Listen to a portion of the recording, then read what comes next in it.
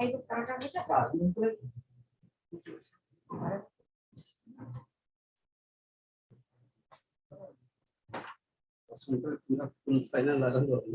कम कर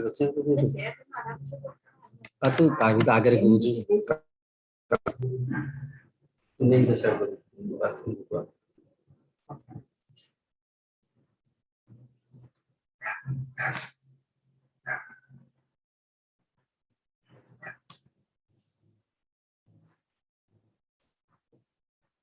Sir, good morning. Professor Triveni Singh, good morning, sir.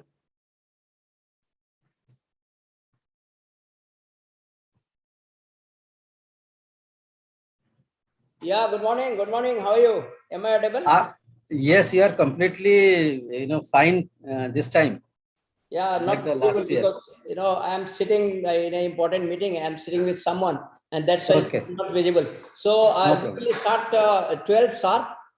We'll start at 12 sharp. Your turn might come at 12:20, 15 to 20 in between. Okay, so now my time is 12:20. 12:20, yes. Before that also, I am trying to start your keynote chief guest early so that you become free. Okay. Good morning, sir. Good morning. Good morning. Good morning. Good morning, sir. I think, sir, 12:20 के पहले हो जाएगा because the Ganesh Vandana will hardly take 2 minutes, and then it is your introduction, which will take, I think, 7 to 10 minutes. So 12:15 ही हो जाएगा. 12:15 पे हम आ जाएंगे, ठीक है? Don't worry, I'll be there.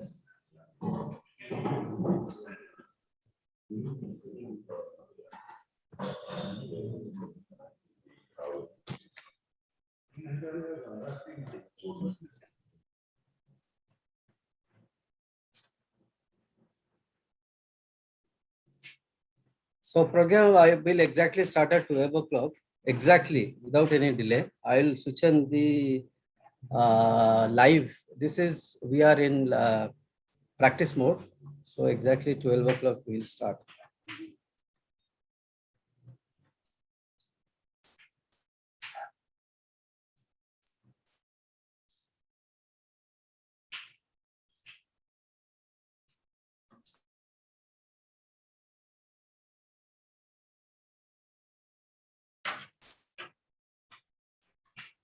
Alok ji, good morning. Welcome.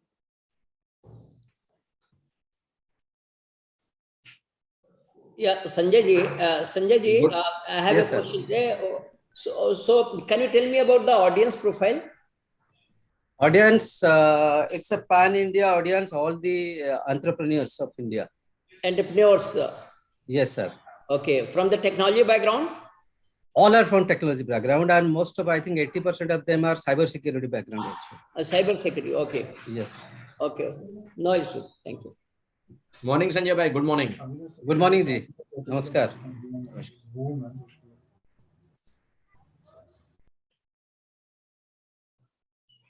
So all the speakers are requested to switch on their camera till the Ganesh Vandana starts, finishes. We'll have Ganesh Vandana maybe for 3 to 5 minutes, and post that you can switch off your camera until your turn comes. So the time you will be speaking, then only you will switch on your camera. Otherwise, that becomes a little bit distortion for other speakers. And request all the speakers also stick to the times.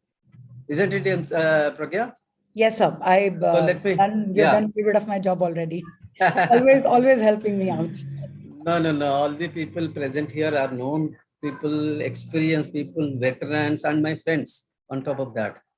Alok ji is a very good friend, and other people who will be joining are good friends. So by the way, Pragya is our MC for this event. Alok ji. Good morning, sir. Good morning, Pragya. How are you? Very fine, sir. Last almost 1 year, we have been meeting quite often on this platform, and this feels like family to me already. Sanjay ji के साथ जो जुड़ता है वो बहुत लंबा time तक चलता है. बिल्कुल, इसी उम्मीद में हम भी आगे बढ़े जा रहे हैं. Also, I think we have the most, like, आज के speakers का lineup भी बहुत ज़्यादा मतलब अच्छा है। हर बार हम 3-4 बड़े स्पीकर्स होते हैं, today we have a lot of eminent speakers in the list, so looking forward to the day. Yeah.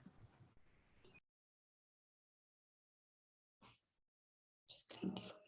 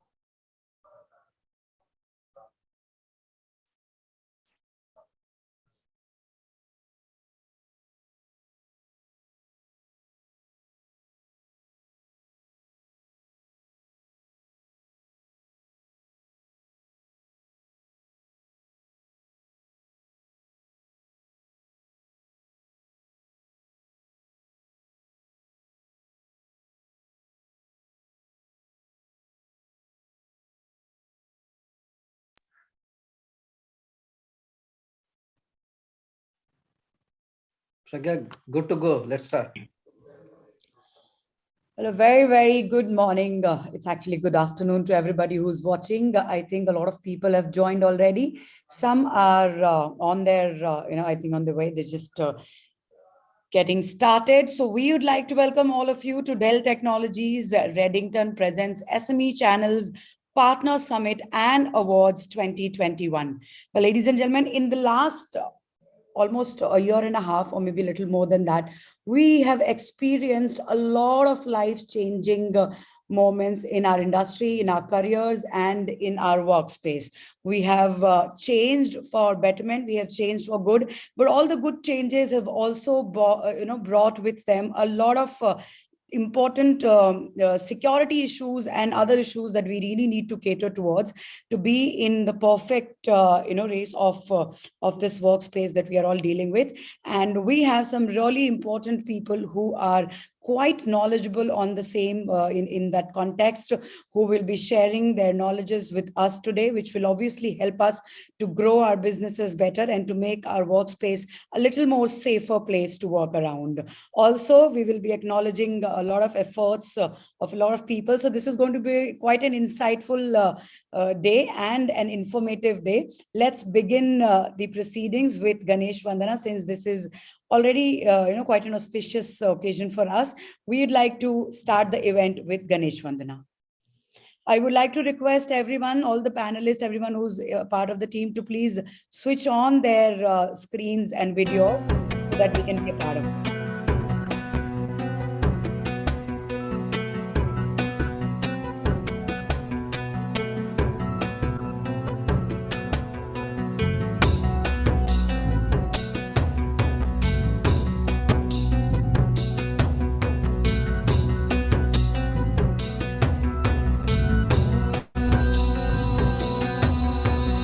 वक्रतुण्ड महाकाय कोटिसूर्यसमः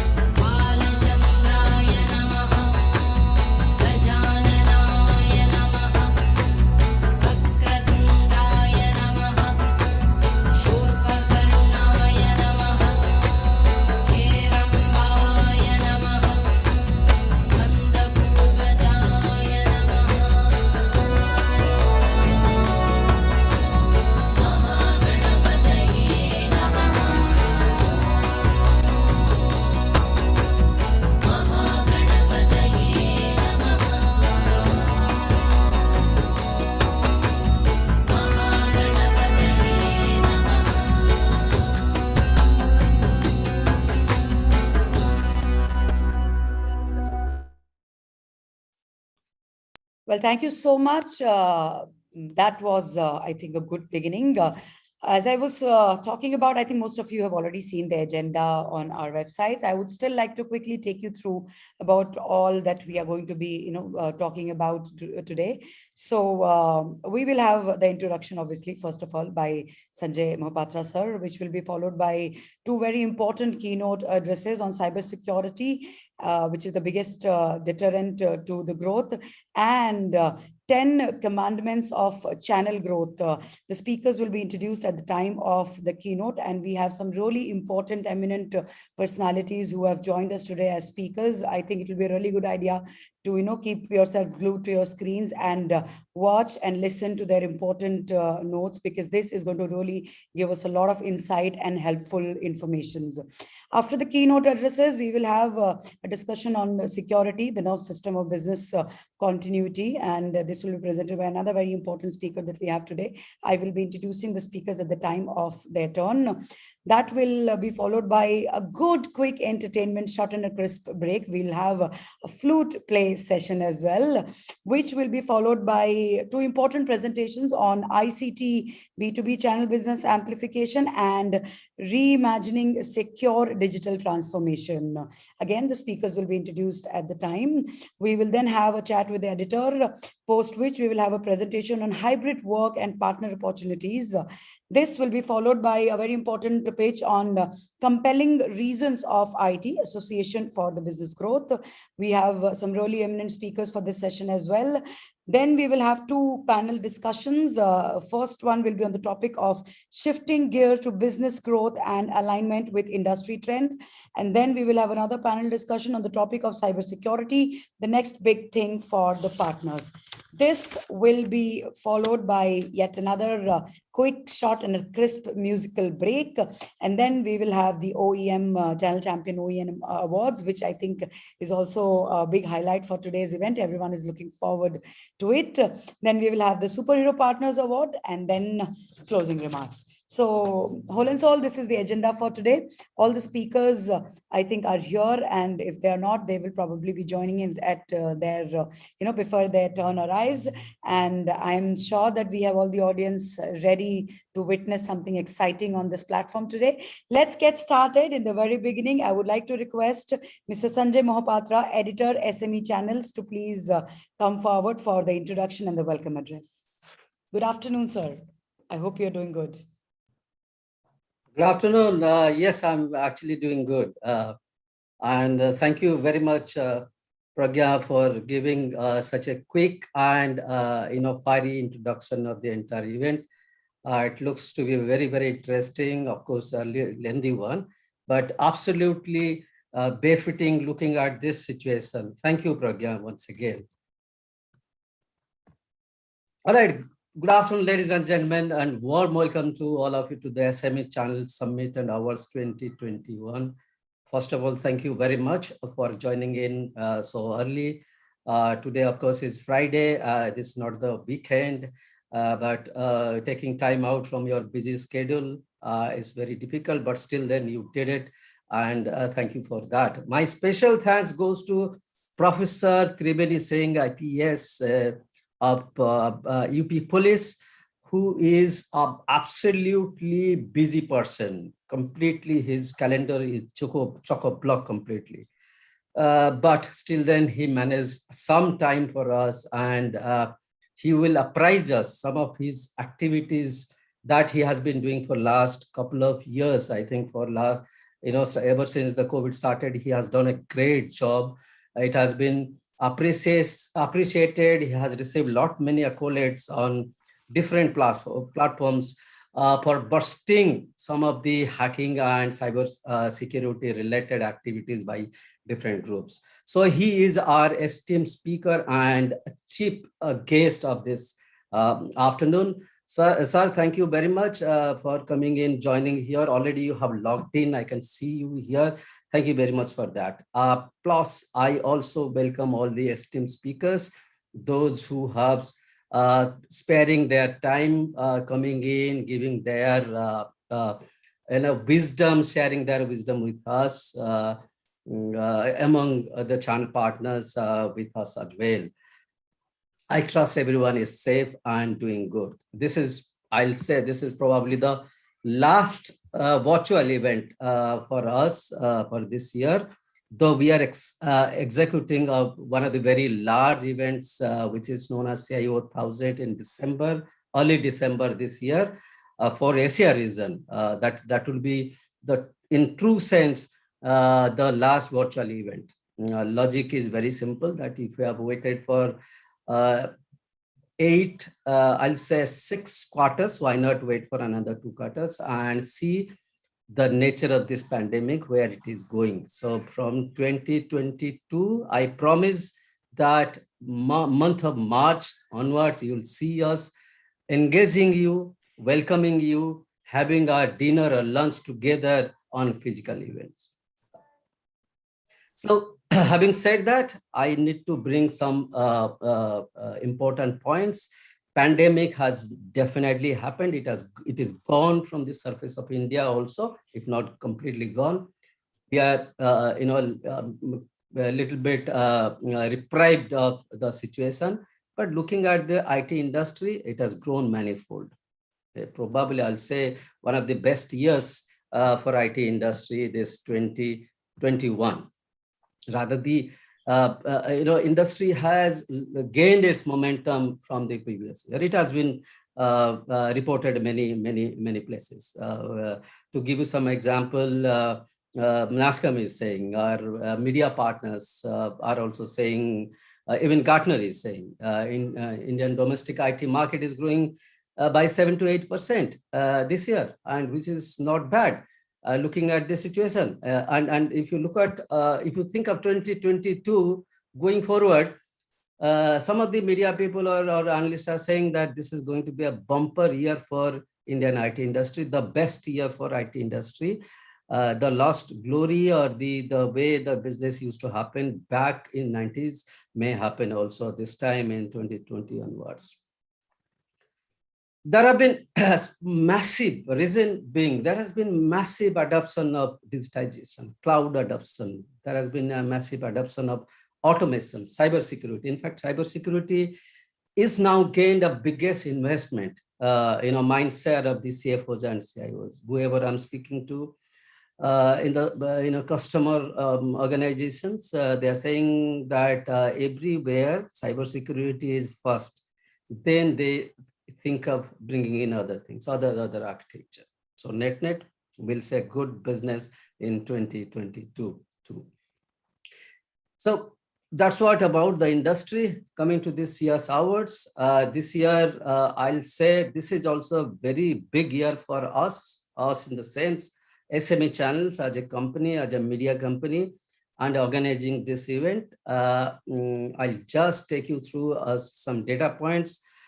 We had sent across our nominations or requests to more than 2,000 value partners, 2,000 plus value partners. In return, we had received 515 exactly, to be very precise, nominations, and we screened and we are giving out awards to 100, a little more than 100. And this year, the award is a little bit different based on the nomination, based on the specialization. We are giving awards to all the channel friends, partners today. The other thing that we will be doing this year, which is different than the earlier years, is that we had asked you for a survey in terms of who do you think is the most charismatic leader as far as channel is concerned. Who do you think the most channel friendly business leader? And you have supported me wholeheartedly by opting for the right person, despite having the option that you can choose. You also choose of your choice, but we came out with a certain answer that who is the right person for which category as far as channel survey awards is concerned. So we'll also, this is new for us, we are giving out that award today also. Plus we have engaged, or we are bringing in ISB community. I'm seeing that ISB community is gaining momentum, creating IP, ISB in the sense they might be SaaS providers also out of India, from India to India, from India to global world. They are supplying, they are servicing the customers. So this time also we will see a good number of ISPs participating in different technologies space. Beside that, we have got a couple of more awards. We are not giving out awards. We are not recognizing awards for their role. But trust me, this time I see a lot of awards. We are giving out awards to awards, and a lot of awards have nominated themselves because their role in this value world is becoming very, very important in the sense that they are the people who are adding a lot of handholding to the channel partners, so also the customers. So in between the distributor and the channel partners, value-added distributors, the role is becoming very critical for the sense that they have got other amenities with them, and the privileges with them, which they can extend to the channel partners. So these are the two additions that we have done. And this time also we have taken another platform which is called Vortex. I have already shared with you. Most of the people have joined from Vortex. There is an option of going to booths, see other our sponsors, their websites. If it is available, you can go through them also. So there are other interesting things like photo booths. You can click your photo and you can publicize LinkedIn or social post. Or we'll also once you click, we will also share those photos. Plus other things you can see. For example, the agenda you can see there. You can see the speakers, everything on Vortex platform, which doesn't happen on the collaboration Zoom platform that we are doing. Of course, the speakers are connected through Zoom, but the entire audience is there on the Vortex. So I think net, we are going to see this very interesting event. I would request everyone to please stay positive, stay safe, and enjoy this event till the end. Thank you very much. Thank you, sir. Thank you so much. Hopefully by the end of the day, we will all be, agreeing to all that we have discussed right in the beginning. With that, just recently, sir mentioned about our chief guest for today, who I think is a very, very important person when it comes to the addresses that we are going to be, witnessing and hearing today. Once again, we'd like to thank you, sir, for giving us your valuable time and taking time out to talk to us about this issue. Ladies and gentlemen, we will now have the keynote on cyber security, the biggest deterrent to growth. And this will be presented by Professor Triveni Singh, IPS, SP, Cybercrime, Uttar Pradesh Police. A very, very good afternoon to you, sir. And thank you once again for joining us today. Yeah, good afternoon. Good. Thank you, Sanjay ji. And thank you, SMA channel, that they have given me this opportunity to be on this platform and to interact with you people. So definitely, I would love to. To start with, I would like to tell about what is the quantum magnitude of the cybercrime that is happening. So if I'm talking about the Uttar Pradesh alone, I am talking about only Uttar Pradesh, not about entire India. So I have got more than 70,000 cases related with cybercrime. 70,000 cases related with cybercrime we have received in last 2 years. So now you can imagine the quantum of cybercrime happening in cyberspace. And the cybercrime earlier, it used to be very simple in nature. Somebody used to compromise your mail ID. They used to create some social media accounts, and they used to compromise your OTP and all that. Now the cybercrime is gradually getting more and more sophisticated. Technical expertise, the cyber criminals are, they are developing in themselves, and they are using those tools and technology to commit the crime. So we are getting now cases related with ransom. Am I audible? Hello? Yes, sir, you are audible. Yes, sir, you are audible. So now we have received cases related with ransomware attack, ransomware attack, cryptocurrency fraud, fake crypto mining, this kind of your biometric cloning, debit card clone, checkbook cloning, आपके check clone कर लिए जा रहे हैं. They are creating a fake, virtual payment address.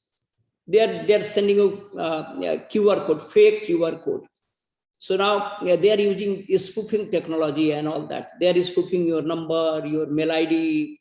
They are spoofing your identity, entire identity. They are spoofing. So virtually, you think that this is Mr. Triveni Singh, may not be Triveni Singh, because in the background some robot may be in the name of Triveni Singh. So this is such a age. I personally cannot trust in screen. I don't. And in your parlance, we talk about the zero security, zero trust security. So I would like to tell you all that this is the age where now your mind must be in that mode, zero trust. Don't trust anyone. Either profile, if somebody is coming from his mobile number, or somebody is communicating with mail ID, or even social media accounts, don't trust anyone, So don't trust your application, don't trust your browser, don't trust your operating system, don't trust anything unless and until you verify it. So I always say that cybercrime industry is growing fast. It's the most happening sector, and with highest ROI, return on investments. So what kind of infrastructure do you need in cyberspace to commit a crime? Simply, you have to purchase a domain, then you create a website, then you talk to some payment gateway operator. They are going to integrate payment gateway system in your website. And simply you have to use the Google ad and highlight your fake business, and the money pouring starts. It will take hardly 2 hours, 3 hours. The moment you think that you have to be a cyber criminal, after 2 hours, your account will start, filling with money, because website, domain registration, then website creation, then payment gateway integration, then some bogus account, or account associated with some rickshaw puller, someone who doesn't understand, what in fact this account is.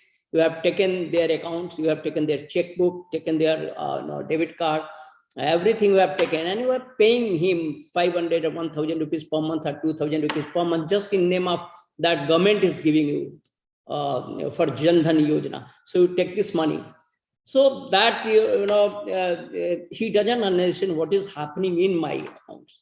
So, and similarly, there are so many illegal marketplace. You can purchase lots of bank accounts, lots of fake SIM. Even, you have got the option that you can dictate what kind of SIM you want. If you want the SIM enabled with Google Pay or enabled with Paytm, then you can get it, of course, with certain premium. Now you start befooling the public, taking money in those accounts. When the police investigate, then the police find that the SIM has been taken from this retailer, and the name is from someone who is from West Bengal. But the fact is that perpetrator, the criminal, is sitting somewhere in Delhi region. If you are investigating the bank account, then you find that KYC is of different one. The money is being withdrawn from somewhere else. So this kind of thing is happening nowadays. The problem, the main problem is before the law enforcement agency is that of KYC. KYC, because KYC may be fake, but it's being impersonated. It's maybe genuine one, but it's being impersonated. Someone else is using your KYC, your bank account KYC, your payment bank account KYC, your wallet KYC, your mail ID, everything. It's the age of identity theft. Identity theft. Somebody is stealing your credentials and then creating lots of accounts everywhere. So I have received several cases in which the people have come, sir, I hadn't taken any credit card, and now a huge bill has come to my house. So related with credit card, it means somebody stole your identity and then he got the SIM card, credit card issued in your name. So, lots of cases related with this kind of crime we are happening. Just now, 10 minutes earlier, I got a few people came to me and they say that they were basically from leather export industry, Carport Export Promotion Council. So there was election for Export Promotion Council, and the election was being conducted by NSDL, and they say that the election was compromised. So now, instead of getting elected, it was compromised, and the result were declared in Excel sheet. They said, even the exporters, they came to me, they say that it was compromised, and that's why they declared the result in Excel sheet. So now we are going to investigate this kind of cases, because definitely there might have been some hacking attempts. They may have compromised credentials of someone. So otherwise, prima facie, it seems to be a very it's a simple crime. Somebody is compromised, but for a police officer, it's very technical in nature. Now I need to take logs from NSDL, then I will have to map all those voters along with their KYC with the data which I will receive from the NSDL. Then I will look into the log, then the timing, and it's very complicated investigation. So I will have to look into even IP addresses, even the MAC addresses, even the device ID. So lots of backend exercise code into cracking any case. So majorly, if you talk about what kind of crime we are getting, if you talk about, not from your industry point of view, but from your personal point of view, I would like to highlight one crime that today we are going to get more than 10 cases, 15 cases per day. A gang is operating from Mathura and Mewat area. What they do, they make friendship with you on social media, and then they make a video call in the night. And the moment you receive the video call, immediately a naked girl appears on the other end, and then through a screen capturing tool, they capture your video with that naked girl. And then, because first they become your friends on social media, your Facebook, or they're following you on Twitter and the LinkedIn. So first they win your trust, and then all of a sudden a girl appears and you are compromised, and then they give a threat. So earlier they used to take money into their payment bank account or wallet. Now they have started demanding money in Bitcoin. So Bitcoin is the latest de facto currency operating in this kind of virtual criminals world. They are demanding their money, be it the ransomware case, be it any kind of compromise, they are demanding money in Bitcoin, because they know that for law enforcement agency, it's very difficult to track the Bitcoin transaction. It's very difficult almost. Some of the cryptocurrency exchange, they maintain KYC. Most of cryptocurrency exchange, they are operating in gray area. They don't maintain any KYC. They don't maintain any log from which the transaction happened. No IP, nothing, no device ID. So they know, the criminals know that this is the technical challenge before the police. And again, apart from the technical challenge, we face a lot of administrative and legal issues, because this kind of crime is happening in India. The money is going somewhere outside India. The server somewhere located in other country. So getting all these logs, investigating, then getting cooperation, international cooperation. Now it's almost impossible to track these criminals, and that's why they have resorted to asking ransomware, जो फिरौती है वो bitcoin और crypto currency पे मांग रहे हैं. तो मैं एक चीज जरूर सबको बताऊं, and they identify high profile individuals from Facebook, high profile, because once I'm going through your Facebook profile, I can easily know what kind of personality you have, what kind of persona you are. You are a wealthy, a rich one, or a poor one. So they target the highly educated and those who are HNI in their eyes, high net worth individuals.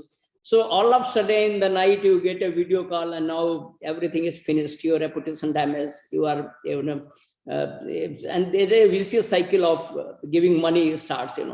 So few came to my office. They said, we are going to commit suicide, sir. I have paid so much money. Still, they have got my video and they are threatening to upload it on YouTube and all that. So this kind of, now हमको तो ये लगता है कि before digital दुनिया जो हमारी physical दुनिया होती है, इट वाज मोर इजियर, वहाँ ज्यादा सुकून था. अब नाउ क्रिमिनल पहले डरते थे कि आपके घर में जाएंगे, डकैती करेंगे, they will have to physically move to the bank to rob. So there was risk that some gatman or some people may surround them and but now if you want to rob a bank, you can rob the bank from sitting inside your room. And exactly this happened in the Cosmos Bank of Pune, or the Bangladesh bank story. Somebody compromised the SWIFT, somebody compromised.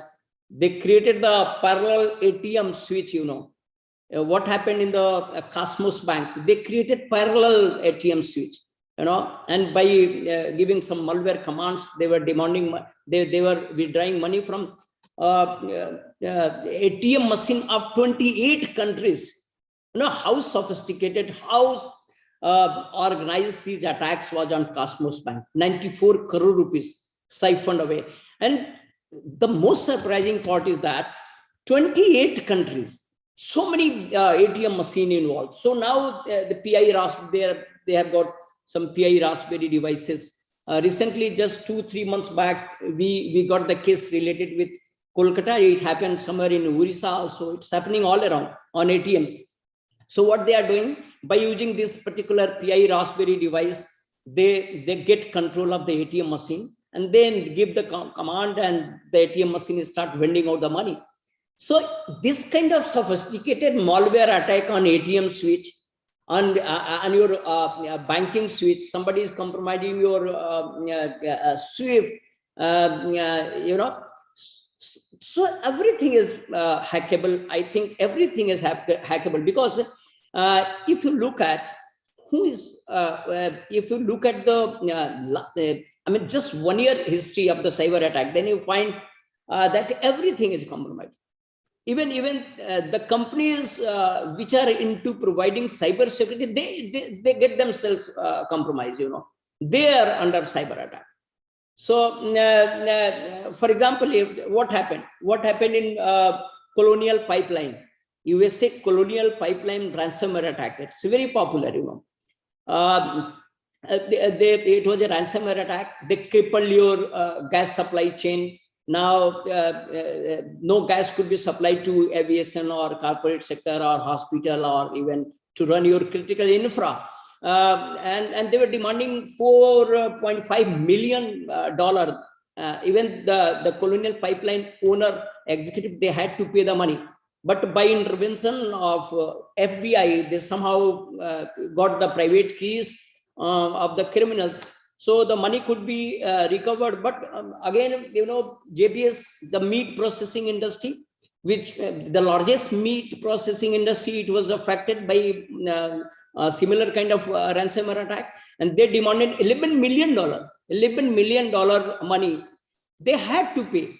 They had to, and the money was not recovered, It is still under investigation. You can at least identify where from the attack was launched, maybe Russia, maybe China, maybe anywhere.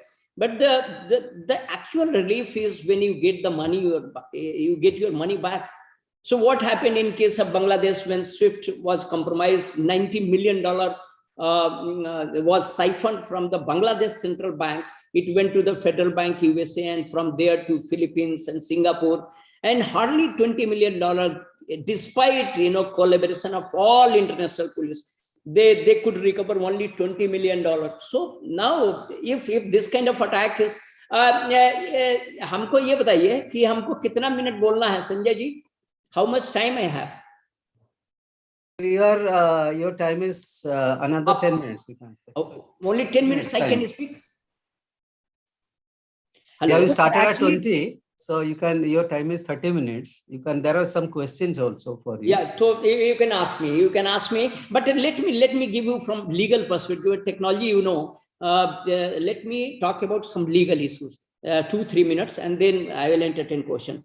Yeah, why corporate sector need to be serious about this kind of cyber attack and this kind of crime? Because there is a provision in IT Information Technology Act 85 that says that executive will be responsible if because if they have not taken proper due care, then you will have to be responsible, and it's a criminal case.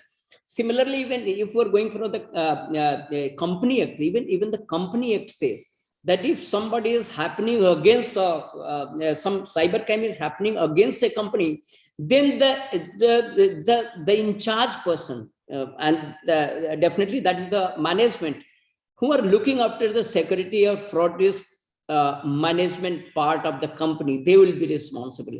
So definitely some question will be asked from the law enforcement agency. What kind of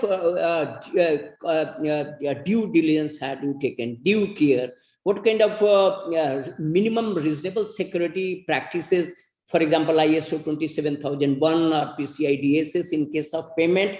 So definitely the auditing will be done, some tough question will be asked. That's why I say that top executive, they cannot delegate, they cannot transfer this accountability to the junior officers. Now the question will be asked to them if some manipulation is there, if some lapse or dereliction in duty of the executive are there, they will be accountable. Accountability cannot be outsourced.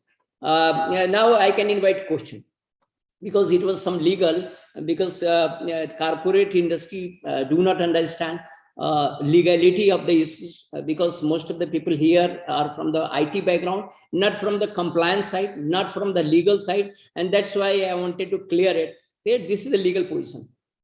So you cannot ask any question. Hello. Hello. All right, sir. So there is a question which has been mentioned in chat box. Would you like me to read it for you? Okay. So this the government and corporate sector are facing a barrage of cyber attacks. There are many new solutions provided in this space of mitigating. What is special regulation of criteria?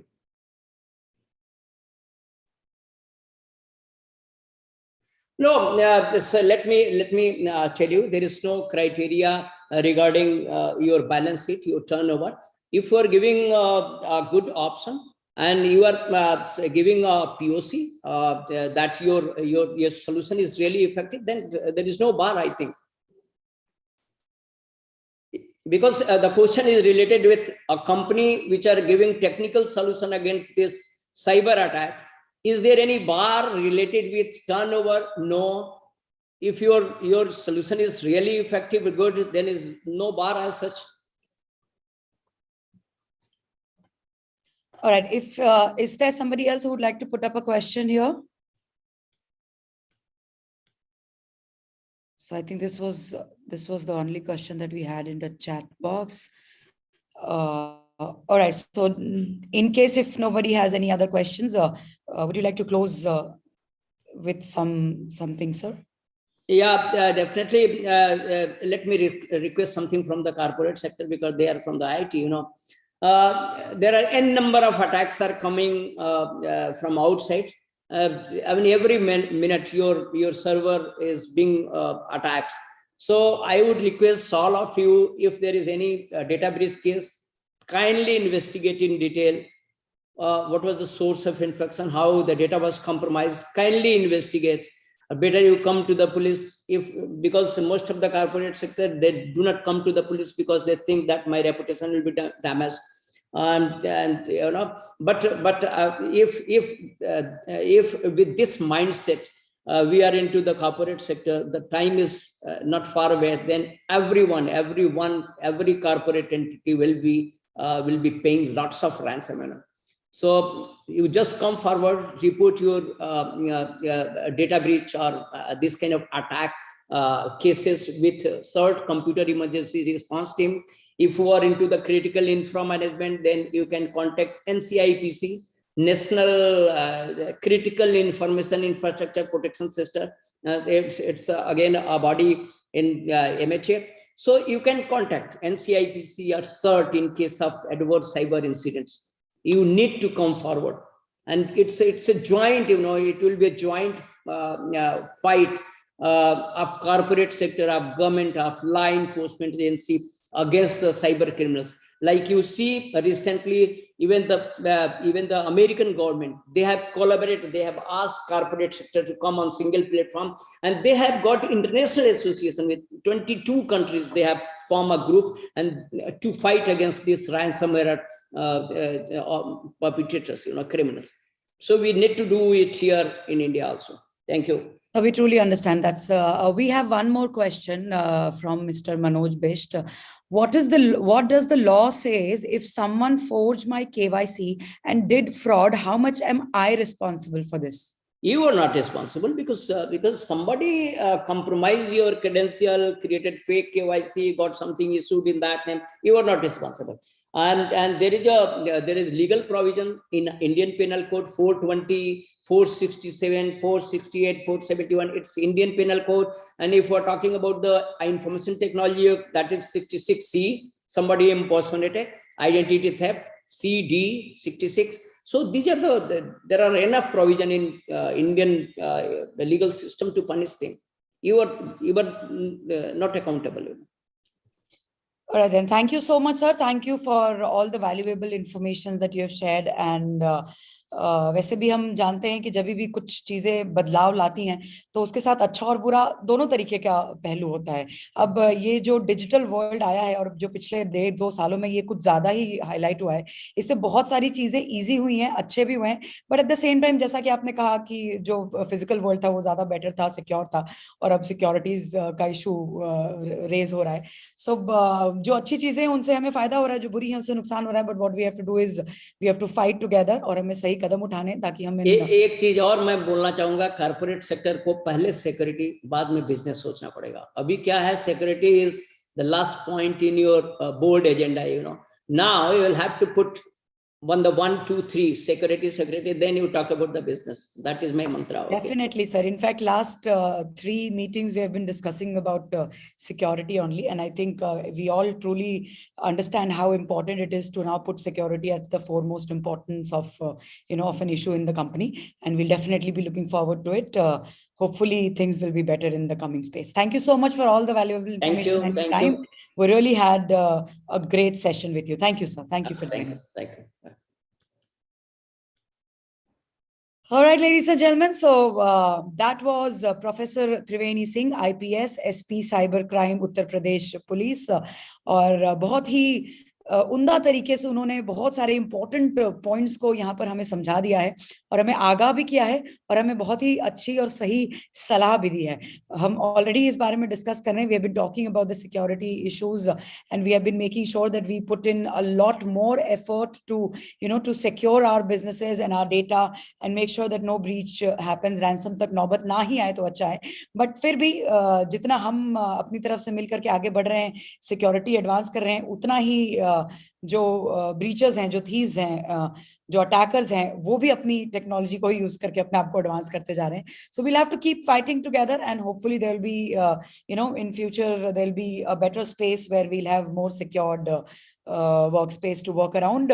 Moving on, yet another very important keynote, और security की बात कर रहे हैं. So let's talk about we'll talk about security, but now we have a keynote on 10 Commandments of Channel Growth by Mr. Anil Sethi, Vice President and General Manager, Channels India, Dell Technologies. Anil sir, I would request you to please take over the screen and start with your address. Hi, everyone. Good afternoon. And really, it's my privilege and honor to be here today with you and being a part of SME Channels Summit and Awards, which Sanjay has hosted. Sanjay, thank you for giving for this opportunity. Look forward to having some chat with you offline later. But yeah, I think it would have been great that had we have been if we could have all these physical events, but it's been long since we've been on the virtual platform, and this is second year in a row. Look, I think we all know that we've been going through, as a country, as a world, the whole globally, we've been going through the tough time, and last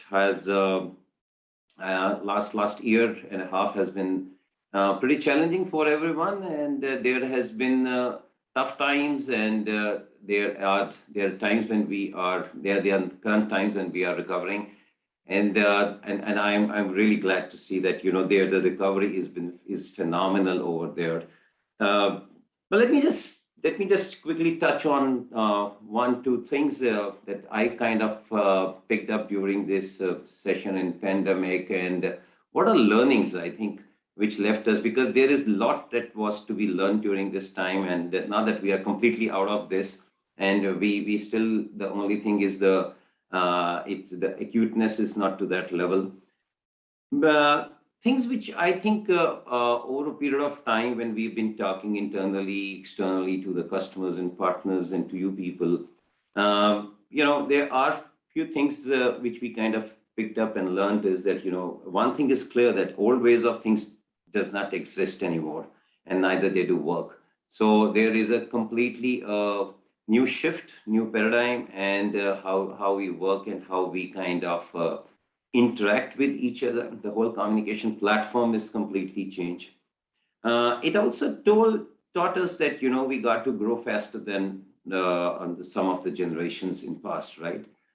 Because what we went through, I think many of us who have been alive here today haven't gone and seen through. It's first for everyone, and this pandemic has really shaken up, I would say, the status quo, and laid bare some of the deep-seated problems, and that's what we started to uncover it. Also, we kind of learned over here and during this time that it does not matter how much money you kind of make if everyone around you is hungry and sick. And society and democracy only works when we think for not only about ourselves but for each other. And that was a very, very clear evidence, and was a clear example during this time, that everybody has to be well for me to be well. So that was for me, it was a huge learning. I mean, it's not just about yourself, it's about each other. And that was, I think, the greatest learning we had. And it also kind of left with us that, we need to ground ourselves with the values that will last. And because that's what we need to teach our generations and our children and our people, because this was a time when those things had more importance than anything else, because what values we each one of us carry. And lastly, I think build the community, and it says that no one does it alone, and we all need to do it together. I think this was the one time which came that everybody was trying to come together and extend help wherever they could, whichever way they can. And it has really changed, in my opinion, the mindset of all of us. And I'm sure it's going to help each one of us. So these are some of my initial thoughts, and I am sure you have your own experiences, because not that it's been an easy thing for most of us over there. And everybody has this new piece of learning. When we get to meet each other physically sometime, I'm sure it's going to be a great sharing of experiences, and what kind of we as human beings are more relevant for rather than just about the business. So I really look forward to some time in future that how soon we can all be together in some event and get to face. At Dell, we've been trying to set up our annual conference, but yeah, we haven't been able to do that because of pandemic. Hope things get better, and we are up for the next year. We are very hopeful when we are opening up our offices and we get to meet each other. So with that coming on, how the recovery has been, I think that's where that was the most unexpected recovery that we have seen it in the last 3 quarters. What a phenomenal comeback Indian economy had. It is just booming. I think I don't know about you, but I never expected it to be so fast. Comeback would be there. We look at the stock markets; they're booming. Look at the look at the kind of IPOs which are coming up of these are new unicorns which have got created. Amazing it is. New investments are coming up. Our real estate is coming back, which was the most sluggish one, by the way. And the government has really been helpful in bringing the interest rates down, not only for the home loans and other thing, and even for the businesses. So there is all over. If I see around, there is most of the verticals I see are either coming back or have come back more stronger than before. Look at the pre-COVID levels of fuel consumption has been achieved. There is, in recent festival time, I heard that there was a great buying and consumerism was on the top. I was reading somewhere, it said that consumer loans were the highest ever. The credit card spends were the highest. So that's really, really great to see what the resilience people have. Indian economy has, and Indian society has, and the way they've come back. So I think all in all, it's a great thing for all of us for business perspective and for us also. It helps when the economy booms and countries doing well, you anyway going to get a benefit of that. So I think we are on that, and it's time to ride the tide, and that's where that's very important and good to see. Hope to see that this kind of continues in IT. It has been phenomenal quarter, last 3 quarters. First 2 quarters where we had announced this result, I think they were the best ever results we had it, and they were record quarters for us in India, and where we had a double-digit growth in every single business. Market shares boomed, and there was a great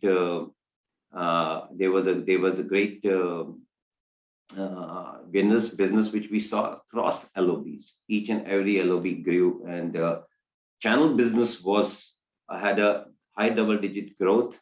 And was the most heartening was that it was across the a partner community. We had 3,000 plus partners, and the way we had about 1,200 to 1,300 partners, which was super effective over there. And the way we had the feedbacks from some of them, which was very positive. It was very heartening to know that everybody was profitable, and they were really doing. They said, this is the time when they're enjoying the business the most, and at the most unexpected time. So all in all, I think the excellent time and great thing for our business, and I'm sure the industry itself also did very well. I think all across there was a great amount of growth, so which is great for all our partners and people who have been in this business. I think we are lucky to be in this business at this time when digital transformation is at its peak. Every single business is transforming, and IT is no more an enabler. It's a business itself in many of the new unicorns and many of the new companies. So all in all, great signs and very positive outlook and forecast for the future coming quarters also. I hope we all continue to see this momentum going on. While that is on, and while that is all, and this is what you people are also experiencing, let me share some of the thoughts. I mean, I have been told to say, given the topic, to talk about 10 commandments, and I'm not an expert, but these are some of the thoughts that I have it from our side, and my team feels it. And I think these are some of being in the channel business for about more than 3 decades. I think that, these are some of the things which hold more relevance in today's time. And not that it has not been important before, because some are definitely the ground rules in the business. So I think in the current scenario, what we see is adopt and adapt. So I think this is something extremely important. I mean, we really need to adopt the being in this business, adopt new technologies, and there are different customer demands now, and we see security, which is becoming the one of the most important thing over there. There are new business models, which are new consumption models, which are there. There is a hybrid cloud, which is in thing, and the customers are really deciding how the workloads needs to be distributed. So there are different conversations. So the conversation with the customer is completely changing, and it is shifting from speed and feeds to experience and outcomes. So I think that's something very, very key, and which is important to take a note of it, that this will remain one of the very important things to see, that how fast we adapt to this changing requirement, changing demand of the customer, and what OEMs and markets are there to offer. We are seeing, like I mentioned, about different consumption, flexible consumption models. I'm sure some of you would have heard about Epic services. So this is everything as service. So that's going to be the new Dell offering soon. And in India, it's already been launched worldwide, in Americas, and in some countries in APJ, like ANZ, and Australia, and China, and Japan. Soon it would be in India, and that's where this is going to be a completely new way of working. So everything at Dell everything would be at service. Everything would be sold as service. So there is a great partner play going to be there. There is, but definitely that would require you and your teams to understand the new way of selling, and how the new consumption models are, how you kind of go and understand the customer requirement, and how you kind of propose it. Because these things come in the wake of, because we feel, because as we read, and I'm sure you're reading the same data as I am, and it says that 75% of the data by 2025 would be either sitting into cloud or data centers. So it's all going to be a real-time story. I mean, and the consumption is going to be important. Hey, look, we haven't been able to solve it today, even with a cloud coming in, and say that there is still a lot of like we used to had on premise, a lot of servers and capacities lying vacant. The same thing with cloud. So and at cloud also, a lot of customers I speak to, and there are capacities which are lying unutilized, and they don't have no idea about that, and they continue to pay. So is that really solved the problem, or we are in that journey? I mean, definitely cloud is not a destination. So that's very, very clear. And that's where comes in an Epic services. And that's where you will hear from us very soon in detail, and how this will bridge that part, and will help customer to optimize their investments, and whatever they invested into the in deploying IT. So that's going to bring in a lot of simplicity, agility, and customer will have more control. So I think those are some changing models, and I think that's where my point comes is, adopt and adapt. So it was very, very important to see how you and your teams adapt. Moving on, I think second point over there, I feel, is that human capital. Now, this is one of the most important things, and talent remains holy grail of technology transformations. I mean, that has been before also, and is today also, and it's more relevant today. This is without a great talent and without that skills in an organization, it's very difficult for any business organization to succeed or do well.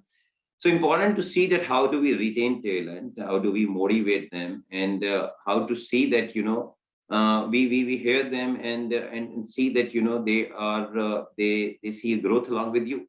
This can only happen definitely when you link up with the first point, where we are adapting, we are adopting new technologies faster, and that's where our manpower and our talent is going to play an important role, and they will see a growth because our business will grow. If a business grows, everybody grows. So I think that's another important thing. And as we move it into in this digital economy, we definitely require new capabilities and new skills, and those are going to be extremely critical in this digital economy and to sustain yourself.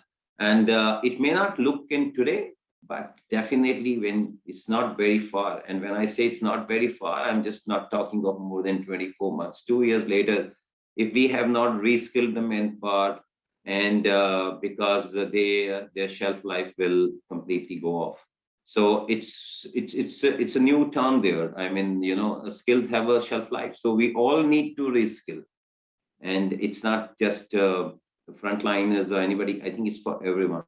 So very, very critical to see that we kind of continue to invest into the in this area, and be extremely careful to see that they are motivated people with us. Important another topic is on solution offering portfolio. So what does that mean, by the way? I think we have many times spoken about profitability. Channel profitability is one of the important hot topics whenever we are doing any of our conferences or our partner meetings there. So there is one important thing, one thing which which I always say is that portfolio of profitability. The portfolio of profitability, you cannot see a transactional level profitability. So everybody got to see a portfolio of a profitability. Now, portfolio of a profitability only comes with the kind of all different products that we sell, that you sell, or anybody sells it. So different LOBs are there. So we have mostly seen that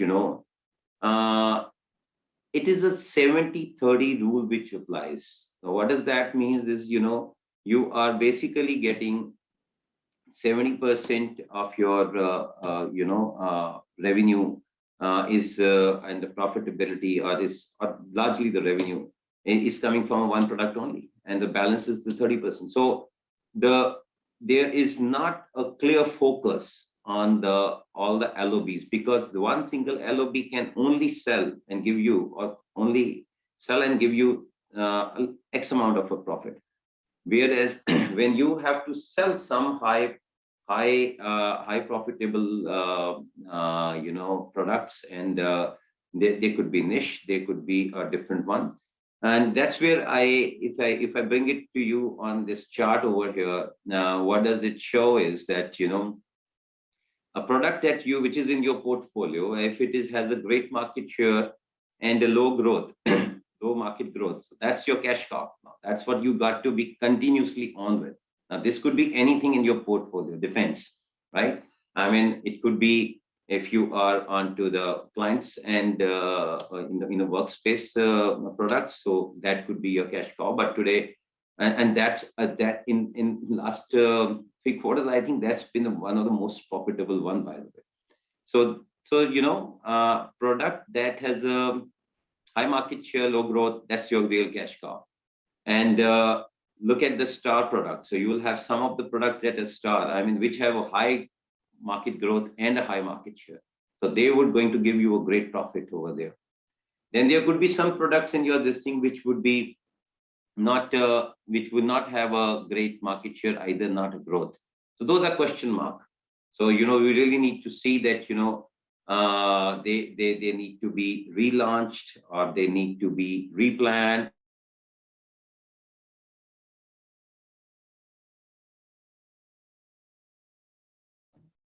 All right, seems like there is an interruption. Pragya, because Anil's presentation is not visible, nobody was able to mark it. All We right. will have his thing after Rajiv's presentation. Please go ahead with Rajiv. All right, then. So we will wait for things to get sorted, Hello? and then maybe we will have it later.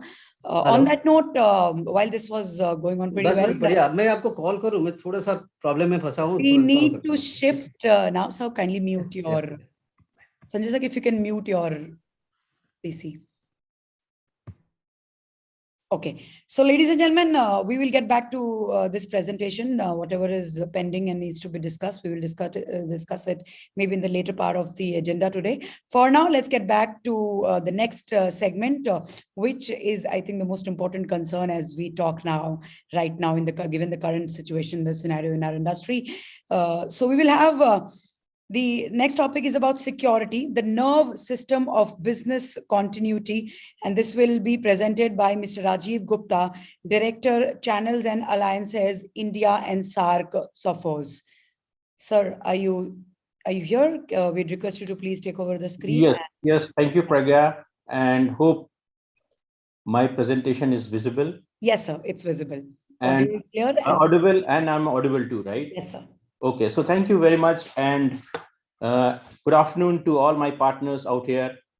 And I would like to thank Sanjay and the entire team of SME Channels to giving me this platform to interact partners all across India. So for the last 2 years consecutive, this is the second in row that we are not meeting in person. But I always wish to meet in person to you, to all my partners, sharing the knowledge, sharing the, cracking jokes, sharing the experience and having a glass of wine together. But Sanjay has promised in his opening speech that next event is going to be a physical event. So coming to my topic, that the business continuity. In some 3 years back, if organizations always think of business continuity, they always think of having disaster recovery or a data recovery or maybe the backup solution, but barring some large enterprises.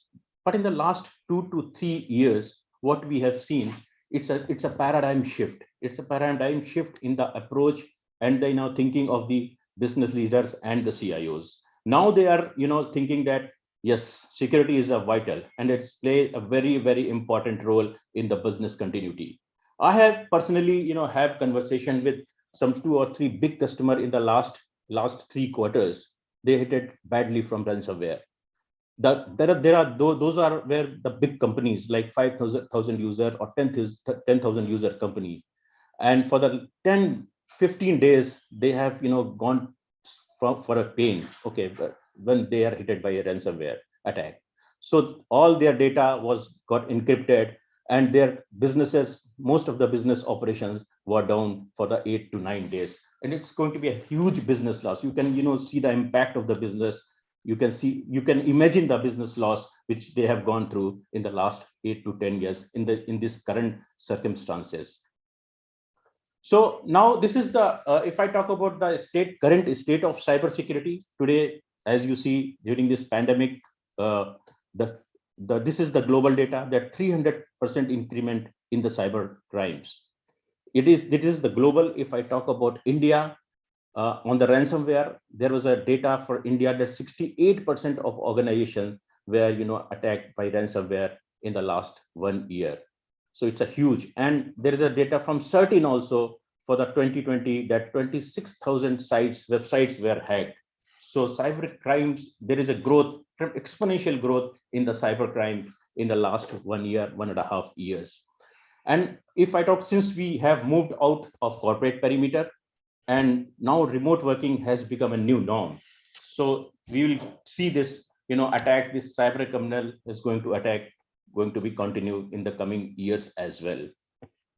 So public cloud, there is an adoption of public cloud. We all know that that applications, that infrastructure is all shifting on the cloud. It's been there for the last 3 years or 3 to 4 years, but the adoption, the acceleration we have seen in the last 1 year or so. So it's going to be continue, and the cloud breaches will increase in the coming years, since all the data, all the application is now sitting on the clouds. There is a cyber security skill gap is still there and will remain there for that, because the skill set is still in the organizations. There is a lack of a skill set, to handling those kind of attacks, or maybe have a in-house cyber security skills.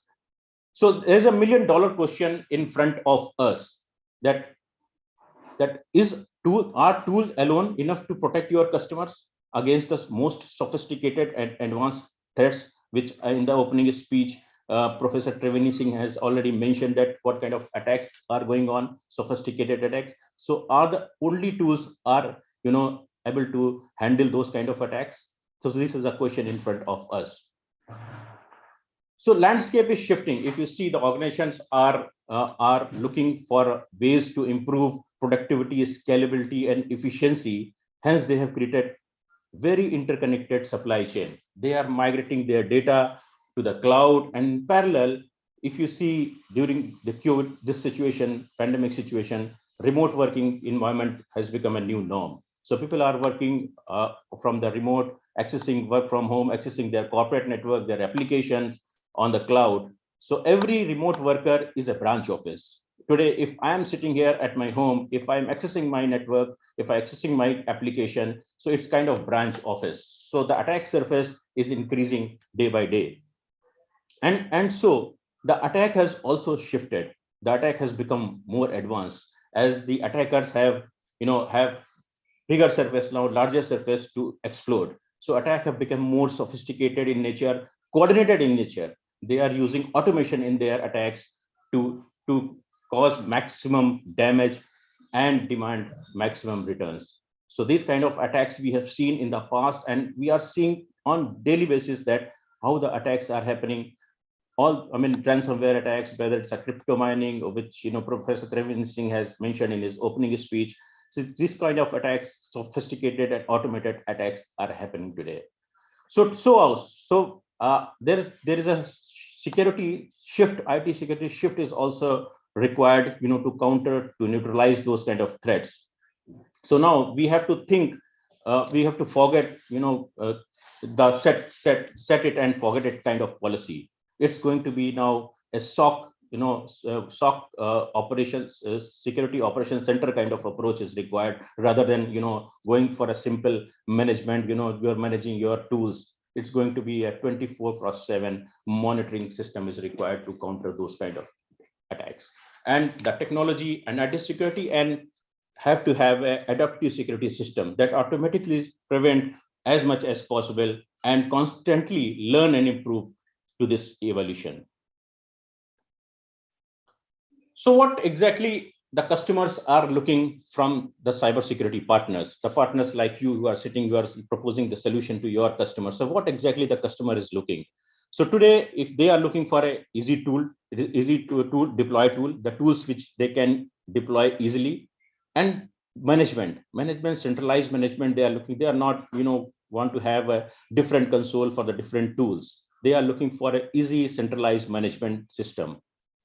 Integration and automation, since the attacks have become integrated and automated, so integration and automation of the tools is very, very much required, and is to counter those kind of cyber threats. Services are on pre-sale services, like the before selling the services, POCs and extra they are looking for. Implementation and support, the good implementation, because security, for the security solution, implementation is play a very, very important role. We have seen many, I have had conversation with many customers and partner in the past. Wherever the breach happened, 90% in the cases, the implementation was not, taken care properly. So implementation and after sales support going to be play a very, very key role in the security solution, offering a security solution. Threat hunting and neutralization, as I say that, now the approach should be a SOC approach. So there is a requirement of monitoring 24/7 of the events which are happening. The tools will generate alerts, but there have to be someone to monitor constantly what is happening and how before breach happens, we have to neutralize those breaches. So for that, 24/7 threat hunting and neutralization services required. That's the organizations looking for from their partners. So hence, it becomes equally important for organization to secure everything, securing users, securing networks, securing clouds, as the users are now home users or the remote user, then networks perimeter is still exist, and many applications are moving to on the cloud. So securing all these three infrastructure is very, very key for any organization today. Well, good news that in Sophos we have the solution for this, for all, for the users, for the network, and for the cloud.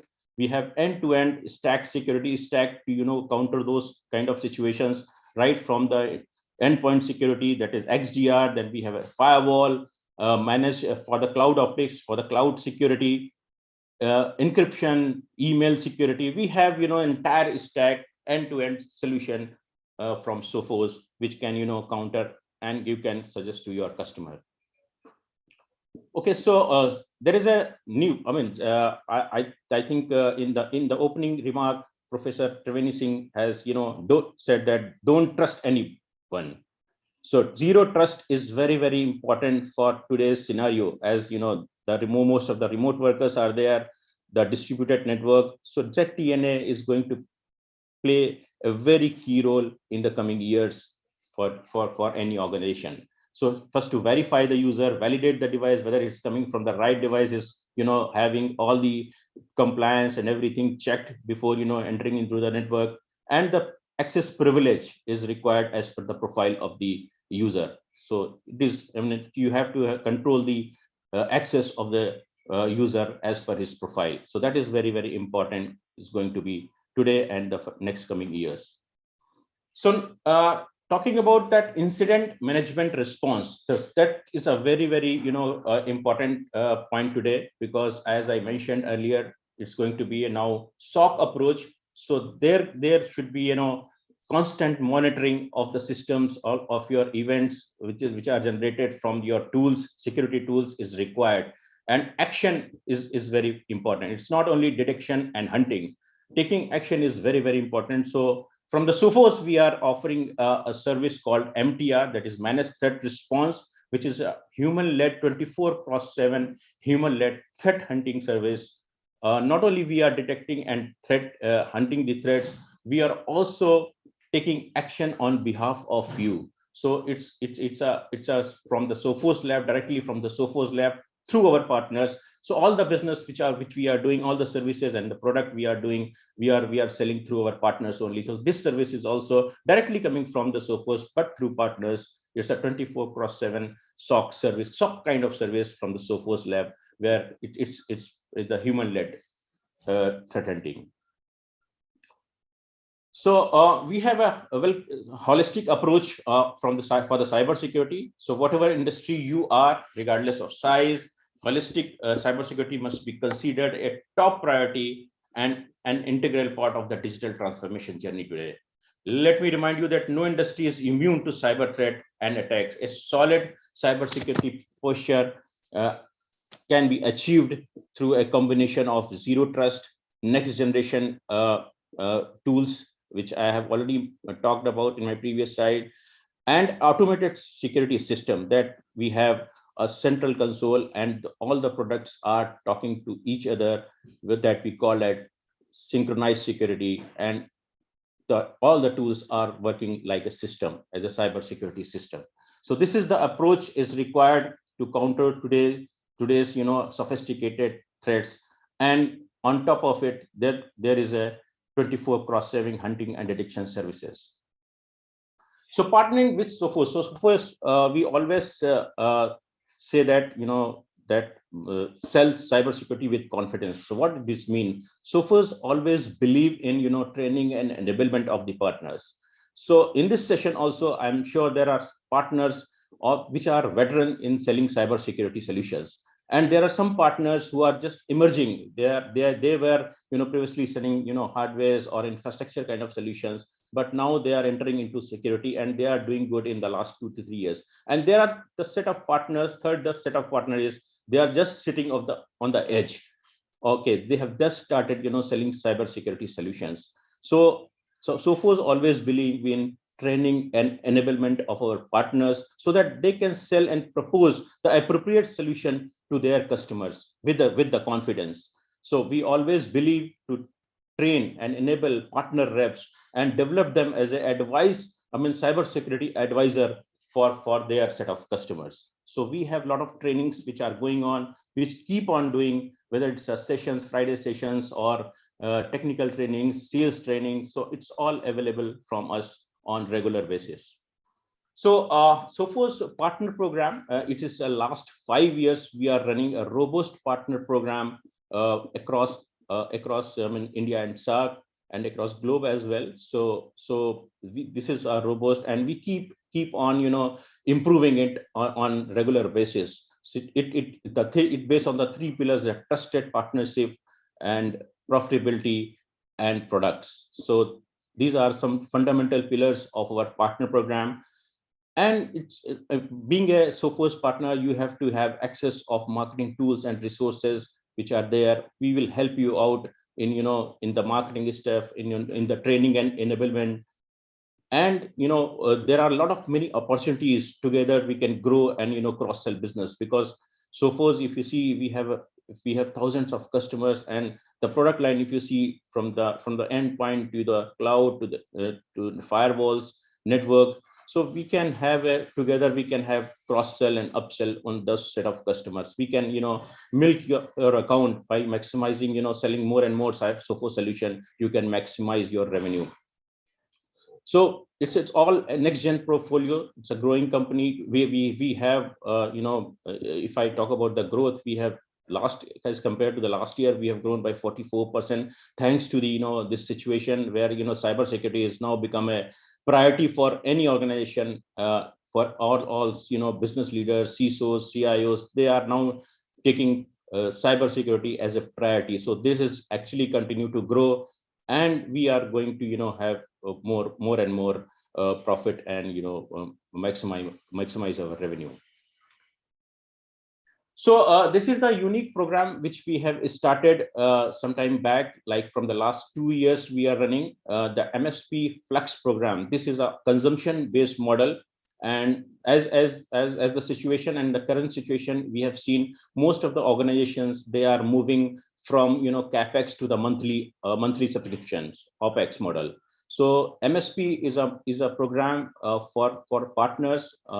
And this is without any cost. You can become an MSP partner, and you can sell the entire stack of solution on the monthly basis. All the licenses except the firewall hardware, all the licenses or the subscription of the firewall can be sell on the monthly basis. You can offer monthly subscription to your customers.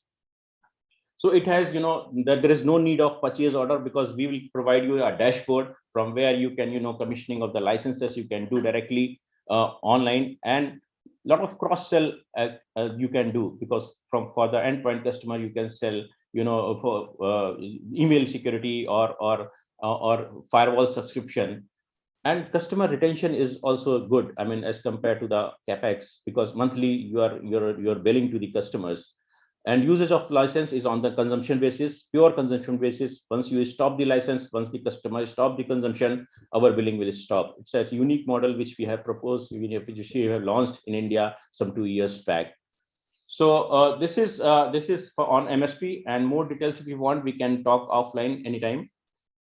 So nutshell, what we are talking about, what does it just mean to you as a partner, that the cybersecurity need of customer today, next generation firewall.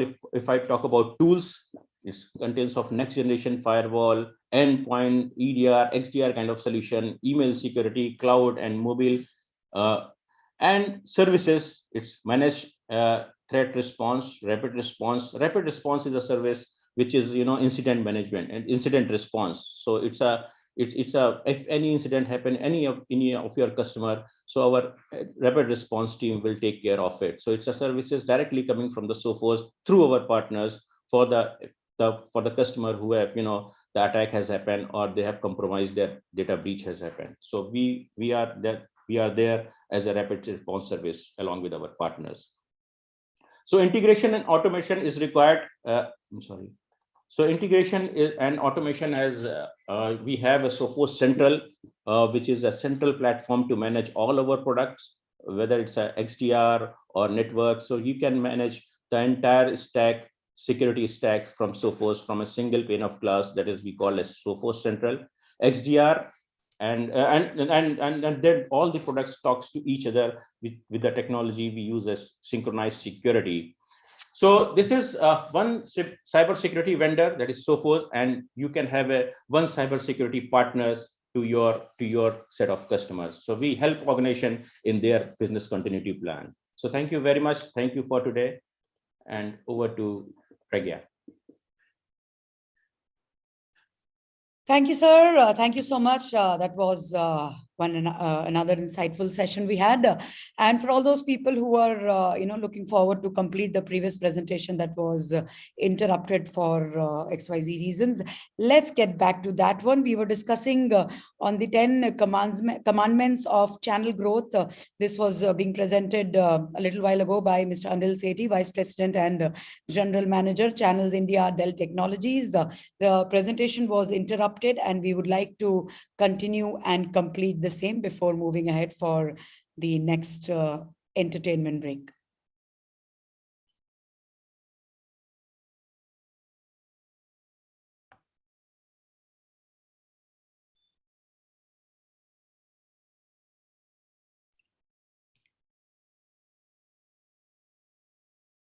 The audio is missing here, I guess.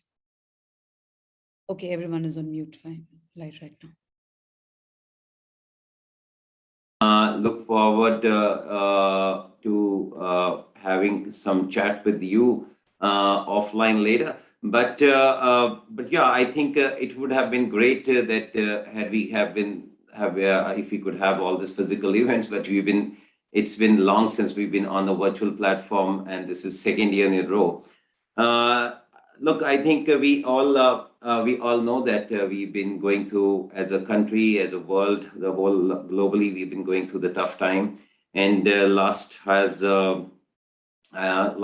year and a half has been pretty challenging for everyone. And there has been tough times, and there are times when there are current times when we are recovering. And I'm really glad to see that the recovery is phenomenal over there.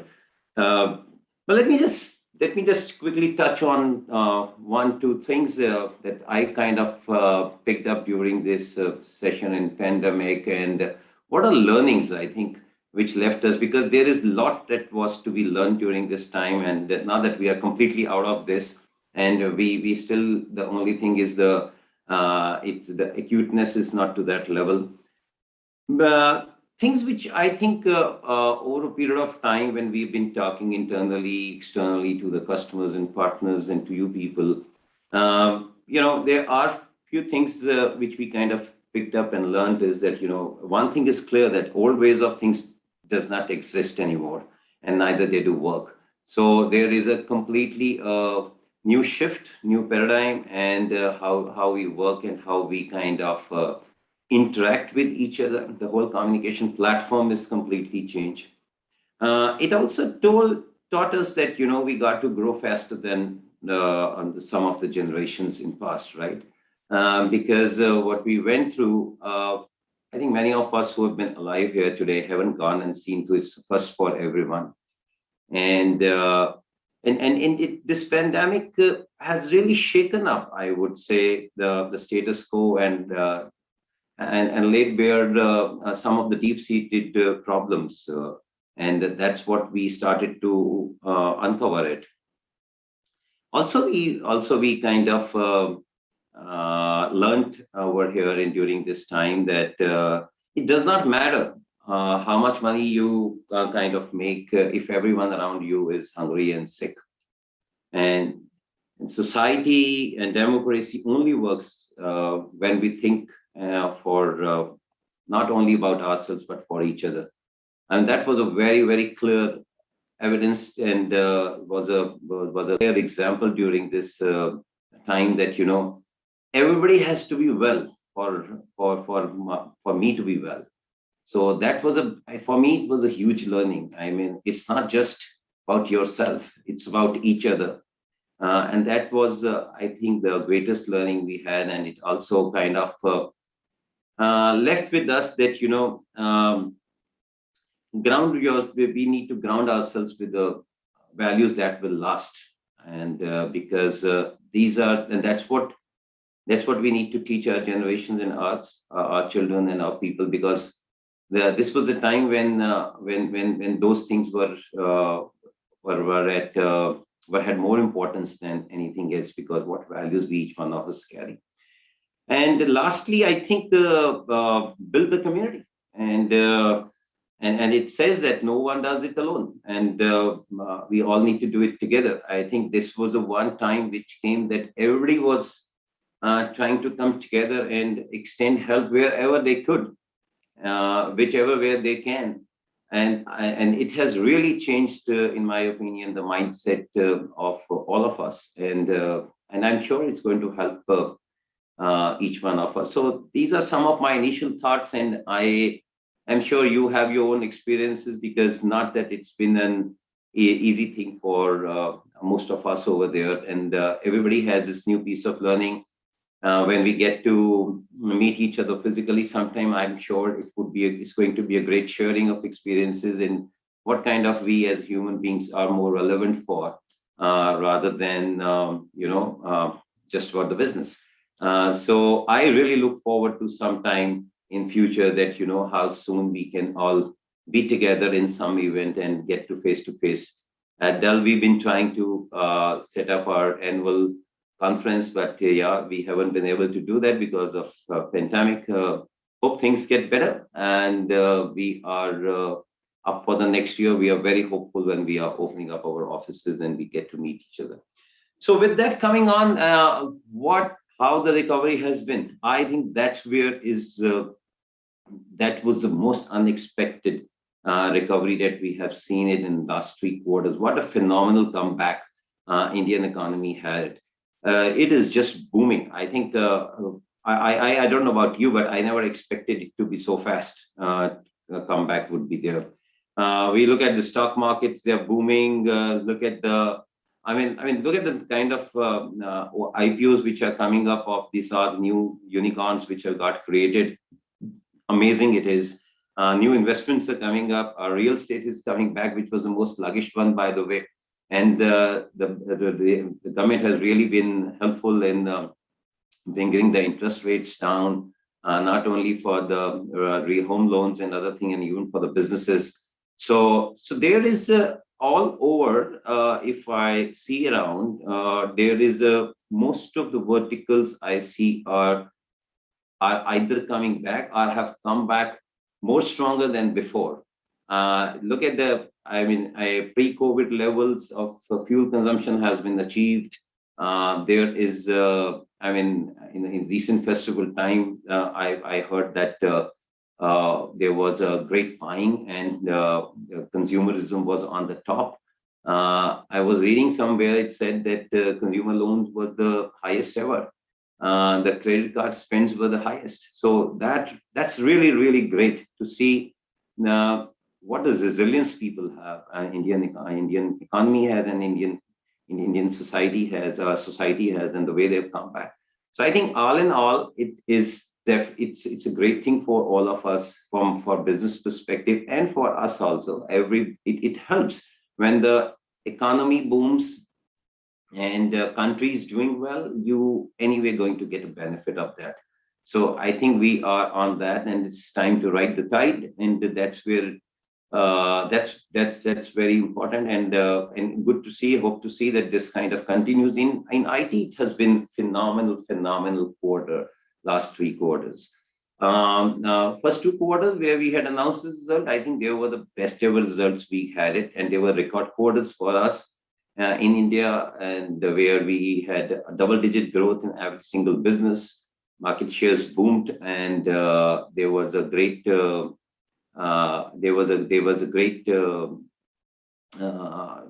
business which we saw across LOBs. Each and every LOB grew, and channel business had a high double-digit growth. And was the most heartening was that it was across the a partner community. We had 3,000 plus partners, and the way we had about 1,200 to 1,300 partners, which was super effective over there. And the way we had the feedbacks from some of them, which was very positive.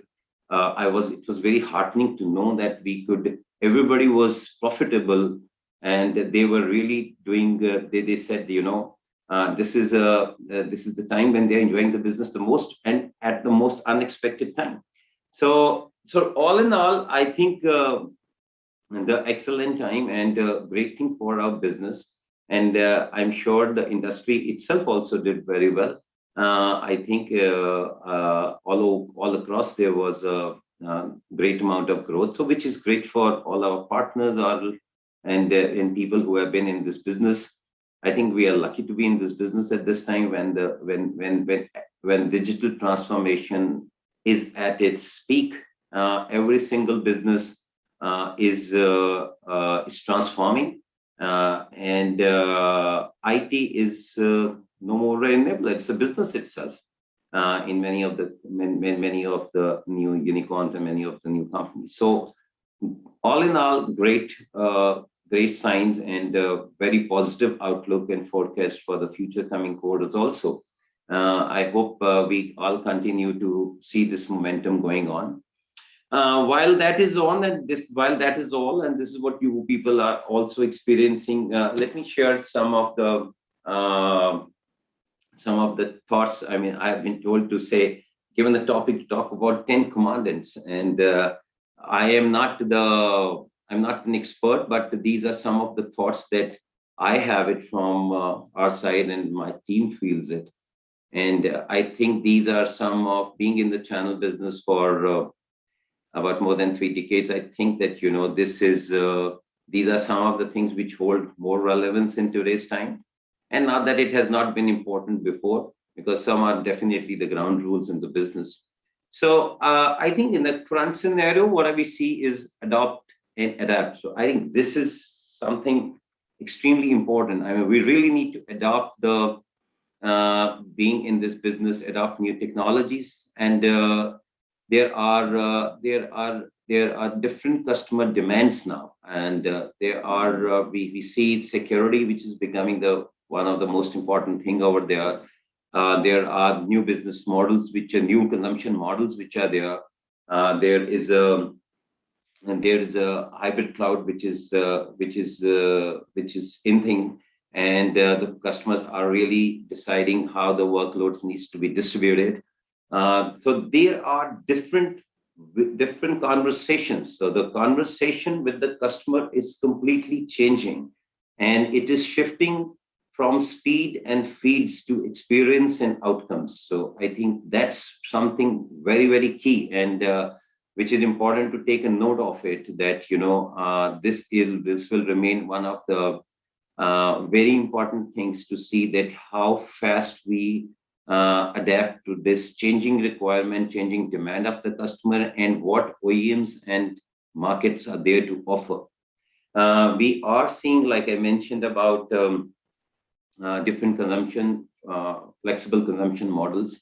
I'm sure some of you would have heard about Epic services. So this is everything as service. So that's going to be the new Dell offering soon. And in India, it's already been launched worldwide, in Americas, and in some countries in APJ, like ANZ, and Australia, and China and Japan. Soon it would be in India, and that's where this is going to be a completely new way of working. So everything at Dell would be, everything would be at service. Everything would be sold as service.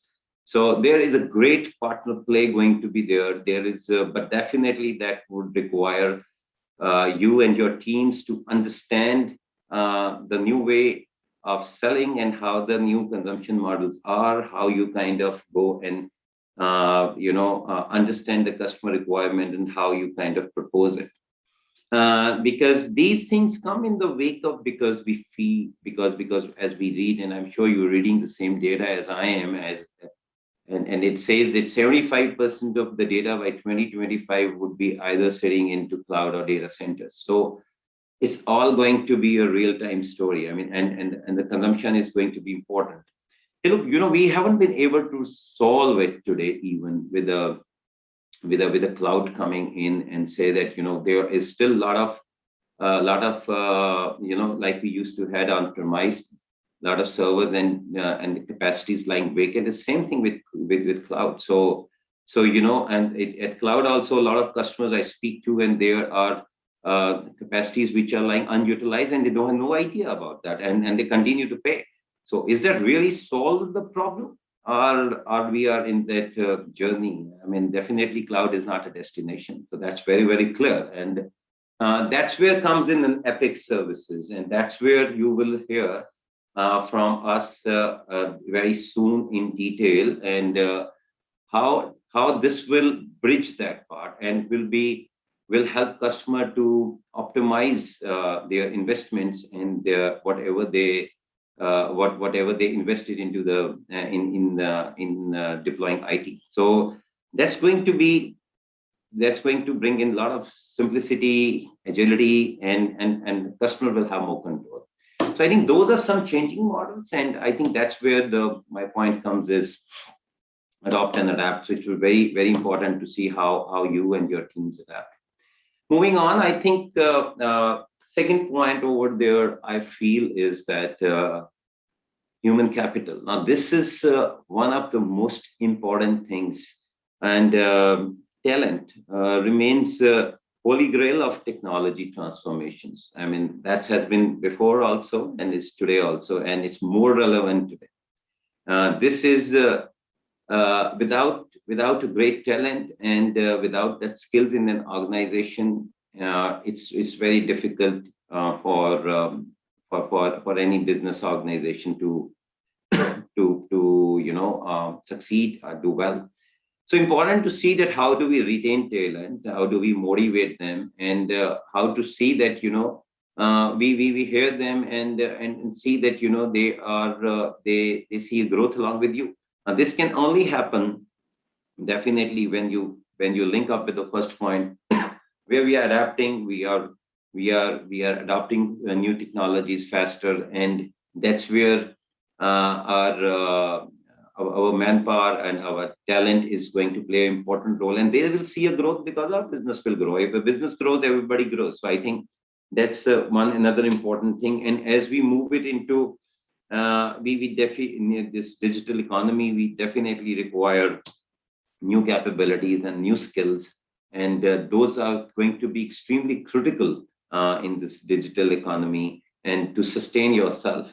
And it may not look in today, but definitely when it's not very far. And when I say it's not very far, I'm just not talking of more than 24 months. 2 years later, if we have not reskilled the manpower, and because their shelf life will completely go off. So it's a new term there. I mean, skills have a shelf life. So we all need to reskill, and it's not just the frontliners or anybody. I think it's for everyone. So very, very critical to see that we kind of continue to invest into the in this area, and be extremely careful to see that they are motivated people with us. Important another topic is on solution offering portfolio. So what does that mean, by the way?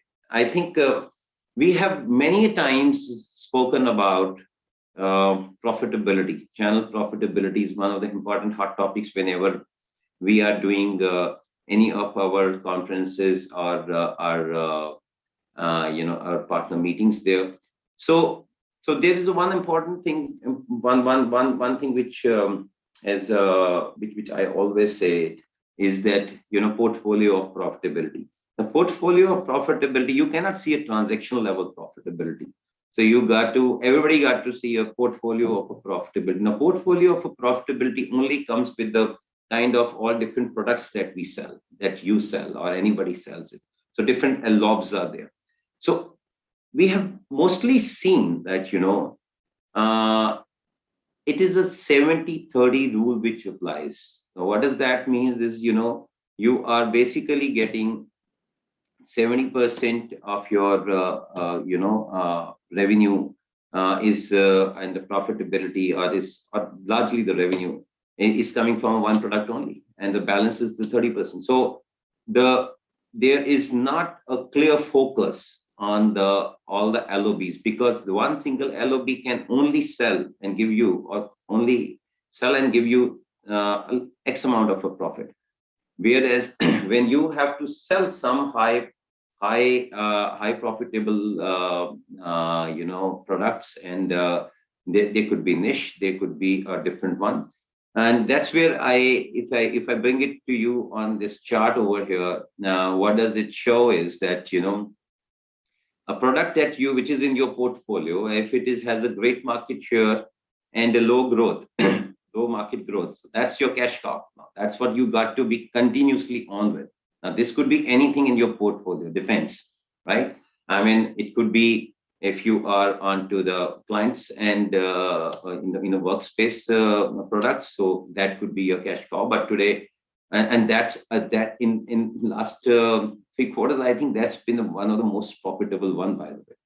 So product that has a high market share, low growth, that's your real cash cow. And look at the star product. So you will have some of the products that are star, I mean, which have a high market growth and a high market share. So they would going to give you a great profit over there.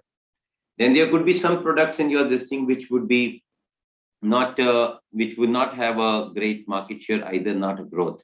So those are question mark. So, we really need to see that, they need to be relaunched, or they need to be replanned, and how you need to see that. And there could be products which are completely dead and they do not do much, neither the market share, not anything. So that's where you kind of, it's like you need to disinvest in them. So it's important to see in the portfolio that you run it in an organization. Today, I see many of the organizations have multiple things being sold. Are you really able to give that amount of a focus as a founder or as a chairman of the company? Because there could be infrastructure products, and under infrastructure there could be multiple starts, could be workspace, storage, server, and then you can move on to other products like security is there, virtualization is there, then networking could be another one which is there. There are multiple things, and then there's some component level selling happening, services is going on.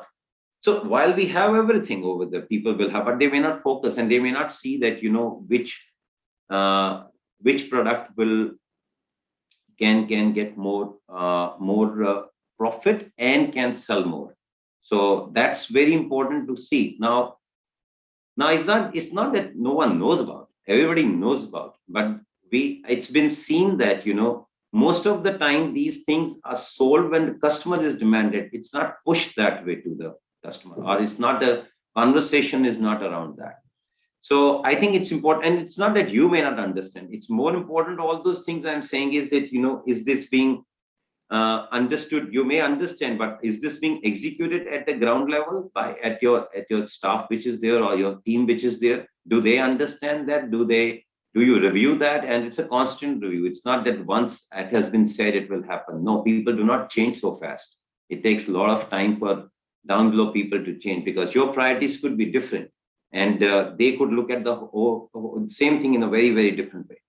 So I think it's extremely critical that we build strengths on that portfolio and have a right portfolio, engage with that all that right OEMs and products, and see that can help you with the portfolio of profitability, and that's where the that's where it can really be a game changer for everyone.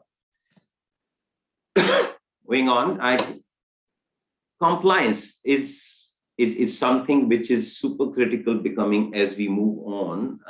Not that many organizations have changed, and I think in last couple of years it has been a big there has been a big change in this part. But is this really adopted by everybody? Now this is also comes in an adoption area. So it's very important to see that across the your companies, people understand that because it's super critical today to see when you dress up your P&L, you need to be compliant with our tax laws, with our every single financial institution laws that they have it. Are we doing that? Are we maintaining that financial discipline? This will further help to see that how you can optimize the capital, because capital costing is very high in India. Now, when the capital is an expensive one, and so how do you really need to see that is that after having the entire organization which is compliant and is as per all statutory requirements, are we able to get a capital at a better premium, at a better rate of interest? Answer is yes. So that's what is the biggest thing. When I talk to many of the banks and other financial institutions, and within our system, our financial leaders over there, one of the thing in India is that we are how safe is your money, and that comes down to the point: are the organizations compliant completely to the statutory requirements? And that's where once we are compliant and once we are good on our P&L with all these aspects, people are ready to offer a better rate of interest, and that's where the capital costing comes down, and that's where the hence will be your profit, which will increase. So most of the times, forget some of the people, large companies who would have a fund flow from international funds would flow in. But if you take a cost of an India money, it's very important that each organization in India to see that how they can bring down the cost on the capital, because I have gone through some of the P&Ls and I see that in the P&L the interest paid itself on the capital is quite high, and that eats up into the margin. Now, margin is an X amount of a thing that you can make up in the market, right? I mean, because you work in we all work in the competitive environment, right? So if my costing is not good, then the other guy, nobody's going to give me more margin unless or until I have something else within my company, and I can sell that. And that I'll come to that point in a second from now, and that would bring me to the point of how would be the branding important. So I'll talk about that. But so here is another point, which is this will be the point which gets interconnected to say that when your bankers and your people have your trust, they know that what organizations are, you will start seeing this cost coming down. But apart from that, what's important is on this point is, I think trust is a fundamental in any business. It is you to have trust in us, and we to have trust in you, and your customers to have trust in you, and you to have their trust in customers. So it's kind of one thing which is so important and works both ways. And if this is there, doing business becomes easy, much easier. It has been seen. There is a study on this, and by the way, this is being talked more these days than before. That if you have a trust and the loyalty factors are there, your business outcomes are much more better. It is much more easier to do, and because this just changes the whole way the two people are working. and two people are two organizations are interacting. When I say two organizations, means customer and you. So, and with OEMs and you as well. That's where the loyalty comes very important. I think we just have we've been into the we came into the market where we could do, and we could be a multi-product seller, and the loyalty was not something which was the only important thing, I would say. It would be opportunity-based loyalty. So, but I think as we have moved on, and we experienced that phase also, but as we have moved on and seen that, I think this is one of the most strongest thing that, and one of the most important thing that is there and that underlies, and it is most of the time unsaid, but it's more experienced. It is felt more, right? So this is this feeling the other guy needs to have, and we have to ensure that we have left him with that feeling of trust and loyalty from our side, and it has to be demonstrated in our actions and in the situations when we are, because that's the time this gets stronger. And standing by each other during those tough moments, and helping each other during those tough moments, very important. And pandemic was one such time. And I think so, and I would like to mention here, not shy away from telling this, I think we as an organization stood by each and every distributor of ours, or partners of ours. We did multiple things in supporting the business, that because it was a different requirement with the different people. It wasn't this one single thing. I remember in last year in Q2, when we were there, when the pandemic had just struck, and I think the entire market payments went haywire, and things were pretty tough. And we had a lot of discussion with our partners and distributors. So we did a lot of exceptions that time, and we ensured we helped them with the extended capital and credits, and to see that, how we can do. There were a lot of other things done, and that's not a time I can go into detail, but I think that was the time to demonstrate. And I think likewise, our partners really stood by us, and had you people not been there, I do not think that we would have had such a phenomenal success in the past 2 quarters, which we had it. And this has been this is a salute to you all, and thank you very much for believing in us. On coming on to the 6th point, I think invest in customer relationships. There's nothing new. I think everybody knows about that, and not that you don't understand this. But what's new thing in this is probably, let me just take a second only to explain, to put my point across over there. I think everybody focuses on, we all are, all what we strategize, every single thing that we do it, even customer is in the center of our thinking, and is the same with you also. But I think in the changing time, there's a one important thing being seen is, there are many options coming up with the customer, and there are many new models coming up. So it's not a simple capex buying anymore only. So while it is, but it's not just that. So the question comes is that with that customer, how much share do you have? So I think that's one which is very important, of the products that you sell. So this is one thing which each one of you, if somebody would be doing very well about it, but it's a point which you should take you to the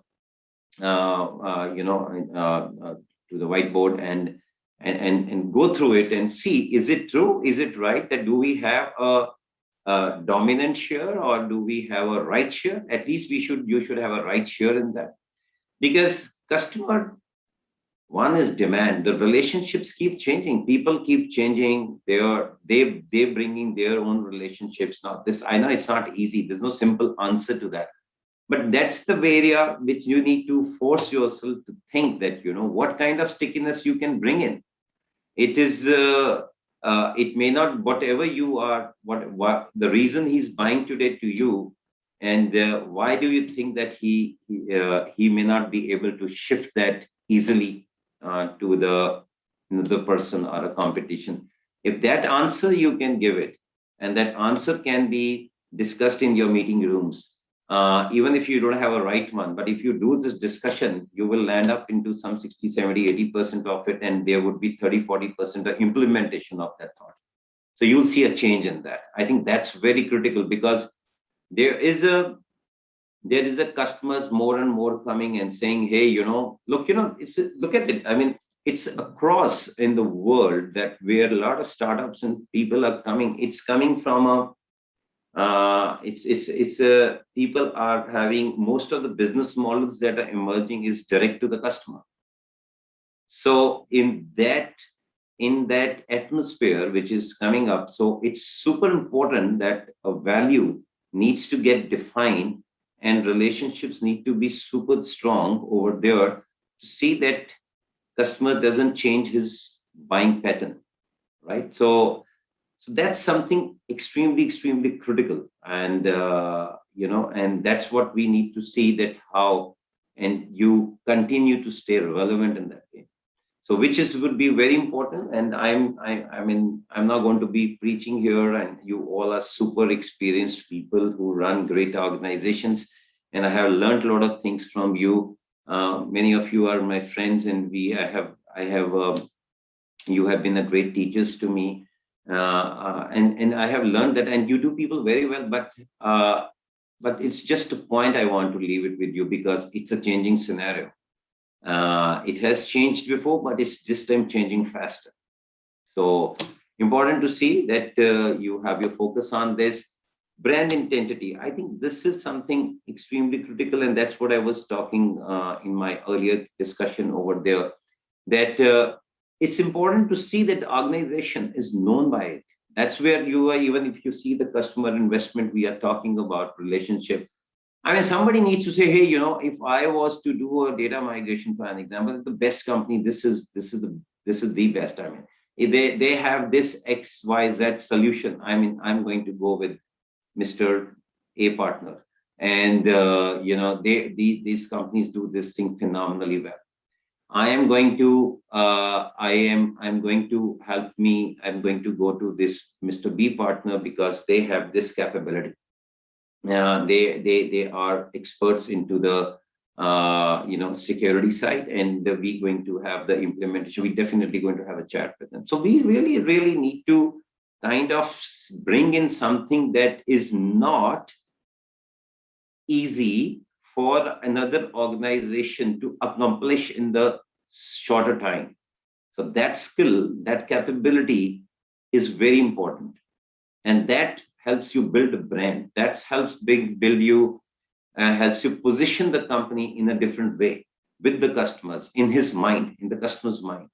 So I think these are some very important things, and which we may be doing it, and you may be doing it, but are you doing it consciously is more important. If it is not being done consciously, then I don't think it's done. So it's not a part of your strategy. So being part of it has to be part of the strategy. It has to be in your action to say that, we're going to focus on this thing. We're going to help build this thing. So super important is this, that, you and your teams are working. So your teams are also thinking the same way that you are. At least they know, we got to build a brand of a company in these two areas, maybe, and we need to be known into these two areas. I mean, not that mean that the rest of the business you need to stop, but that's important that people identify you with something. Moving on, I think this is our pandemic teaching healthy mind and is a healthy business. So I think one of the couple of things learned. I mean, this everybody has it in their own mind and own way of looking at it. And I have some of you have really taught me during this time in our conversation how to remain and how to find inner balance. So I think I learned this. Not that I just kind of have been able to implement about 20-25%, but maintain internal inner balance is super important. I mean, that's, I think, the key to this, to see with the with what are our external actions going to be and what are our inner thoughts are there. I think these two things help us maintain that balance. So it's important to see how we strike it right, and we strike this balance in our day-to-day working, and definitely it helps a lot. There is never been a time when I think you all will agree with me, where we have never given so much of importance to the health. And there has been great learning to see that, this is very, very important. Every single part of the body got tested in this time. So I think we have a learning here with us, all of us. I think it's all about implementation, so which I'm sure we all are doing. Evolve and improvise. I think this is something which everyone knows it and is doing it in some way, but is not doing enough. So if I think they are evolving is happening by the force and the fear pushed by the market and the external environment, but improvise is something which gets stuck over there. It's not, it does happen with somebody, and some companies do it really well, and some companies leave it to time to take it take it on time to happen. But I think this is important, because as the external conditions are changing, and the way, like I mentioned about the way the consumption models, the way buying patterns are changing, the way that IT would be consumed is changing, the way new offerings are there, suddenly different things are becoming more important. Like we spoke about security, and we spoke about how is the how hybrid cloud is coming up, workloads shifting, different DRs getting created. So the way, so all this thing has changed. Earlier it used to be a very different way that customer would consume IT. And I think so it's important that organizations continuously improvise it and see that they evolve with the time, because it is let me put it another way. So it's a time when we are not supposed to be known as a general physician. We got to specialize in something, and we got to see that we have evolved in this. So general physicians are important, but specialization will take the company to the next level. I think that's where it is. So, but towards the end, as it brings it to me to summary, I think we spoke about every single thing over there, how important has been business, and what are different ways to do it.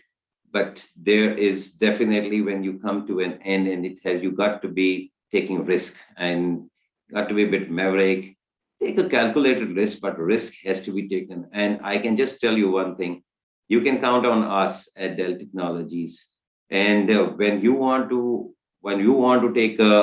make a jump, you can have a leap of faith on us. We'll be standing behind you, and I'm sure you'll do same with us, and ensure that there is no businesses have grown without taking this, and you already have done. I mean, you've been there, so itself has been this journey. Most of your companies are 15, 20 years old. It's not been easy. There are multiple up and downs have been seen, but yeah, I think we come to another phase of the company's career and company's growth. I think it would be important that each one of should be taking right and calculated risk to see that the companies can grow faster and can have more and bring more value to the customers. So I think this is what I kind of wanted to speak about, and these are few of my thoughts. Like I said in beginning, it's not that no preachy thing here. I mean, you all understand this more well, but these are some of the things which I have been I think are very critical and important. I have shared with some of you many earlier also, and they continue to be. And I think when we are looking at, many of you look at to see that our company's valuations increase, and we are able to we are able to sell some equity, or we are able to bring in some more capital. All these things can happen with a great P&L and with some great customer base, and with some good skill set, which is human capital, which we have. So this will definitely help increasing your valuations. So I think the great picture, as I started with saying, Indian economy is, but it also says by 2025, every single sector we see a big digital opportunity. Whether you see financial services, job and skills, agriculture, health, education, logistics, retail, I think everything is going to grow because, like I said, that in many of the places, it is now become IT is it's not just an enabler, it's a business itself, because without it, it's difficult to do business. And so I think that's a great state to be in, and a great time to be in the industry, and booming India market. So I see all the luck to you. I wish you all the luck, and I see bright future for all of us. So see you in the field, and I'm sure we will be more closely working with you in this year, in last quarter of this year and the coming time. We at Dell, I can commit on behalf of my team, we stand committed with you at every step of the journey. This is a picture of some of our senior team members. So we were there. I think this was in our last conference, but I one more time want to thank each one of you for your phenomenal contribution to our business, and you standing by us and helping us support with the customers and making our customers happy every single day. Thank you very much. You guys have a lovely day ahead and a great session in this today's SME Channels and Awards, and wish you all the luck and see you soon. Bye and thanks. Thank you, sir. Thank you very much for all that you have spoken about. I think this was one powerful session that we have had. We missed on to very important points earlier, which I think is now covered. So I hope that this session brings more light on the issues. And of course, we have, as you spoke about, strengthening the relationship between all of us who are working together in industry like a family means a lot. Thank you so much for all the time. And with that, it's time now for a quick entertainment break. And we have a flute playing session by Jitendra Google, Director Channels India SAG from Fortinet. Let's enjoy some melodious flute, and then we'll continue with the next presentation.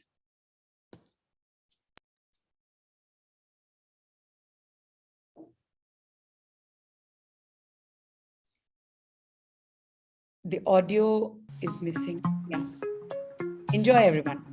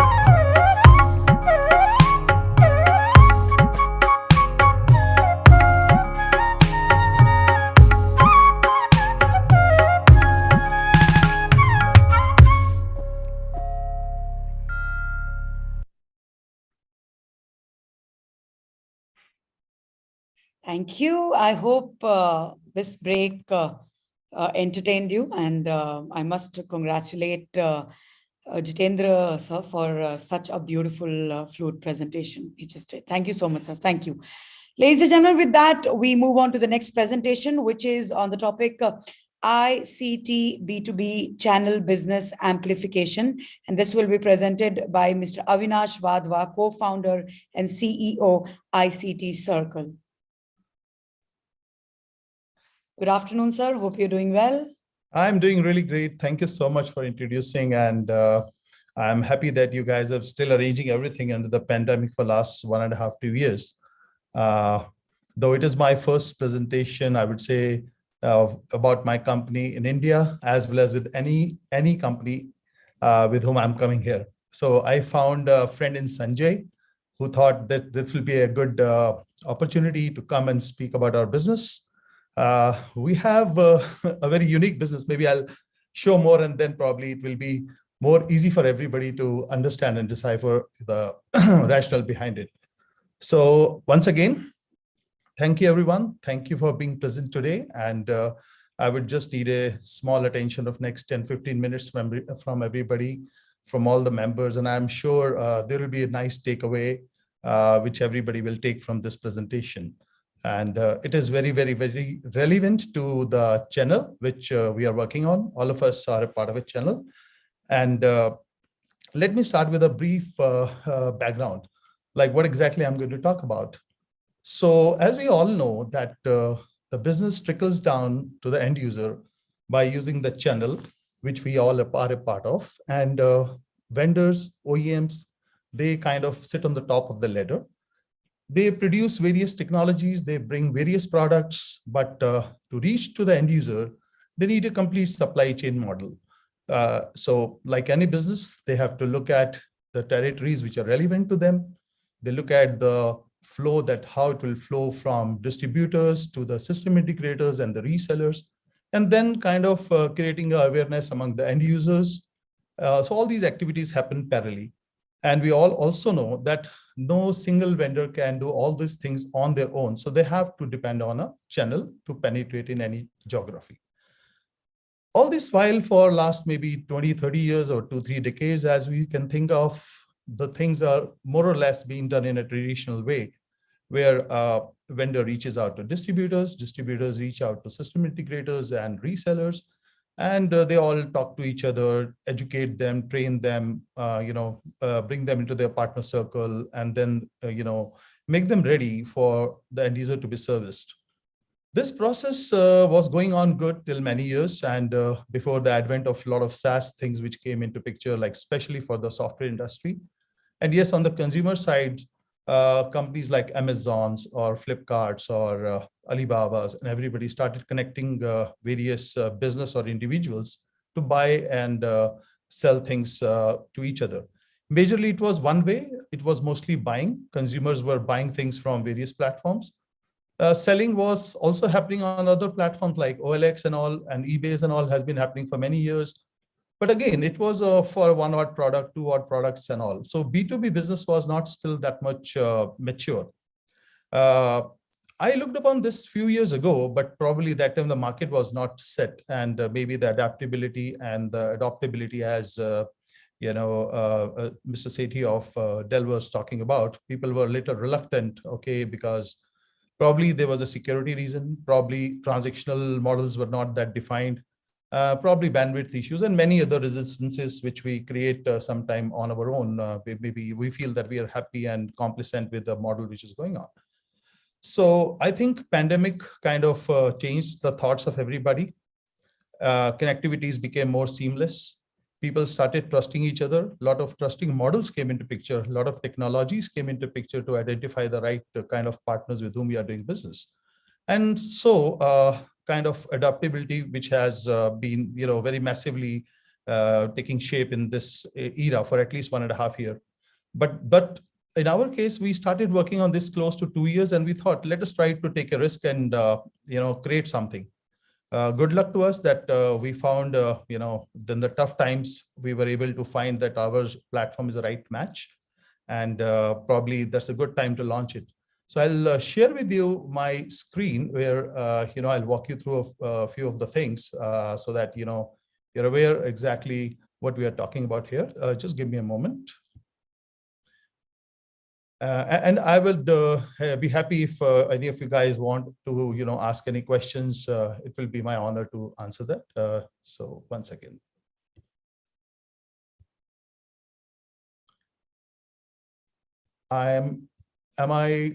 Is my screen visible to all? Yes, sir, it's visible. Perfect. So my company name is ICT Circle, and it is, as I said, revolves around the partner channel. So we have created a kind of circle of partners where we have given a slogan like, you all have to connect and grow together. So it's a very community kind of a platform where all the stakeholders of the ICT channel can be a part of it. And Sanjay suggested me this heading, I would say. He said ICT B2B channel business amplification would be the right title for this particular event. So I adopted that and I'm happy about it. So I have given some of my details below. Maybe, if you have seen that, I'll move to the next screen. So if you look at this first screen, so I'll take some time on this screen and give you a bit of an idea what exactly is happening. So we can see the right-hand side animation, which is talking about the key stakeholders, vendors, sellers, distributors, SIs. They all work on day-to-day basis with each other, and they face certain challenges. Some of them I have highlighted here, like they want to see the secure transactions happening. They are looking for business fundings. And again, I'll refer to Mr. Sethi's point that, compliance is very important. So is the balance sheets, and so is the cash flow. And so is the cost of funding, which can always be brought down. And other factors like people want to know what is happening in the businesses on day-to-day basis. So where do they get these analytics? Yes, big companies can always have multiple sources. They can deploy large agencies to work for them and get them analytics, and they can have large team in their offices to work on them. But what about the mid-tier and lower tier of the channel? I mean, when I'm talking on mid-tier or lower tier, it's not only for SIs and resellers. Even there are small vendors. There are small distributors. They're maybe distributing 2 products or 5 products or 20 products.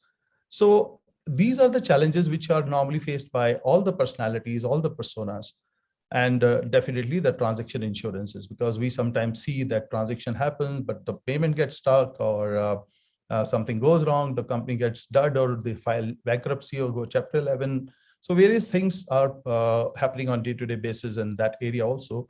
And we have kind of addressed majorly most of the channel issues which are normally seen in the market on day-to-day basis.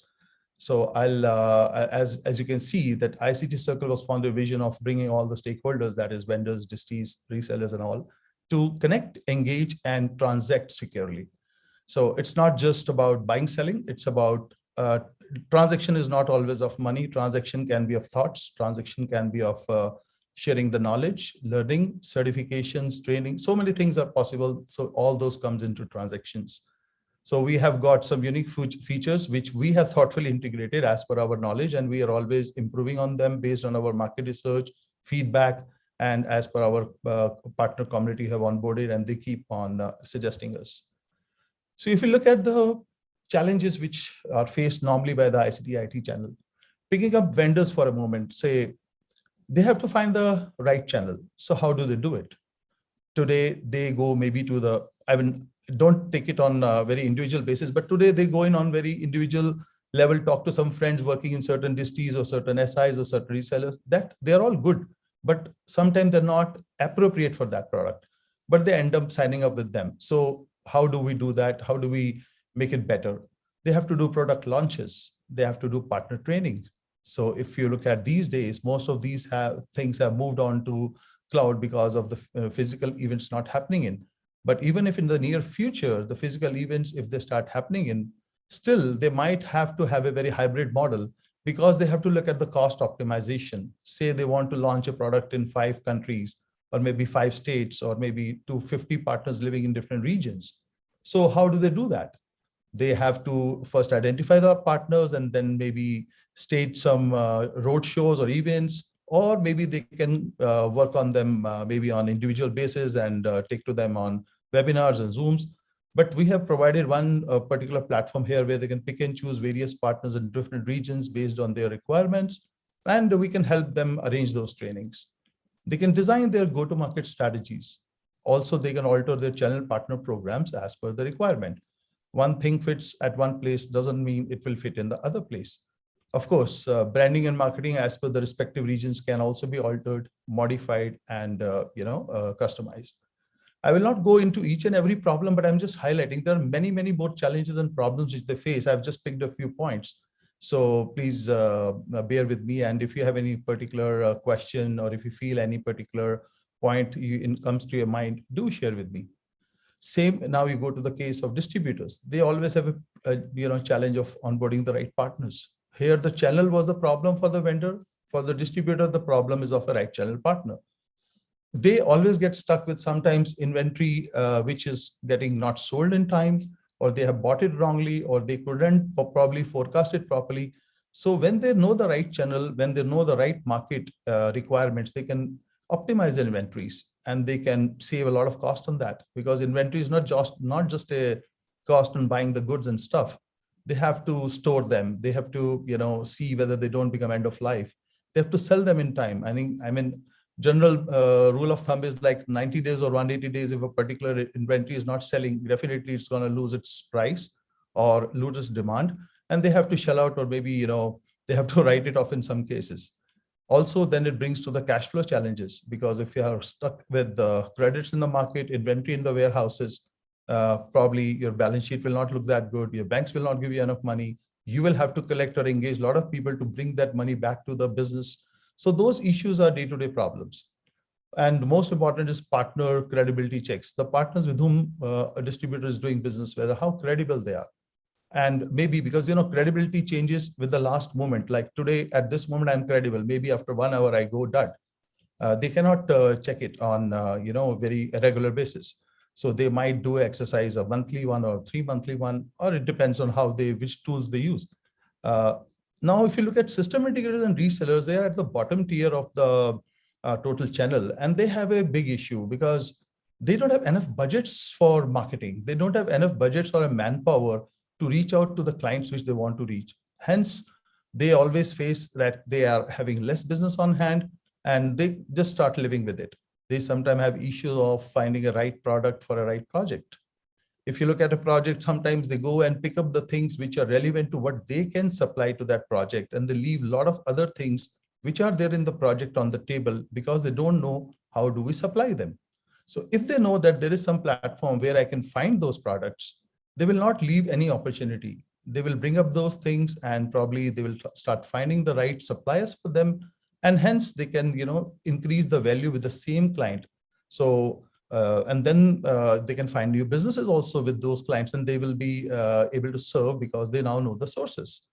They have a challenge of training and certification. Sometimes a particular training is happening in a particular city or at a particular time. So their resources, they get engaged. So they sometimes skip off those trainings. Now, if a particular vendor or a distributor is arranging some training on a new product or an existing product with new features, or maybe a general training about, improving their knowledge, now they can attend online, all those things. I mean, EdTech is not a new thing, but yes, we have embedded that also in our platform. Resellers on the other side, as we know, they are having a very limited area.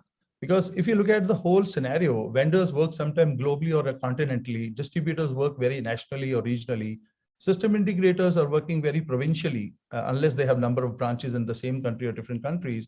And resellers are always left a very small territory because they have their kind of restrictions or budget issues or constraints, and they cannot trust people, and they cannot open showrooms everywhere or offices everywhere. So each of them has their own territory or a play field where they operate.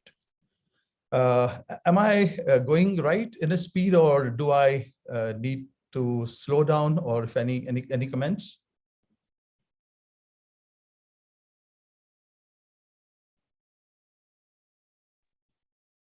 Hello? Yeah, all good. You can go as you are going. All right, perfect. So if there is any question or anything, do let me know. Awesome. So I go to the I go to the basic, layout of our dashboard. So when somebody signs up, say, especially resellers and system integrators, they are welcomed on this dashboard, and this dashboard gives them a lot of things to work upon after they sign up. And they sign in into the platform, they can see their salutation, and then various other features put into various left-hand side menus and the top end quick launchers, where they can see how many quotations they have received. If they've got any broadcasts somebody has sent, they can check on them. They can search the products from the search bar given based on the part numbers or brands, or maybe a distributors or a category, or maybe some other reseller. So the whole idea is when they search the things, they will get into the page. This page is scrollable. I've just taken the first shot, and they can see what all other things are going on the platform. So things include the market research, the market intelligence, how the things are being searched by different people, searched by brand, searched by price, the product, the categories. So they can do a lot of surfing on this platform once they enter, and they can look at the products which they want to buy.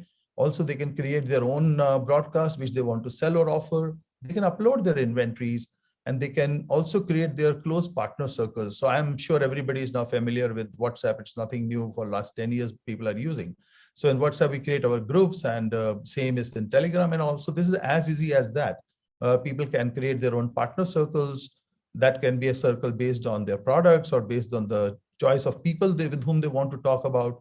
They can also broadcast very selectively a certain group to whom they have formed the circle.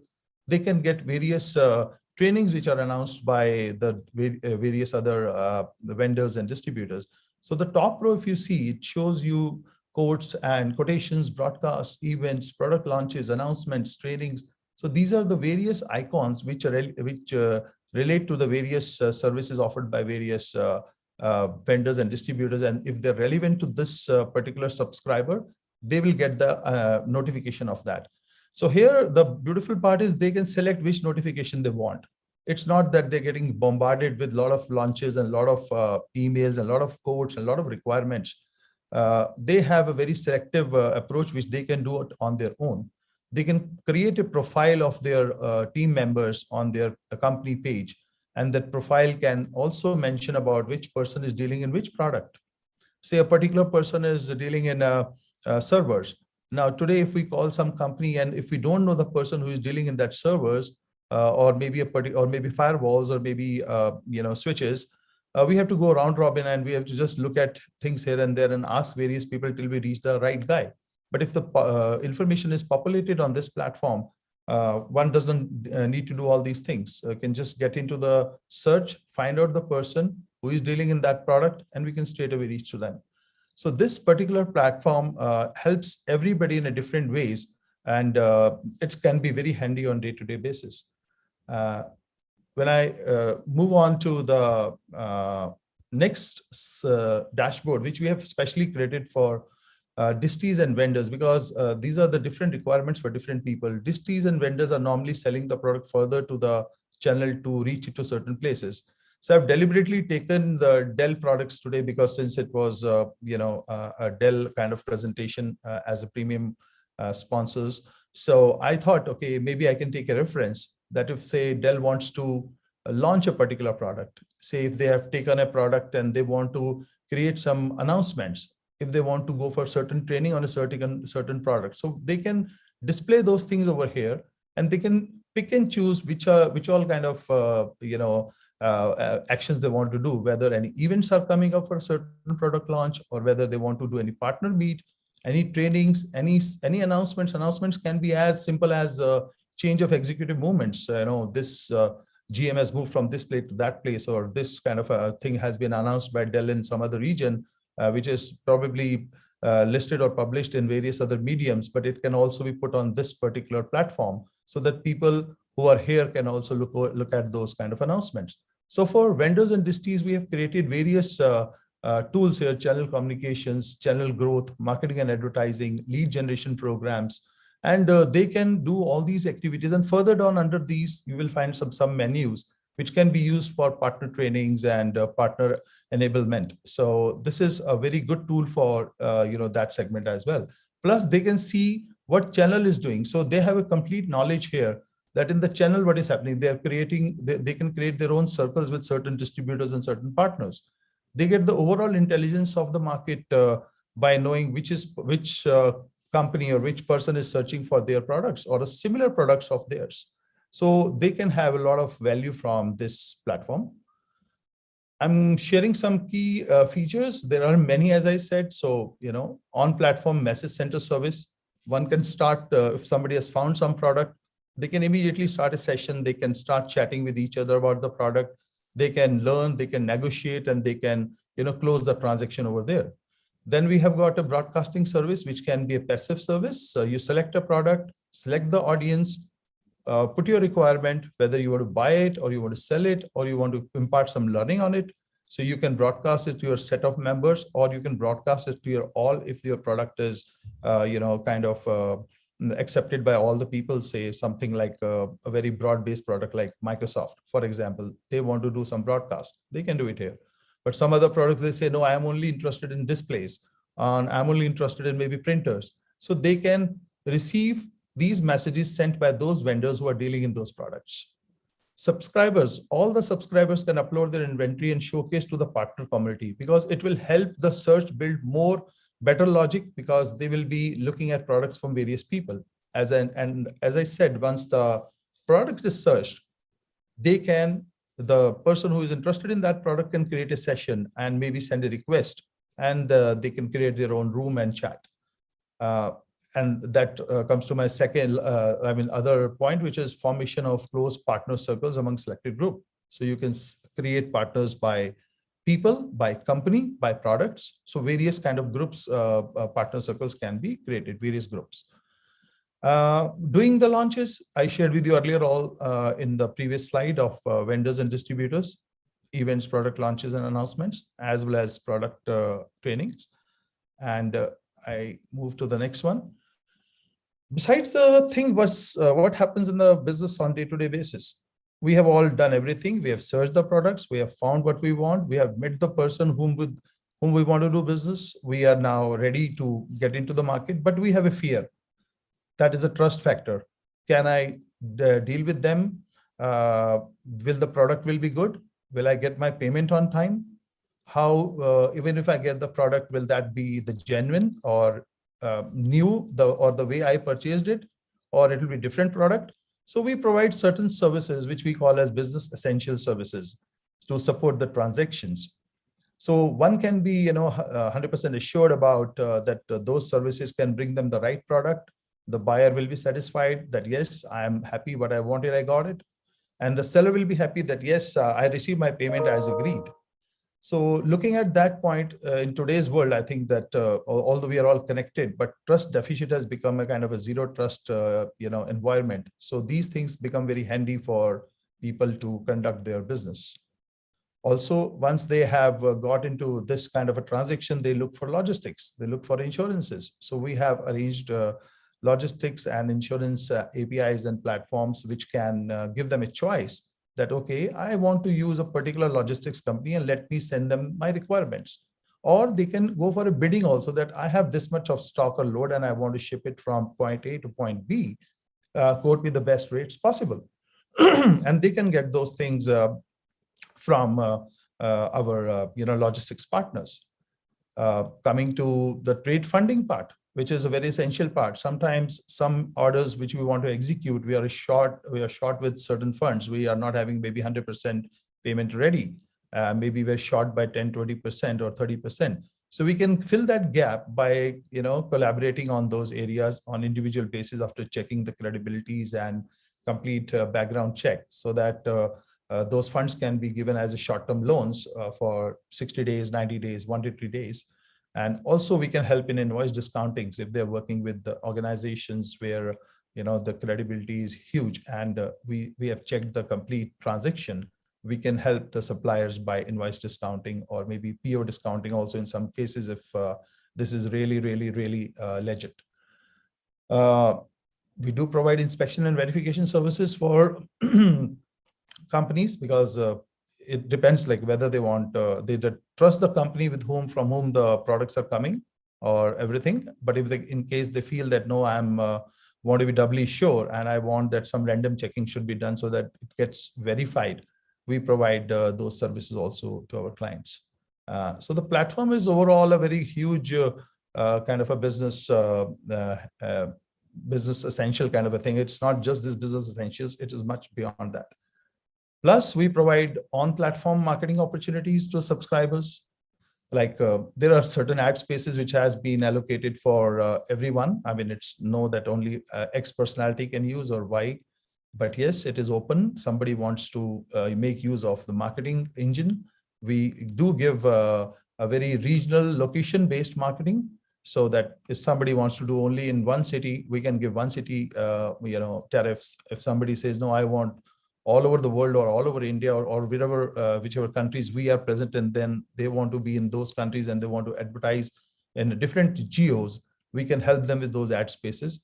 And there are a number of options on the platform. There are right on the landing page also, there are, after login videos also, and such many other kind of purple, we call them purple slots basically, or purple tiles, which we have allocated for various locations very strategically. So like, I'll give you a small example. Say if I'm going to show 20 categories on the front page, each category will have certain marketing slots, and those marketing slot can be mapped with a particular territory, a particular tile, a category tile.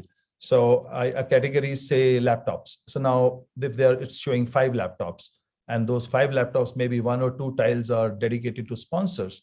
So as a search, those products which are searched by the customers will pop up, but at the same time, there will be some sponsored tiled area demarcated for the sponsors and the advertisers. We do content marketing business completely. If somebody wants us to do certain content for them, maybe a video graphics or written content or different kind of content, maybe blogs or anything, we can help them in that as well. And SEO strategy and support we give on those kind of marketing activities. Lead generation is a big thing for both vendors and distributors, and we do lead generation on demand basis. We have different kind of tariffs on that, and we can talk if somebody is interested on that. Event planning and management, we will definitely be going for, as I said, you can do product launches, you can do trainings, you can do certifications.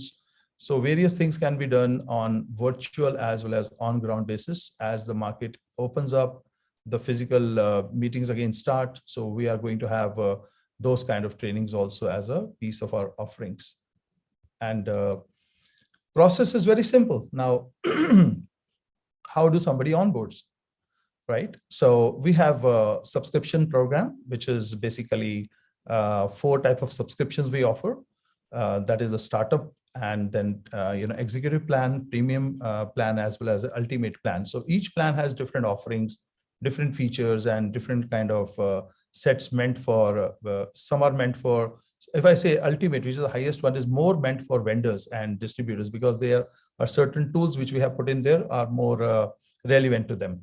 But other 3 plans can be taken by anyone. They can understand it, they can see which features work for them, and they can sign up for those plans. Luckily, currently, since it's our launch in India, so I would say, as I started with, this is our first ever webinar, and this is a kind of a launch, also kind of a soft launch for our company in India. So we are offering a kind of a 90 days trial also. So we can offer people to join us and see for themselves that what exactly is happening here. And the onboarding process is very simple. We definitely do the background check so that right partners with the relevant and active business and accounts are our members, and not the ones who are going to create any nuisance. So we do go through the complete KYB, KYC process. We follow all the compliances, which are very, it's a demand of the day. So various agencies, whatever guidelines they have laid, so we go through that. AML, GRC, GDPR, based on different countries. So we look at those things as well. Also, we have a kind of a, now, the question comes like, if somebody is verified and all, and if somebody is a very legit a subscriber, how it will be displayed to the other person. So we certify and verify those partners with the recognition. So we got some badges program which gets enlisted with their company name. that this particular partner is verified and certified by ICT Circle as well as a third-party external agency, so that the trust gets built among the partner community that this, yes, they are going to do business with some company which has been fully trusted upon. And also we provide a very secure payment gateway for all transactions to process through blockchain technology. Now, this is, I know this looks like a buzzword these days, but yes, that makes sense because we need to have a legit single transaction code for everything. So we have to mention it. But yes, all these transactions nowadays are being used using blockchain technologies. So it's not something different we are doing, but yes, we are doing something practiced and accepted very well. I think with this, I close my presentation, and we have got a global headquarters in Dubai. And in Dubai, we have been working on our platform for almost 1 year. We have few hundred subscribers already on our platform. As for my last recall, it's now some 500 plus. And in India, we have recently taken an office in Pune, and we have satellite offices in shared offices spaces in Mumbai, in Delhi, in Bangalore, in Hyderabad, and we're expanding in different cities. So we have a very aggressive plan to cover India in the next 1 year. And I hope if you find some value out of this, do reach out to us. We would be delighted to serve you. I stop here. I welcome if there are any questions so that I can answer them. So I'll quickly check if there are any questions for this segment. Mm-hmm. Okay, not yet. If somebody wants to ask something, please feel free so that we can answer them and then later on close this session. Seems Awesome. like. Awesome. That's great. And nice for giving me attention for my last 15-20 minutes presentation. I really am thankful to Sanjay once again and SME Channels, and looking forward to doing business with you guys. Thank you, sir. Thank you so much for all your time. I hope this association goes a long way. We have been actually becoming quite friendly with this platform from the last almost now year and a half. We have been meeting quite frequently and have been discussing issues and things. And hopefully it has been proving quite beneficial for a lot of us. We believe the same will go with this as well. Thank you so much. Thank you. My pleasure. Good to have you here. Thank you. All right, ladies and gentlemen, so we had no questions as of now. That's why we are moving ahead, and we have another presentation coming your way. Well, this one is on reimagining secure digital amplification, which will be presented by, Mr. Rajiv K. Abhichandani, Senior Manager, SMB Channel Sales, India and SARC Fortinet. So so we'll start with this one.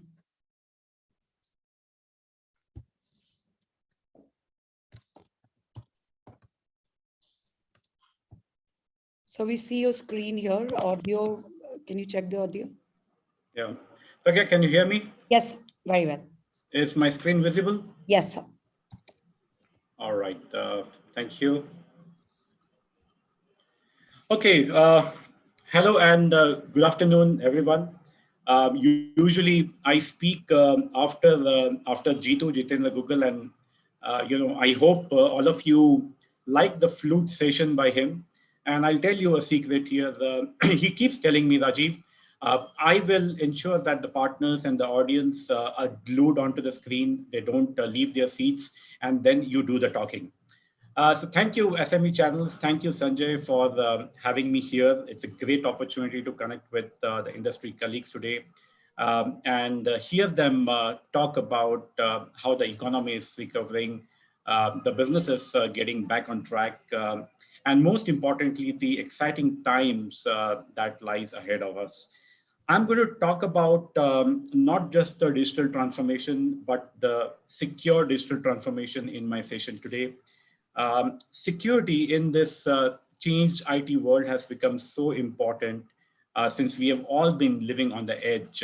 I'm today connected from my home edge, accessing this event today securely, secured by Fortinet, and also using a mobile edge parallelly. So this is what has happened in real, right? We have seen explosion of the cloud edge, the home edge, the OT edge, the campus edge, and many more that have evolved since the pandemic strike. Cybersecurity has accelerated like never before because these new edges bring in new challenges like expanded attack surface, and they must be protected by all means. Today, we'll look into some of those key challenges of exploding new edges and how Fortinet platform approach is driving positive outcomes with its customers today. My name is Rajiv Abhichandani, and I'm responsible for the SMB channel sales for India and SAARC. And I'm based out of Mumbai. Really hope all of you are keeping safe, keeping healthy. Well, I'm sure you all know about Fortinet. We are number one cybersecurity in the world. But don't just take our words for it.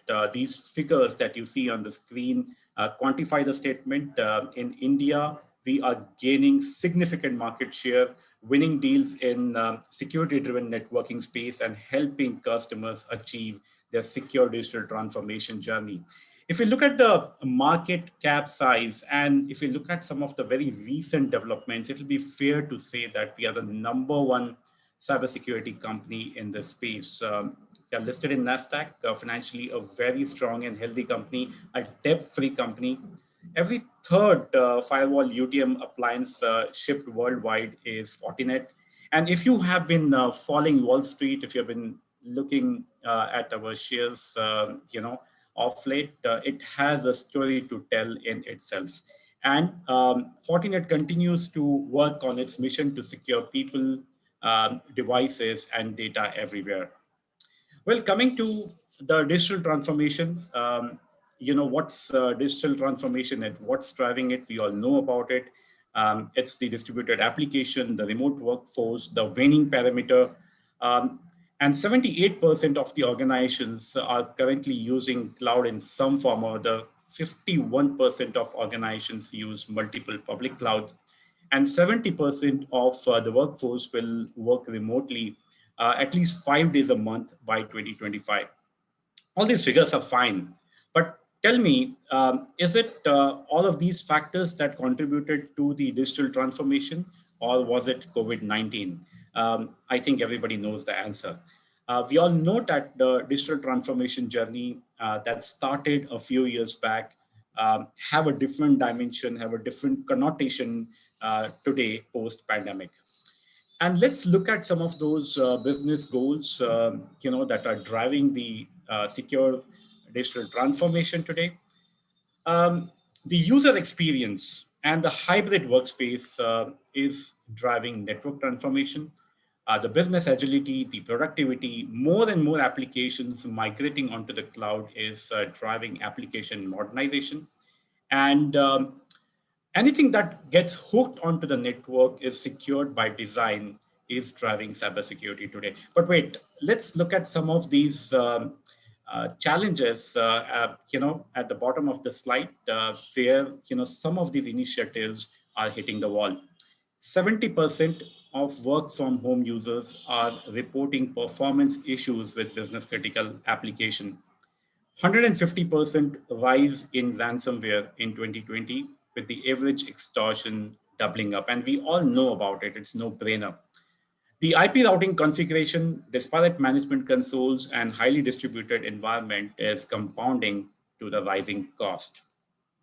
But there are a couple of reasons why this is hitting the wall. As I said, there are explosion of multiple edges after the pandemic. The perimeter is disappearing, and so we have the broadest attack surface. We have more number of users than outside the enterprise, than accessing inside. We have more number of unmanaged devices accessing from outside than inside, and we have more and more number of applications outside the enterprise network, that's accessing the systems. But the underlying problem is the fragmented security solutions, which most of the organizations, most of the enterprises have. Pre-pandemic, it is okay, but with the explosion of the expanded attack surface. You cannot have a disparate network policies, operational complexities, and most of the time, these isolated or the endpoint champions or the cloud champions or the network champions of the world do not talk to each other. To that end, Gartner says that by 2025, 3/4 of large organization will be using a vendor consolidation strategy, up from approximately 1/4 today. So we all know that it's the integrated approach, it's the platform approach, it's a collaborated approach that we need to take in the secured digital transformation, which will be covering the broadest attack surface that have evolved recently. Well, I'm going to talk about one of the highest performing platform. We call it as Fortinet Security Fabric, which is broad, integrated, automated, and it provides the enterprise protection and user experience at any edge. It starts with the thought leadership, FortiOS 7.0, right in the center of the sphere, as you see. And this is supported by the three important tenets, the security-driven networking, which combines the security and networking into a single system, and then it can be extended to any edge. Zero trust access is the talk of the town. Every company is embracing the zero trust access in some way or other, and it's all about knowing and controlling anything and everything that is hooked onto the network. And third is adaptive cloud security that provides the native security in a multi-cloud environment like platform as a service, infra as a service, and software as a service. This is underpinned by FortiGuard Threat Intelligence, a research organization which collects feeds and inputs from a variety of sources. And then, this is processed by our threat hunters, researchers, and then shared with the customers in form of threat intelligence, and not just the threat intelligence, actionable threat intelligence. The unified console, the SOC and NOC centers ensures that everything is managed from a single pane of glass across the security fabric that you see here. And it's an open ecosystem. And here we have the APIs and connectors connecting to the third-party solutions in a heterogeneous environment. Let me debunk, or let me decode the previous slide that you just saw and talk about security fabric in form of solution, in form of the products. Contrary to the belief that Fortinet is a firewall, a UTM appliance leader, we are here talking about 50 plus product that is part of the security fabric. And there you see the pillars that I just talked about, security-driven networking, which is the nerve center of whatever we do, fabric management center, adaptive cloud security, zero trust access, and this is powered by one OS, which is FortiOS 7.0, right? So just you can eyeball some of these products that we take it to the market, and this is our elevated pitch with each and every customer, not just in India, but worldwide. Well, if I peel the onion a little bit more and I show it to you in this form. This is not a technical slide, but this is a representation of how the security fabric sits into the different elements, aspects of customers' environment, whether it is data center, LAN, remote office, mobile users, public cloud, multi-cloud environment, and SOC and NOC center. Protecting the broadest attack surface that is possible. And, that's the key, that you have a platform approach that protects each and every edge that is evolving today. This is where the rubber meets the road. And if you see the attack surface on the left-hand side, which is security-driven networking, the endpoint, adaptive cloud security, fabric management center. And on the right-hand side, you can see some of the solutions, the key solutions that we take it to the market, where each and every attack surface that you can fathom of is being protected by this platform. Well, this is an award-winning solution, and how can I forget about the one edge solution? which is designed for cloud-first, security-sensitive global enterprise. And this solution, I'm sure all of you know about it. It resonates with the customers so well. The one edge solution that encompasses SD-WAN, network firewalls, advanced routing, zero trust network access, and the visibility and analytics all into a single box or all into a single form. And this is the integrated edge powered by one OS, one management. We call it as the Fortinet One Edge solution.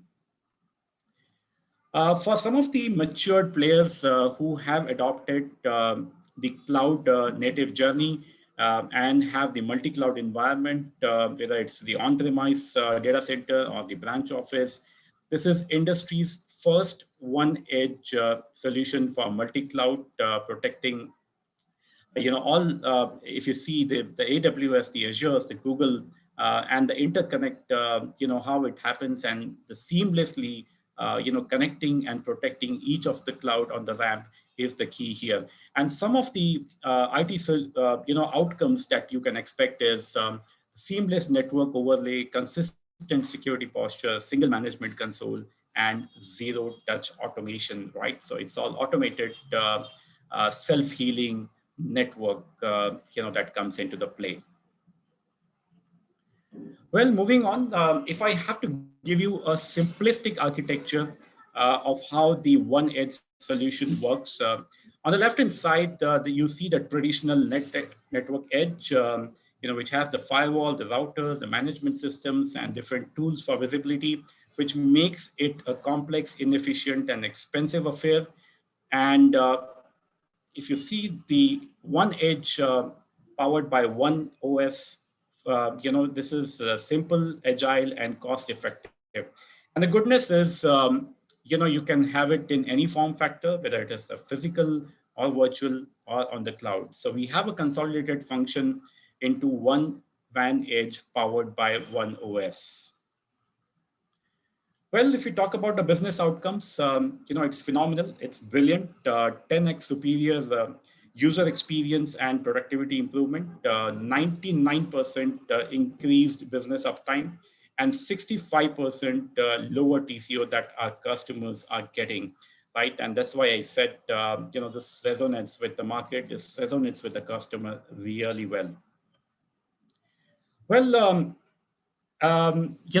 this is the Gartner's Magic Quadrant. We have the SD-WAN players or one edge players, but the question that we need to ask is, are they really secured? On the left-hand side, you see the Magic Quadrant for network firewall. And this was released just 3 days back by Gartner, and you can see Fortinet is right there on the top in the leaders quadrant, and this is for the 12th year that we are there in the leaders quadrant. We take utmost pride in that. On the right-hand side is the 2021 Gartner's Magic Quadrant for one edge infrastructure, and there you see Fortinet right on the top. No competition nearby actually, and the ability to execute is the highest. And the powerful story is when you combine both of these together, and I have been saying that this is all one edge, one OS, one management. When you combine the security aspect and the networking aspect, into a single system, it makes it a very powerful story, that is sounding with the customers in the market today, right? Well, if we talk about the partner journeys and what are the business models, that our partners are embracing today. So we have the 3 models from a go-to-market perspective. We have the integrator model, where the partners are largely focused on selling on-premises. MSSP, as most of the customers are getting onto this. Here, the partners have the substantial part of their revenues coming from managed services. And here, Fortinet offers the consumption-based, commercials. The flexi pricing, offerings are there for the partners. And third is cloud, where the partners, who have been born in the cloud or they have recently embraced cloud, they deliver new consumption models to the cloud. Again, the goodness is the partner can have one or all 3 of them as a business model, if they have the SI business and the managed services business and the cloud business as well. Final thoughts. Fortinet Secure One Edge solution is the leader in network and security convergence, which works on a platform approach, and is driving secure digital transformation, trusted by 30,000 plus customers worldwide and 100% channels driven, right? So if you have not positioned this yet, it's time to go to the field and talk about the Fortinet One Edge solution to your customers. And if you have any questions, don't hesitate to reach out to us, or you can put it in the chat window. I'll be happy to answer. Thank you so much. Thank you, sir. Thank you so much for your time. And with this presentation, we definitely are gaining more insights about various topics. And that's why we all meet on this platform. Thank you. Thank you once again with that. Yeah, are there any questions? Any questions from the audience? I don't see any in the chat box right now. And as you have already mentioned, if somebody wants to ask something, maybe you can just message him personally in the chat box. No, nothing as of now. All right. Thank you, Pragya. Thank you, everyone. Enjoy your day. Thank you very much, sir. Thank you. All right, ladies and gentlemen, this brings us to a very interesting segment for today's agenda. We will now have a chat with editor segment, and this will be, I think, on the screen now. We will have the chat with editor with Mr. Anil Sethi, Vice President and General Manager, Channels, Dell Technologies. During his presentation, he already said that he's looking forward to some chat with Sanjay sir, and I think now is the time. We are all looking forward to this session. Let's see what's. Thank you, Pragya, for nice introduction and bringing in Anil into this conversation. Ladies and gentlemen, welcome to the fireside chat with Mr. Anil Sethi, Vice President and General Manager, Channels India, Dell Technologies. We'll now hear from Anil about his perspective around the channel business and some of the evolving technologies and context to how the industry is moving. Hi Anil, good afternoon and welcome to Sme Channels Summit and Awards. I'm really excited to hear from you about your perspective on some of the things that I'm thinking about. Hi Sanjay, good to see you again, and as always, it's nice talking to you. I hope the session is doing great. Yeah. So talking about, giving you my perspective, I think the channel is become as I always say, is an integral part of our business, and has been one of the biggest contributor to our success in India. This has we had a phenomenal first half. There's been a double-digit growth across the LOBs and our channel business, which was coming on a very high base. So thank you to all the partners. So first of all, and that has been phenomenal. Without them, we wouldn't have been able to do. Talking about what's changing, I think there's a lot changing, Sanjay, over here with us. We are on the verge of launching Epic services, and we already have done it in most part of the world, Americas and US, Canada, and in Australia, China, Japan. But we are on the verge of coming up in India soon. And so that's all about new consumption models. And this is where we are going to be changing this is a conversation changing game from speed and feeds to experience and outcomes. And there are going to be various consumption models. So this is going to be a time where customer can we saw that, Sanjay, that customer couldn't we were not able to solve the problem with the cloud, which has been talked too much about, right? And did that solve the customer problem? But we saw that it wasn't really. So, we still see the capacities lying vacant and people not to know, they continue to pay and do. So we have a new consumption model where to say that, you can, and that's been, by the way, launched in India already. It's called Apex Data Storage Services.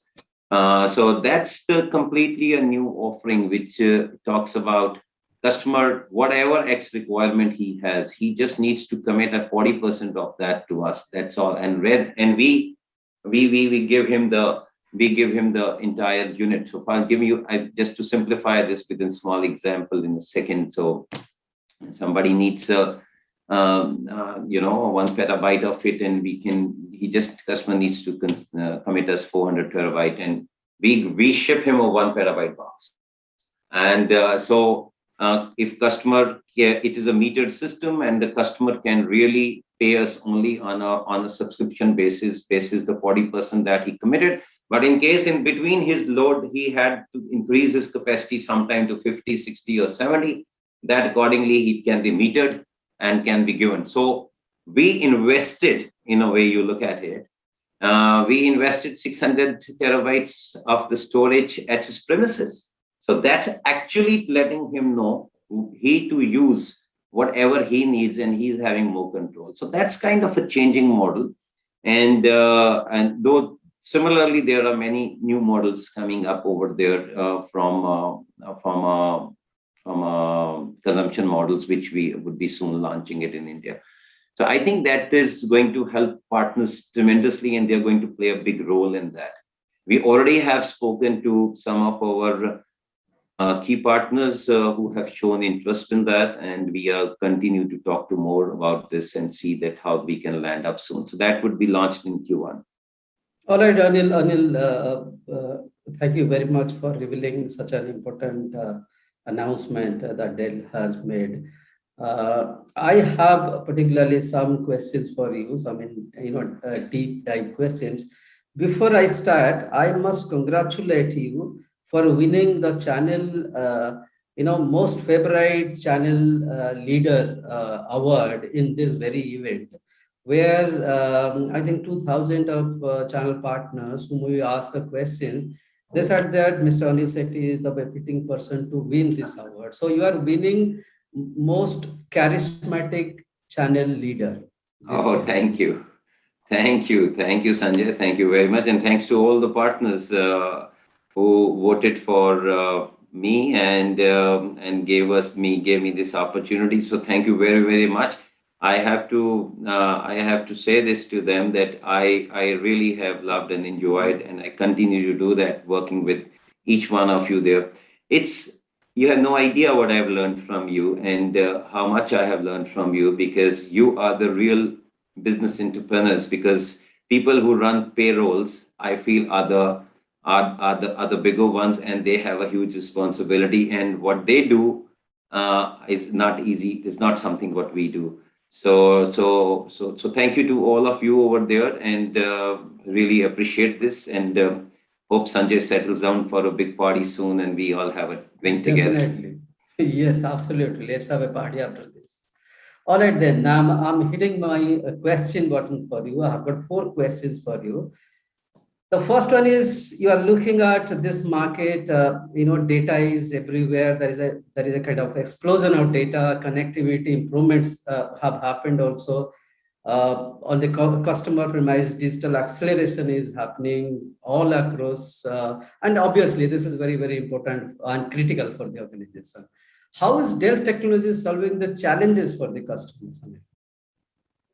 So I think this exactly was, maybe I said it in earlier question as well. So it's definitely a data era. It's definitely, which we all hear, and you were hearing, 75% data, they say in 2025 is going to be in data centers or on cloud. So yes, we are super prepared on that, and that's where I just mentioned a while back that Epic services is going to be the game changer. Game changer in 3 important things. First, it's going to be bringing a lot of control to the customer. It's going to help partners to ensure that they can build in the annuity business. It is third, it's going to be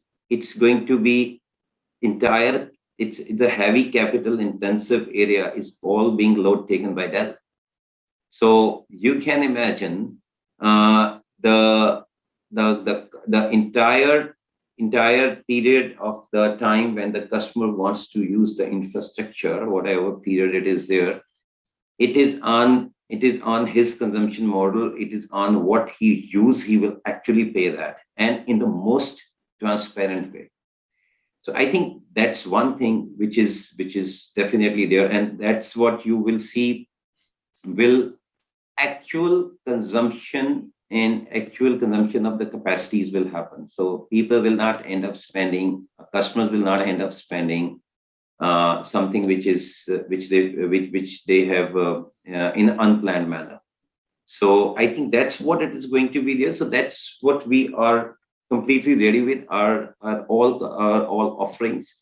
Even our current offerings are really our storage offering and our compute offerings are I think if you look at the market shares, we are top in most of the places there, and these are the ones which are helping build all the data centers. So that's where the whole data gets processed, right? So everything is sitting onto this infrastructure at the back end somewhere. All right, Anil. Anil, I have been monitoring Dell Technologies' growth movement for a long time. I think last 5 to 7 years. Now, this in few quarters, I'm seeing that there has been a phenomenal growth for Dell. There has been key wins for last few quarters. This has been announced in public forum. Your global leaders have also accepted. You also said in your very presentation or keynote on the 10 commandments.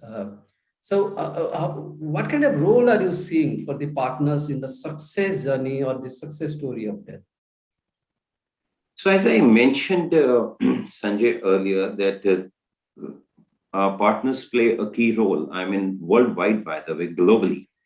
And in India, the story is similar. In fact, our India, we have almost about 55% of our business that happens through channels, right? And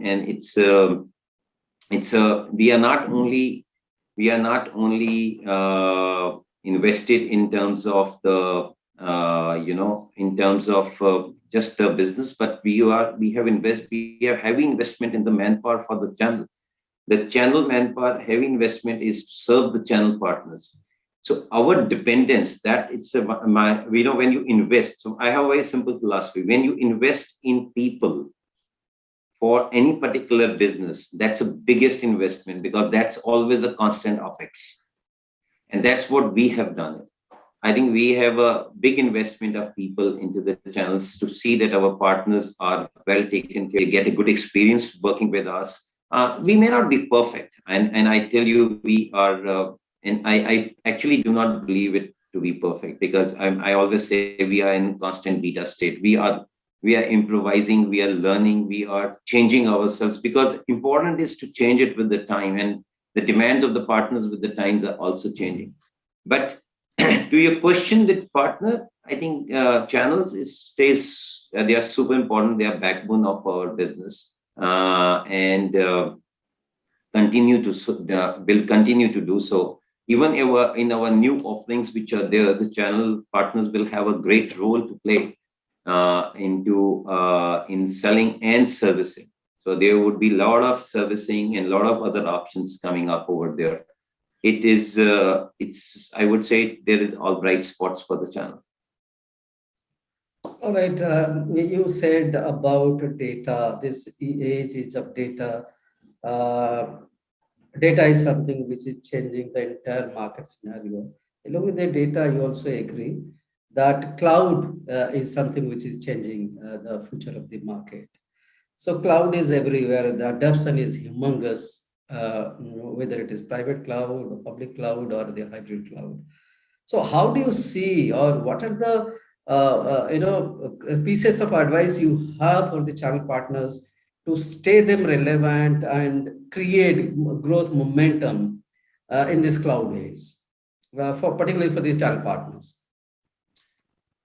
So I think I mentioned about building skills. So this is very important. This is a time when there are two or three things I would say. Let me put it in context here. So first, most important thing I think for the partners is that to ensure that the people and are reskilled. They are able to do those conversations with the customer because it's a changed scenario over there. So I think that's first and most important thing. And we run a lot of training programs to see that partners people are fully trained. So that's one thing which is to let you know. The second most important thing is to see that they are able to build a lot of some of the partners I know they're doing, not many are doing, but is build services around this and there are services capability. I mean, when I say data migration, it could be it could be application level services. It could be any of these kind of services which are coming up, security services. So it's very important to see that they are able to do that, because these are some of the things which are required. Either it could be on-premise solution or on cloud. And third most important thing is not to forget that, and not to mistake this at any point by any partner, I would say. It's a very dynamic market. So we are seeing repatriation of the workloads. So there is a big demand on the on-premise as well. So not that you just kind of move in one direction. You really need to strike the balance over there and see that, which was your strength area, you continue to build that. Many a times it happens, people just focus on new technologies so much that they kind of go off the track, what they were good at. So that's anyway happening. And that data center building capability is super important, because even you will see hyperscalers doing that, a lot of people doing that. And this has become evident and clear that it's a market of hybrid cloud. So you are not going to see everything up there. There's going to be workloads which are going to be on premise. And specifically in certain verticals, it's so important. I mean, certain verticals are 80% on premise, right? And certain, it depends. I mean, and they are, and like I said, repatriation of workloads are happening because that's not a really, inexpensive solution, by the way. People found it out. Now that's what customers have seen it over a period of time. Once you kind of engage in that, and that's what has been seen. So good that it is a realization with the customers and everyone. So it's but for the partners, and these three things would be very important, as I mentioned, in this changing time, and they really need to stay vigilant and up in the market to see that they are able to service their customers with the changing needs. And I think that's about it. All right, Anil. Today in this platform, we have got so many partners, very key people in the entire ecosystem. There might be some who would be Dell partner. There will be others who are not doing Dell technologies as part of their business, portfolio. So can you? You must have spoken this many times, but can you reiterate? Can you say again the key benefits that Dell offers to its partners to stay focused and dedicated to driving Dell business? So you mean that? I'm sorry, I'm going to understand this question a little bit. So you're saying is that the benefits that being a Dell partner that is there? Is that what you're asking? Yeah, I'm asking about the key benefits that Dell is offering. Maybe, I mean, obviously Dell partners know it, but there might be newcomers to Dell portfolio or partner program who might have been knowing it, or there might be non-Dell partners who must understand, who must listen to you. Got it. So I think there are. Let me say these are going to be three important things. So I think the first is that We have the we ensure that the partners, when they are signed up with us, they have an opportunity to enhance their status by becoming titanium, platinum, or gold. So that, and by the way, this is a really a changing part, because lots changes with the status, by the way. So that's the first thing. So how do they do that? We skill them, we help them, we give the trainings to our authorized partners also to see that they can graduate to those statuses. So that's the one thing. And the most important thing, I think we ran the best marketing, best partner program in the industry. And it is the most comprehensive program, I would say. Not that because I only I'm here only, so I'm saying it, but it is, and many of the partners will vouch for that. And people who are already participating with us and working with us closely. It's the best program which is by alumni. And it is not just a flat program. It helps you grow from your small base to the bigger base, and as the revenues, as the business grows for each partner. So very progressive program, and really helpful for the partners today. And the third also is that we run a great. I think we are the only people in the industry who do this, and I take proud in saying that we have everybody runs an MDF, but we also we today allow partners in with our MDF to go and invest and go and spend and donate onto the running activities for during this pandemic, and doing CSR activities, and helping people. Because one of the biggest motto and the objective of Dell has been always, you would have read, is human progress. So one is that we were doing, so we have also involved partners along with us to see that they can go and also do that activities, and they can use the marketing funds for that. So very extremely unique one. And this is something, everybody spends on the business in increasing demand and doing anything, right? So this is something completely new thing which we have introduced and do it. So I think these are three things, but apart from that, I think we have a supercharged team into each region, a big presence, and one of the finest sales force in the industry, which work very closely with the partners and help at the customer level to see that together in the partnership we can work together. Like I said, never in a perfect world. It's not that we would be everywhere great, but that's an endeavor. That's what we work. That's what we do. That's what we fight internally. That's what we live and win and celebrate the success together with them. So that's what we do, Sanjay.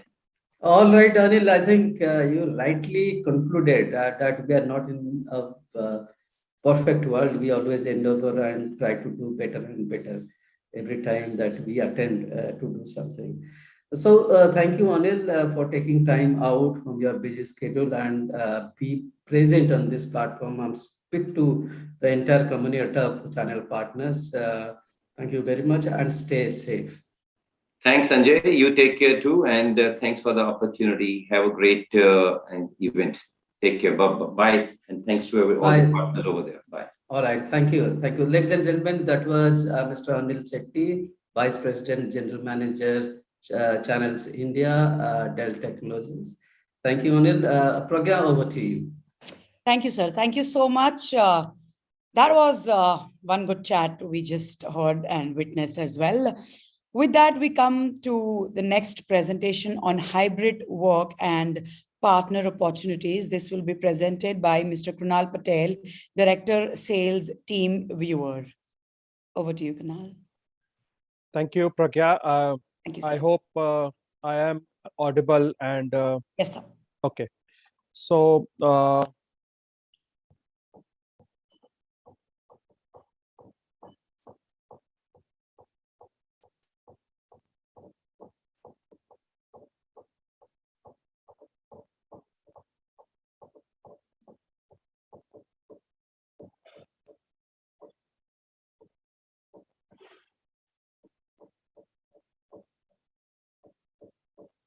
Okay, so thank you everyone for joining in today. Thank you SME channels and Sanjay and Sanjeev to giving me this opportunity. And it's a very, very apt topic at the very right time. Hybrid work and what does it mean for partners. So for those who don't know me, I am Krunal Patel. I head India and South Asia region for Team Weaver. And I am based out of India. You can see my credentials there. A very, very happy season of festivals. I hope all of you had a very safe and happy season with your family and friends. We are completing 3 years in India now, and thank you all for those who have grown us and has been with us as a partner. And we definitely are in always in a constant lookout to have more and more partners. So we would be very happy to involve you who are still not there. So TeamViewer today has become a massive connectivity platform and has grown in last 15 years to become one of the most horizontally versatile solution offerings company. We are basically working towards creating a world that works better, which basically is for society, for customers, for partners, and for our employees. What we do, we provide remote connectivity platform, basically to access, control, manage, repair, or engage. And that across all the devices, all the operating systems, across different industries and different use cases. So why it is a very, very opportune time for partners to look at this scenarios. I would explain this via some of the global mega trends, and TeamViewer is at the center of this. Future of work. We have been discussing how do we create office which is ready for future ready, which is hybrid, which allows working from anywhere. There are so many smart things, edge devices, which are coming and entering into the network every day. As a partner, you have been tasked on so many projects where we are talking of not common IT endpoints, but also devices which are a part of the automation, operational technologies. Everyone is talking about carbon footprint reduction and sustainability. Automation is the new, I would say the pull forward effect because of the pandemic has accelerated the discussion around automating certain processes. And of course, connecting the unconnected and helping them to do their job better. So TeamViewer offers solutions which actually is catering to this global mega trends. And as a partner, you can look into this one or many or all and take it to your customers. You can, if you are serving a manufacturing company, you can look at smart manufacturing. If you are looking at a healthcare company, you can look at telemedicine. If you are looking at a 3PL logistics company, you would look at how carbon footprint reduction and how warehouse management could take place. And we play a very important role in all these use cases. Today, TeamViewer offer you a solution across your IT support for customers, simple IT tools for IT management, extended connectivity platform for managed devices, for managed connectivity, not only across IT, but also OT, and then operational workflows for augmented reality and Industry 4.0. Why hybrid work is important? I was going through a very recent research report from NASSCOM. And friends, this is one very eye-opener, I would say, for me as well. And this is completely India, where they surveyed, I think, 1,500 plus organizations. And the response is very interesting. 70% of the organizations feel that they will continue doing hybrid work, which means that, there will be a work from home setup as well as a work from office setup. 83% of that 70%, which is basically around 1,000 organizations with 1,000 plus employees, 83% of them said that, that would be the model going forward. When they spoke to employees, 40% of the employees say that they would work 1 to 3 days a week, which means that, there will be balanced 2 days to 3 days work from home. So work from home is here to stay. Work from anywhere is required. And the number one request which each and every employee has for an employer is flexibility. How do we work from anywhere now?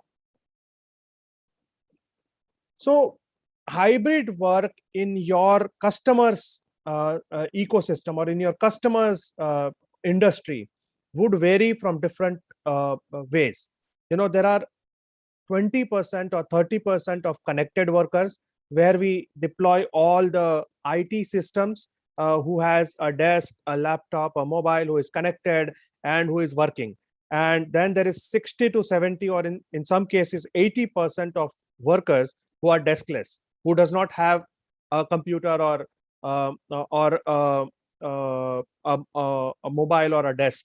Now, friends, both this connected workers as well as deskless or not connected workers are opportunity for you, and which can be taken to your customers.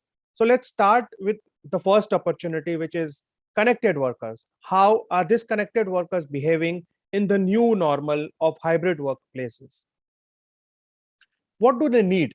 Basically, organizations need to allow these connected workers to work from home very securely, and to allow them, support them from anywhere on any device. And with TeamViewer solutions, you can very securely create point-to-point connections for allowing remote working in a secure manner with all the checks and balance and reporting. And not only that, with our standard employee remote support solution, you can also support these employees from anywhere. And this is basically what you can talk to your customers. We don't stop here, friends. We also offer a very holistic approach towards IT support management. It is basically offering asset management, monitoring, patch management over the SaaS or internet, website monitoring and performance, endpoint protection, and endpoint backup. And this suite of products in a modular way can also be given to your customers. And this is what all the industries, large, small, medium, are looking at. How can I protect my endpoint, ensure that the endpoint is connected, and ensure that the endpoint is performing at the optimum level?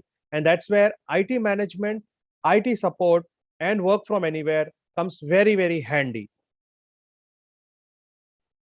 Connected workers also has a very important aspiration to meet, collaborate, and chat. And that's where our omni-channel conference solution becomes very handy. You can now very easily sell this to your customers like a replacement of any meeting solution.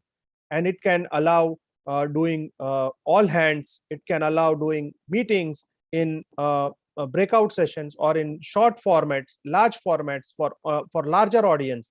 And you can very well use this in an independent manner, which means that this is nothing to do with our remote support or remote access or remote control features. This is purely video conferencing, web meeting, and chat solution. So having said that, for connected worker, allow them to productively work, support them when they need the support, let them collaborate like they are in the office, and all this with a very secure GDPR-driven network, end-to-end encrypted with all the checks and balances. And that is the value proposition which you can take to your customers as an opportunity. Collaborate like never before, support like never before, and work like never before. Friends, having understood about the connected worker, now let's move to an even more interesting topic and a bigger opportunity, which is deskless workers or the workers who are on the field. When I say deskless workers, they refer to say in manufacturing, it could be a floor engineer. In after sales support, it could be a support engineer on the field. It could be anywhere who is doing the warehouse management for logistics, and so on and so forth. There are so many job descriptions in so many industries which are impacted and which requires to be given the right amount, right solution to get them connected to the mainstream and main systems. What is the challenge in that area? One, it is fragmented, which means that people are doing digitization, but their focus still remains around protecting, optimizing, and making connected workers productive. What about the disconnected workers or the people who are not on the computer? 80% of that workforce is that, which means that we have a very huge open opportunity which needs to be supported. Friends, this is impacting people, which means employees, service providers, as well as customers. It impacts every process in every industry, whether it is training, whether it is maintenance, whether it is field services and after sales support. So this is an opportunity which opens up a huge discussion with all your customers. We are having customers who want to use our visual AR web services solution into their own application. We can create customized AR applications for remote support. What does that do? It basically does exactly the same what it is expected from the virtual remote support, and which means it does screen sharing for cameras, it will allow you to file transfer, and it will allow you get an expert demand when required. This can be rendered on a smartphone as well as on a smart wearable. The benefit to your customers, it will reduce their cost, improve on their turnaround time, resolution time, and also will add to their reduction in carbon footprint. So friends, remote support on computers, desktop and IT equipments, remote control and monitoring of OT equipments, and then the field support or the visual support for the people who are not connected or people who are doing the real job on the field are the areas which actually come together as a real opportunity in this new hybrid workspace. We would be very happy for you to invite you for our partnership program. Our partnership program is very, very simple. We invite you as a business transaction partner. We don't ask for any upfront commitment. We ensure that you have a fair amount of lead, amount of engagement with us. We support you throughout. We have training programs, and we would be very happy to have all of you as our partners going forward. Why partner with TeamViewer? As I just explained, a market opportunity is huge, and we have solutions which can fit in. One of the most trusted brand. You don't need to invest anything at the beginning. We need you to use this solution as a mix to ensure that you have an upsell opportunity in your existing customer. And you have trainings, you have support from TeamViewer, local office in India. We take care of post sales, and you also have market development fund, which is available on case-to-case basis. Not only that, we have been recognized by a lot of third-party and independent rating agencies, whether it is Trustpilot or G2 or Capterra. And that what gives us the confidence that we are able to produce and give very good solutions to our customers. And so would you be very happy to take to. That is what I want to talk about today. Connected workers, deskless workers, remote support, work from home, collaboration, engagement are some opportunities which, my friends, you should never miss. Every organization across and all the industries have that requirement, and we would be very happy to work with each one of you to support you in this journey. Thank you.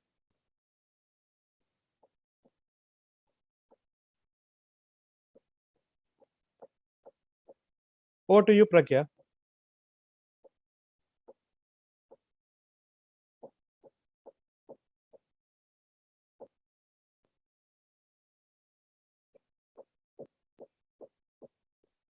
Hello.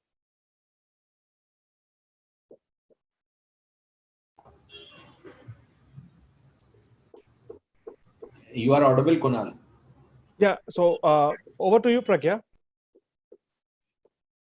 Thank you, sir. Thank you so much. We, I think, have somehow managed to be a little on time now, and we would like to thank you for your time. This presentation ends here. Thank you so much, everybody, for watching. We now have a 3-minute pitch on compelling reasons of IT Association for the business growth. The speakers for this pitch are Tushar Parekh, Chairman, ASIRT, Jitesh Chauhan, President, ISODA that we call it, Alok Gupta, President, PCAIT, and Viren Bhavishi, if I'm pronouncing it right, President, TAIT. I'd like to remind our speakers that this is a 3-minute pitch, which means 3 minutes. Thank you so much. Let's not waste any more time and quickly get on to the discussion.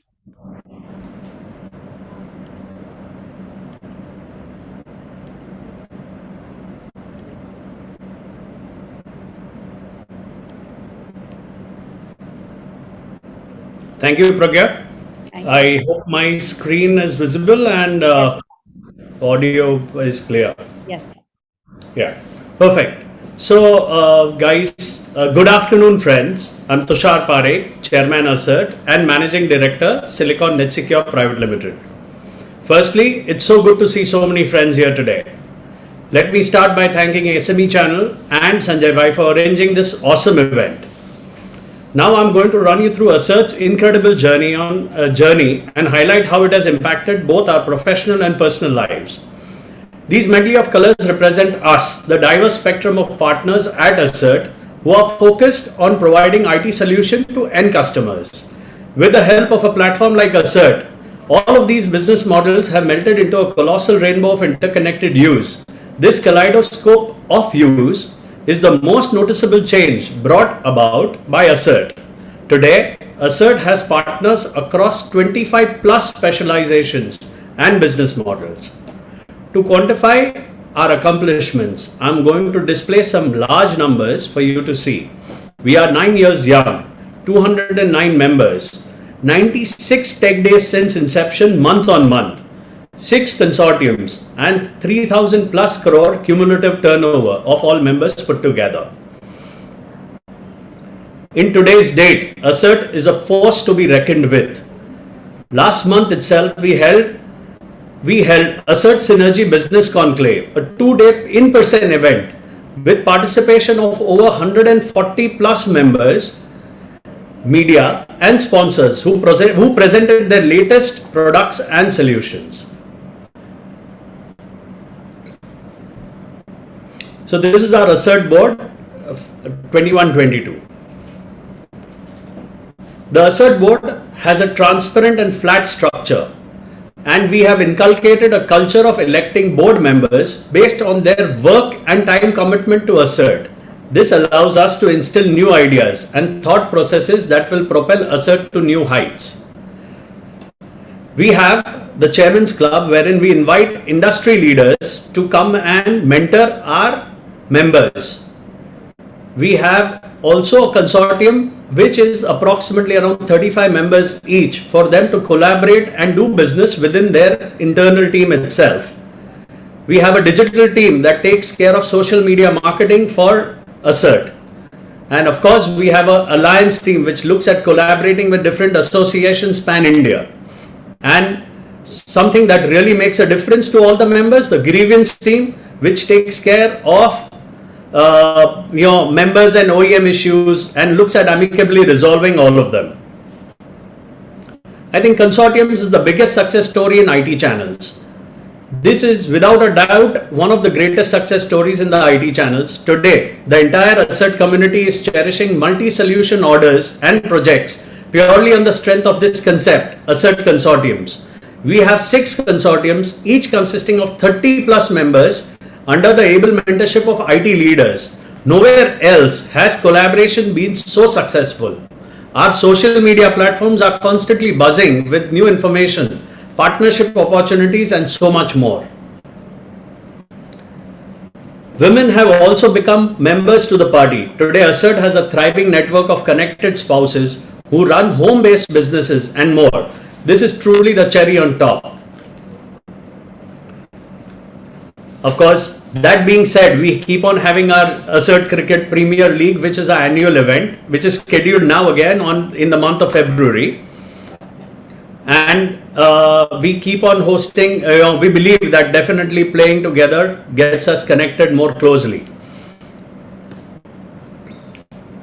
We keep on having our internal parties as well as an annual event.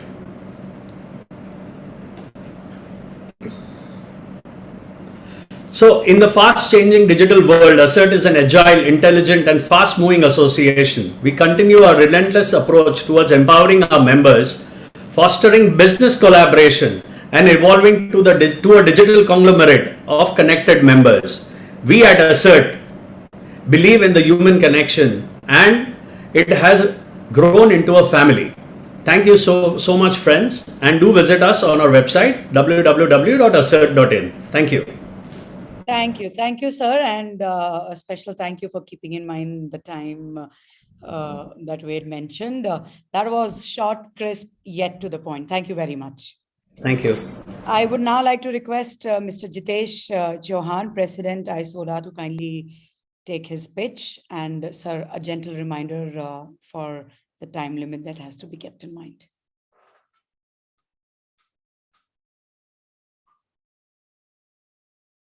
Are you there, sir? Ms. Chauhan? I think your audio is mute. We can see the screen. Yeah. Is my screen visible? Now, yes, sir. Okay. I'll just share it again.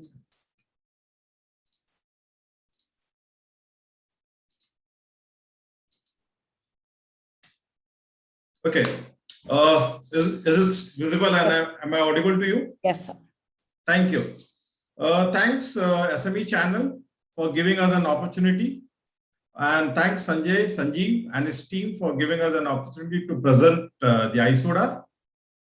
We are the only Pan-India association who is representing it today, and I'm proud that I'm representing it across on behalf of ISODA.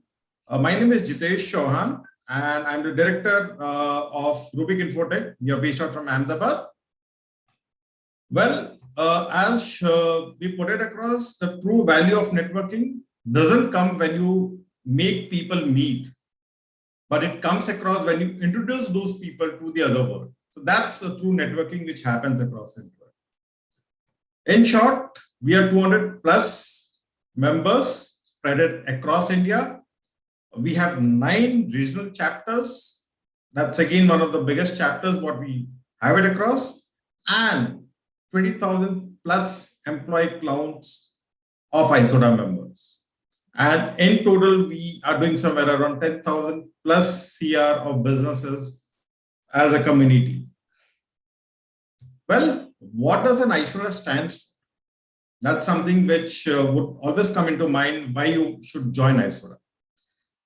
The basic reason of joining an ISODA is what an ISODA stands for is we try and glue technology between partners. That's something where we have ISV members, we have distributors members, and we have the normal charter members also. We network professionally through our managed organizations, what we do it across. And again, very simple aspect part of it, we use the best of the best collaborative platform. In fact, we don't use any third-party platform. Our ISODA website itself is a collaboration platform across into it.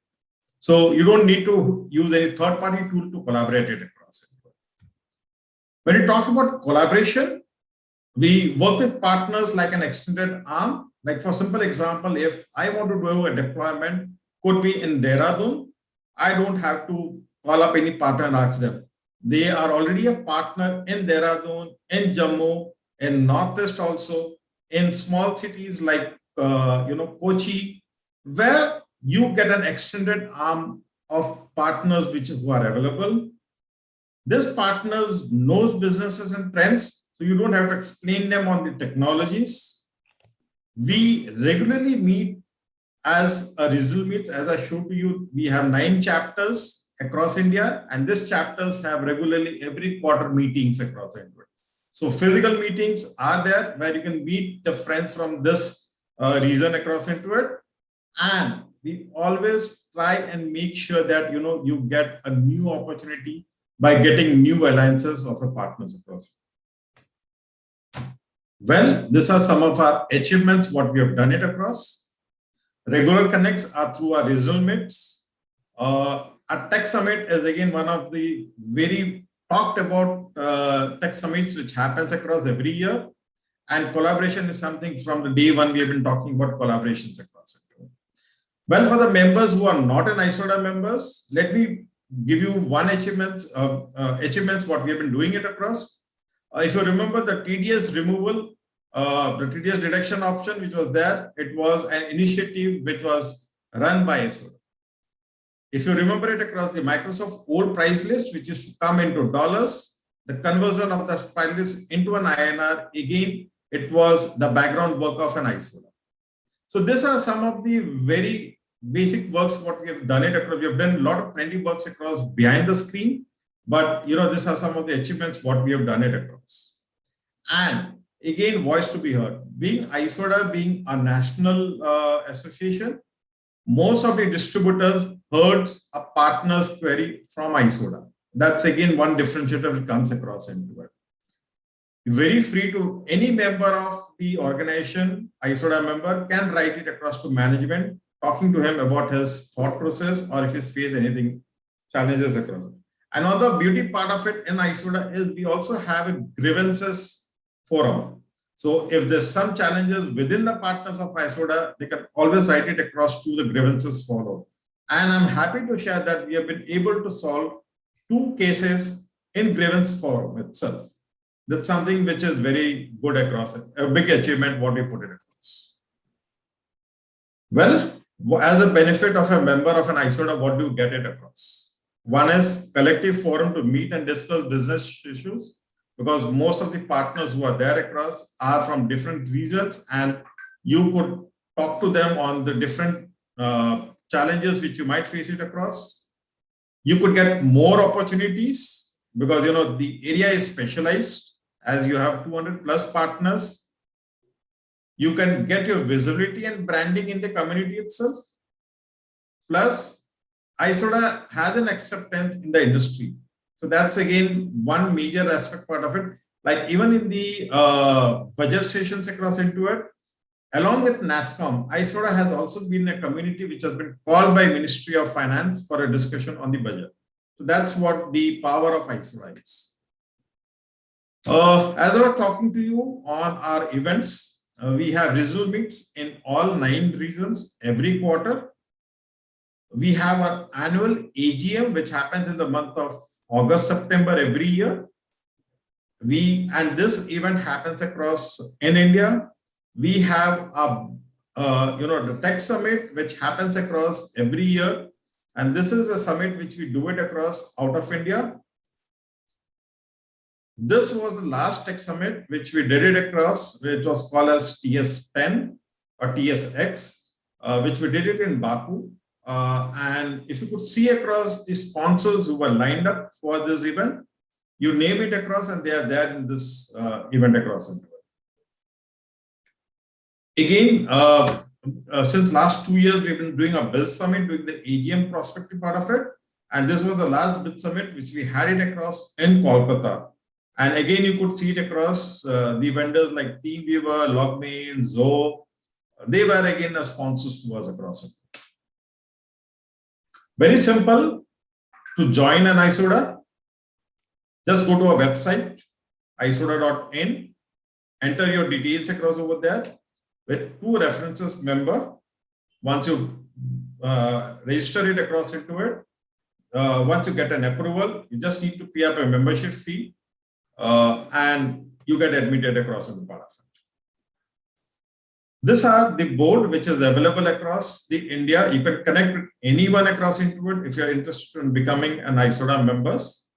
I would like to share with you that I would put it across as 200 plus members who are connected today for this event.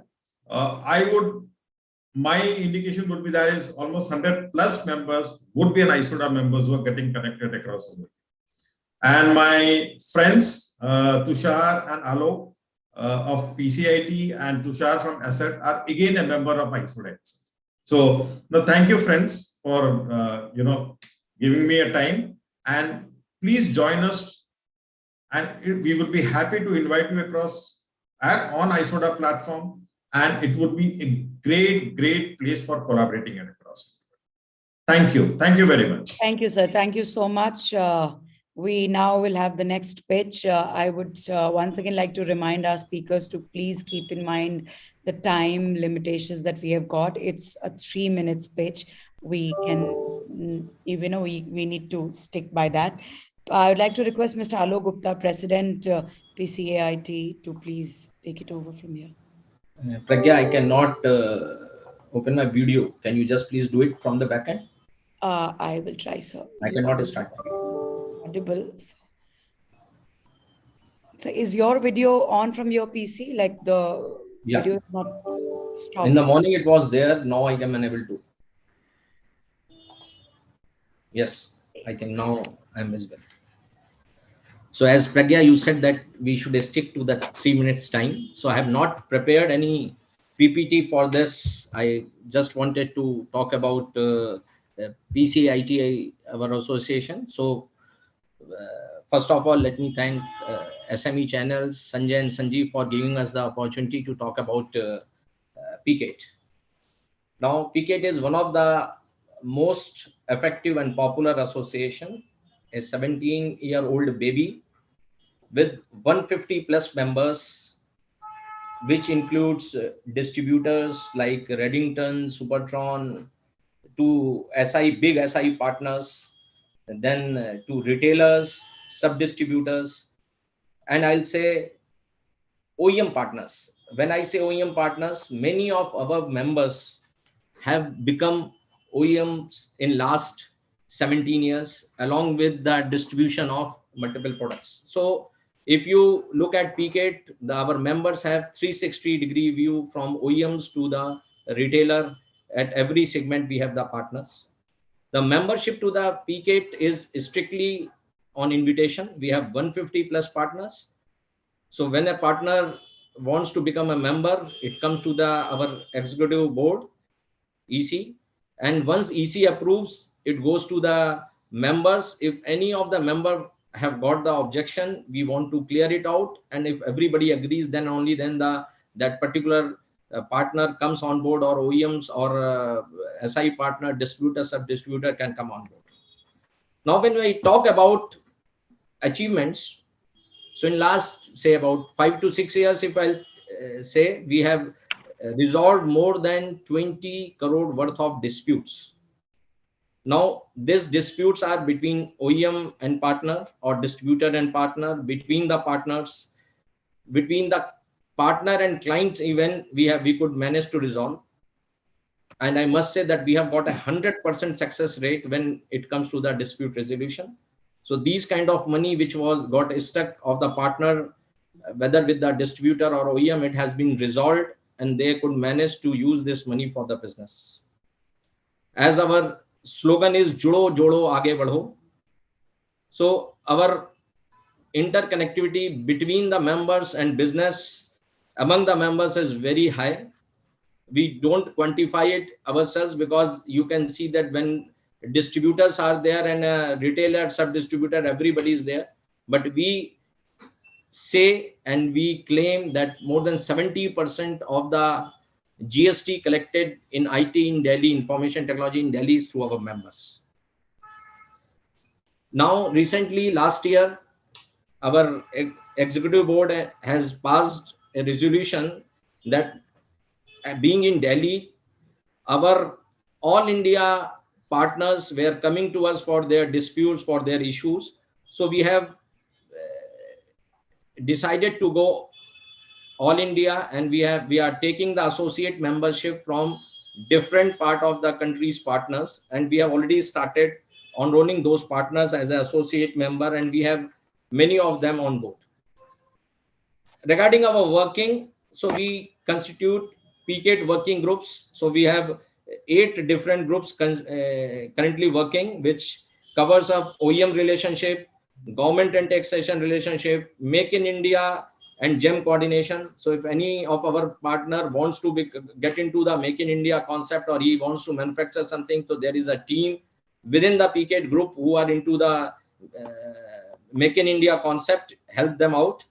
Same way is startup and venture capitalist funding. You must have seen that most of our second generation is not interested in coming to the same business, because they say that what this 1%, 2% business you people are doing. So if they come up with some startups, some ideas, so we have a group among the PCAT members itself, where 3 key people are there, veterans are there who are guiding them, and if they find it good, our PCAT members fund them to start that business.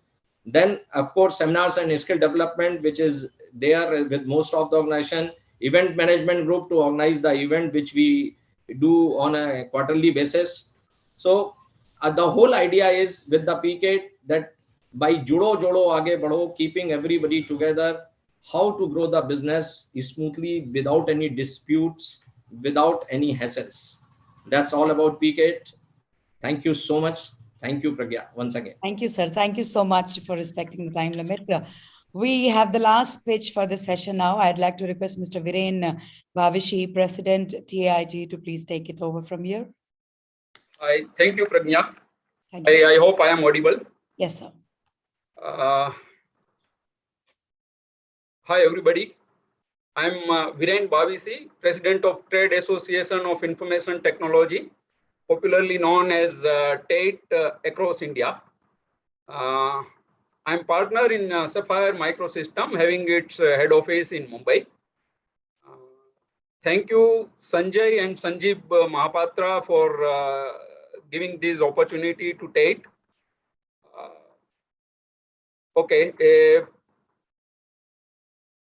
Talking about TAIT or probably presenting TAIT in 3 minutes would be a bit difficult, as everybody is aware TAIT is 25 plus years old organization. We have been doing a lot of things for our members. Probably it includes everything what is being talked by all my friends so far. Unique feature of TAIT is we have our own office of 1,000 plus square feet, having dedicated staff available all the time for all our members. Dispute resolutions or coordinating with OEMs or maybe development, reskilling and upskilling of members as well as member staff.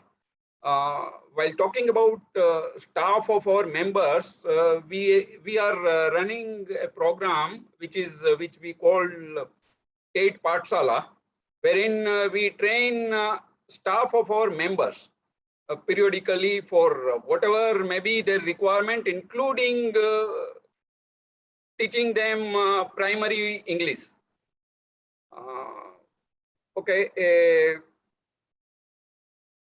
As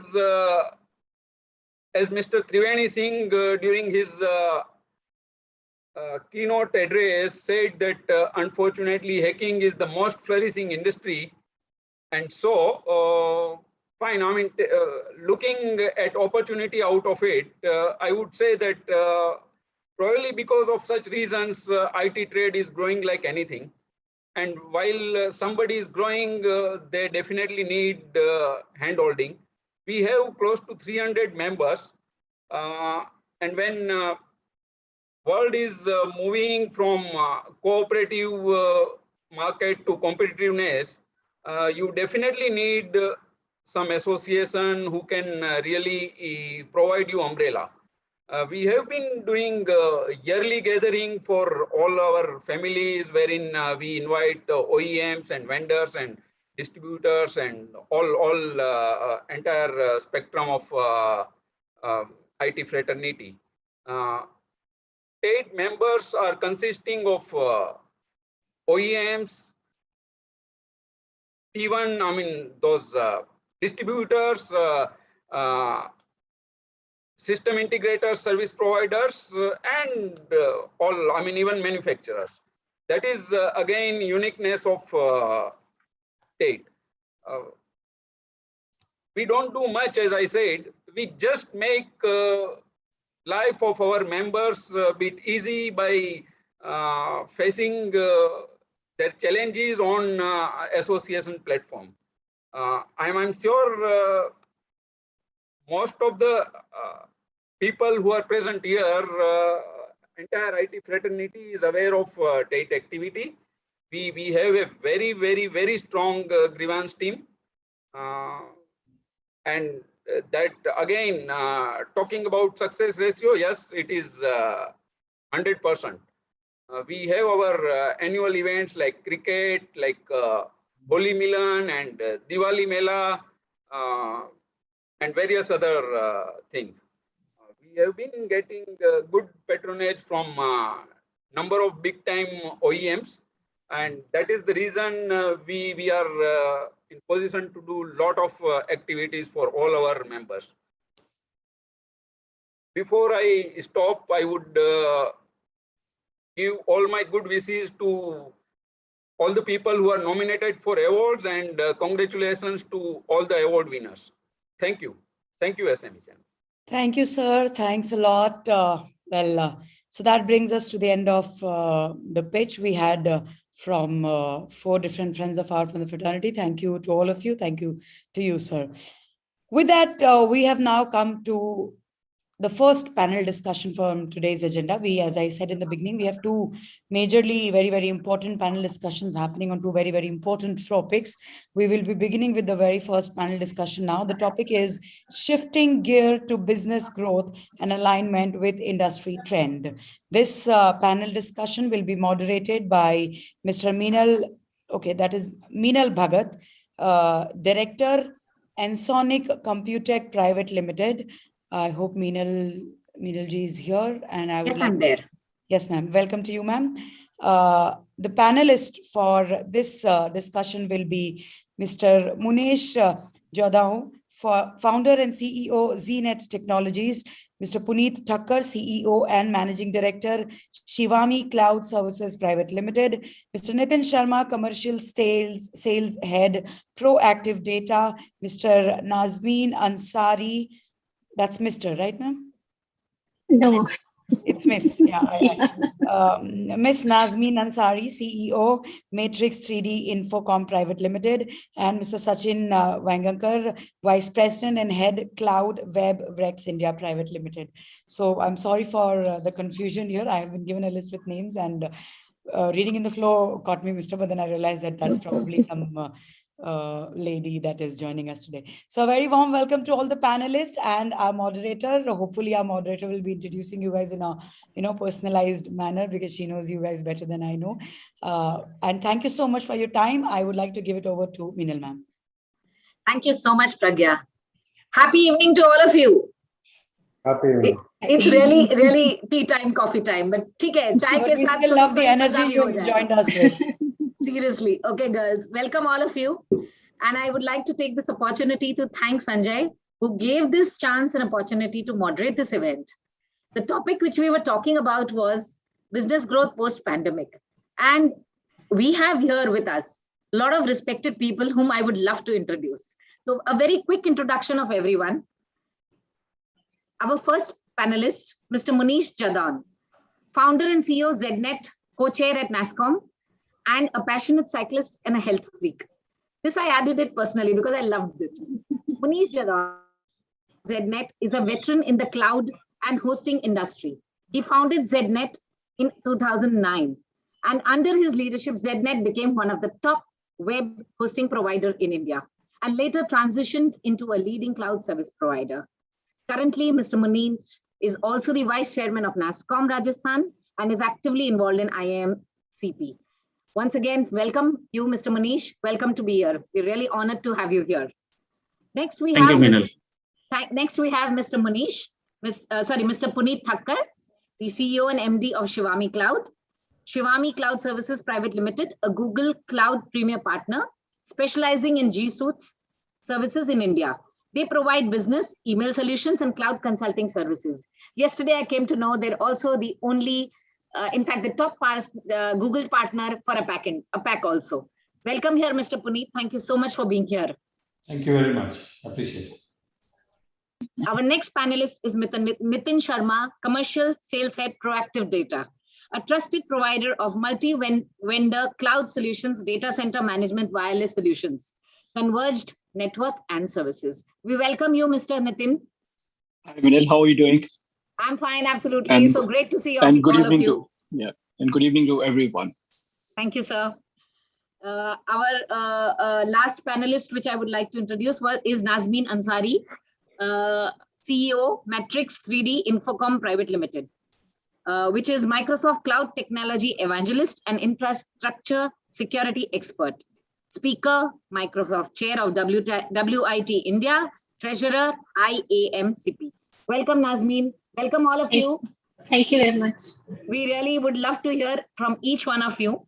So I would just like to thank you all for come and share insights about the business growth post-pandemic. Coming straight to the point. Now, before we move forward, I would just like to say quickly in a few lines. See, over the course of pandemic, business have largely been affected. And often, we have been already successfully adapting new ways of working. They've also embraced digitization and recognized the supply chain management also. All of this has been necessary, but it is not enough. To prepare for the post-COVID-19 era, leaders need to do more than fine-tune their day-to-day tasks. They need to be ready. They need to be willing to rethink how they operate and even why they exist. I would just like to put it in another way. Leaders need to really step back, take a deep breath, and consider a broader perspective. For this, I would like to have my first question being answered by Mr. Sachin. Mr. Sachin, are you there? Yeah, I guess Miss Nidal forgot to introduce me. So, hello all, I am Sachin Vangankar. I represent Webworks Data Centers as Vice President and Head of Cloud. And Webworks has 3 data centers in India, Mumbai, Pune, and Delhi. And we provide complete colo, cloud computing, and bare metal services out of our data center. And we are also JV of Iron Mountain Data Centers. Thank you. Thank you so much for chipping in for that. And I'm extremely apologize for that. Thank you so much. So Mr. Sachin, my first question is for you. Can you give us some insights into the trends in the IT industry today? Are the businesses going for computerization and automation, especially in the segment of SMB, corporate, things like that? Sure. Thank you, Ms. Vinal. Thank you, panelists, for the opportunity. During COVID and post-COVID, one of the important factors that has come across is many of the businesses, whether it is SMB, SME, were not really prepared to handle out such a scenario. Maybe some of the IT heads were prepared for the disaster or disaster recovery sites, but were not prepared for the business continuity. When I say business continuity, it means running a full-fledged organization from some other location, which could be employee residence, or it could be any remote locations. And handling of such a scenario was a challenge for many of the organizations. That's where many solutions had to be brought in. Remote workplace solutions, I would say, remote collaboration solutions had to be brought in, where employees could engage, work faster, and the deployments could happen much more faster. We personally, as Webworks Data Centers, have actually experienced onboarding of many customers during the COVID lockdown phase, because availability of non-IT manpower, that means an electrician to manage your UPS or maybe your air conditioning system, was a challenge. Because IT team can sit across, log into the servers remotely and do the relevant activities. But how do you have arrange of those critical non-IT staff? That's where the value really came out. They need to move across to some providers where they can use the cloud solutions or maybe colo services or bare metal services and start their organization's normal functioning.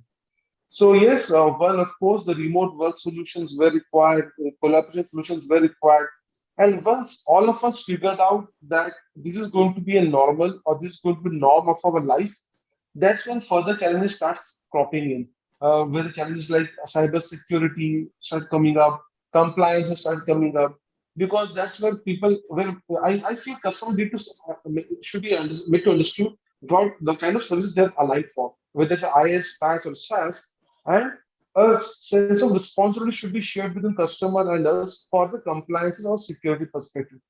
And thus, a wider requirement of compliances, security is coming up because of a random adoption of work from home solutions or remote collaboration solutions. So I feel yes, down the line, yes, private cloud, public cloud, the cloud platform is going to be there, but then people would be moving towards hybrid cloud platform. That means they would have their services running on their in their offices, in their data centers, plus they would have services running on the cloud platform to handle such kind of remote lockdown scenarios. Very good. Very rightly said, sir. I mean, you definitely agree to what even Mr. Krunal had said from TeamViewer about the hybrid. And you raised a very important point of shared responsibility between the customers and the IT vendors, which is, I think, a very important part of our future growth. Thank you so much for sharing that wonderful insight. My next question would be to Mr. Puneet. Mr. Puneet, it has generally been seen that IT in general is in the boom today. And especially during and after COVID, we have been seeing a boost in work from home.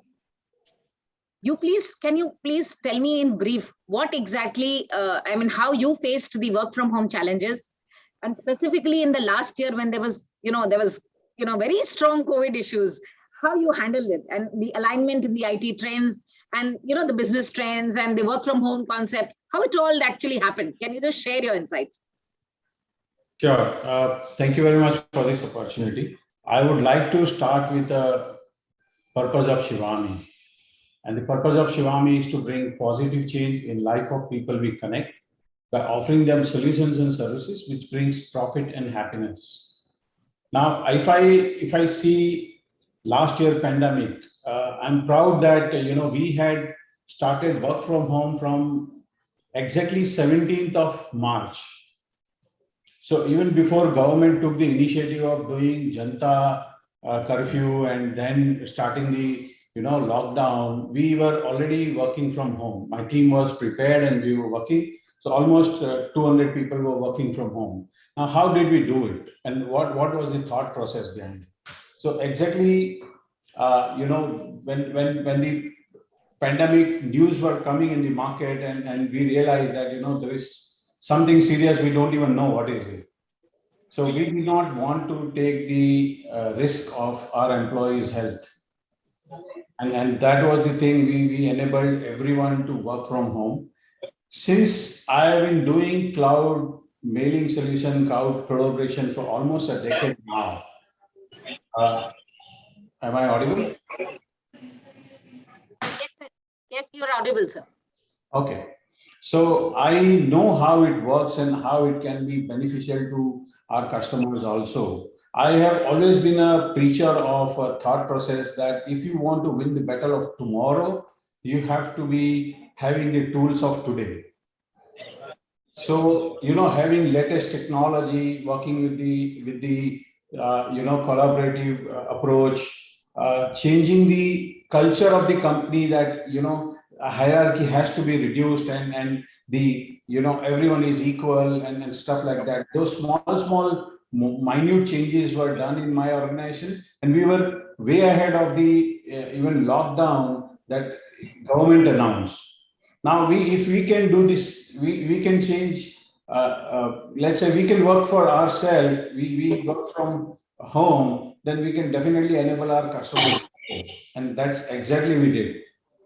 We reached out to maximum customers in the pandemic and made sure that they were hand-holded till the last mile. And we have grown our business 100% last year, right? Trust me, the collaborative power of Google Workspace, which is now Google Workspace, earlier it was called G Suite, has helped many customers and many institutions. I know today for sure that in the pandemic, we impacted lives of around 66,000 students. We helped them enable work from home, or teachers teach from home, etc. And unlimited number of SMBs and corporate clients. So I have simple mantra. If you are looking at future, use the technology which is relevant today and prepared for tomorrow. And collaboration is the key for growth. I hope I've answered to your satisfaction. Yes, absolutely, sir. You're bang on. It is very true. Okay, yes, you see that. But do you see the same trend continuing, sir? Unfortunately, schools are not adapting so fast, and they realize that we have to save cut the cost. We have to save money. They have to be online for some more time. I would not want parents to take risk with their kids' lives or health at least. But as far as SMBs and enterprises are concerned, they are continuing to adapt to the cloud and collaborative technologies. Yes. But schools are challenged. Very true. Rightly said. So again, that upgradation at the school and college level, where talent, they need to really be literate on that subject. So that's again a very big agenda, which we all need to start catering to. Correct, Absolutely. sir? And, Right, and sir. you are the master on school. Yeah, thank you so much. Yes, sir. I do fill in the gaps. Thank you so much for that. Once again, a very, very great insight by Mr. Sachin and Mr. Puneet. Now, moving forward, I would just like to now invite Mr. Nitin, actually, to share his insight into that. Does business drive IT, or it's a vice versa? A very tricky line, which I said, but it holds a lot of meaning, actually. So does business drive IT or vice versa? Thanks, Mrinal, for it is, I would say, definitely a question which needs a bit of it's like a chicken and egg situation, I would say. And I belong to the organization Proactive Data System, which is Cisco Gold Partner. I think this is the right question which I can answer to, and I'll give my best to answer it. If you look at, and I'd like to answer in the present landscape. Today, if we see hundreds of new and emerging startups which are coming every day across industries, across verticals. The secret success recipe, which I can say, is what is the idea? What is innovative about it? What are the people issues that it's going to address, and how it's going to help the line of business? We all, and in fact, every person in all gets touched by the Uberization phase, which when we have seen the concept of success companies like Uber, Ola, Swiggy's, Amazon's for the last 2 years, everybody has been talking about Amazon, Zomato's of the world. And these are few of the examples who have tasted success by answering this very valid question, which you have put in front of us, all of us. Easy access to technology catalyzes, these ideas into definitely these successful models. And I'll just like to extend it a little bit to the extent where we say that whichever industry we talk about, it has got 3 pillars for any organization, which is typically people, process, and technology. And to be successful at whatever anyone does, we need to clearly identify these 3 factors in their line of business and design strategy around that. If we talk about people, we all have been hearing of disruption for almost 4 or 5 years. But then 2019 came COVID, and we have seen companies and organizations, people working from home and ensuring corporate survivability. It was the technology readiness that we all sailed through, and through the tough times by using collaboration tools like Cisco, Webex, and many others. If I talk about the process, we can consider how many fast food companies, who have standardized processes. I go to McDonald's, be it in Delhi, be it in Gurgaon, be it in Singapore, the experience is almost the same. And this is the strength of setting up processes along with the proper use of IT. Technology, if I touch about, we have seen tremendous use of devices and application. I think we have today more applications on our mobiles, irrespective of whatever, be it entertainment, be it music, be it the OTT world which we are today facing. Technology has become the biggest enabler for each company and human. We can see in our lives today, without mobile, we can't do anything. Be it telemedicine, work for home, connected factories, connected cars, Internet of Things, automation, IT and OT integration. These are the biggest enabler.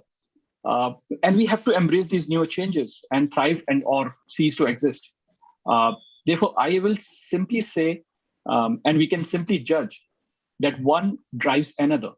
While we cannot ensure success of any kind of business without proper IT infrastructure, we also know that innovation in technology is driven with a need within the business line. So I put this question to rest by saying that we must be able to leverage one another better than ever to each other. Thank you, Vinal. Fantastic. Thank you so much. Your 3 Ps mantra is really underlined now. Thank you so much for sharing that. Thanks a lot. With this, I would like to now ask Mr. Munish. Nitin sir mentioned these startups also. So now I would just like to add on to that question and take it forward. That what is the role of a CEO in the IT startup, especially post-COVID? Thank you, Meenal, for this question. Actually, it's a great question. So I will try to collate, and I will like to squeeze this question a little bit. We are also working like startup. So our company has been acquired by Arpitech, is the Rashi Peripherals, 2 years back. So we itself like a startup, because a startup culture is a little bit of different. So we know that because of the innovations and the employee retention. So this is very important right now. So with your question, what is the role of the CEO? Of course, health is wealth. So all the CEOs are focusing on mostly on the health of the employee after COVID especially. And many of the surveys are saying from, let's say, NASSCOM and other organizations that health is the major concern for all the CEOs first, because if we are here, then we can do anything. So health is the priority things the CEOs are focusing as of now. And other part is basically the innovations in the technology.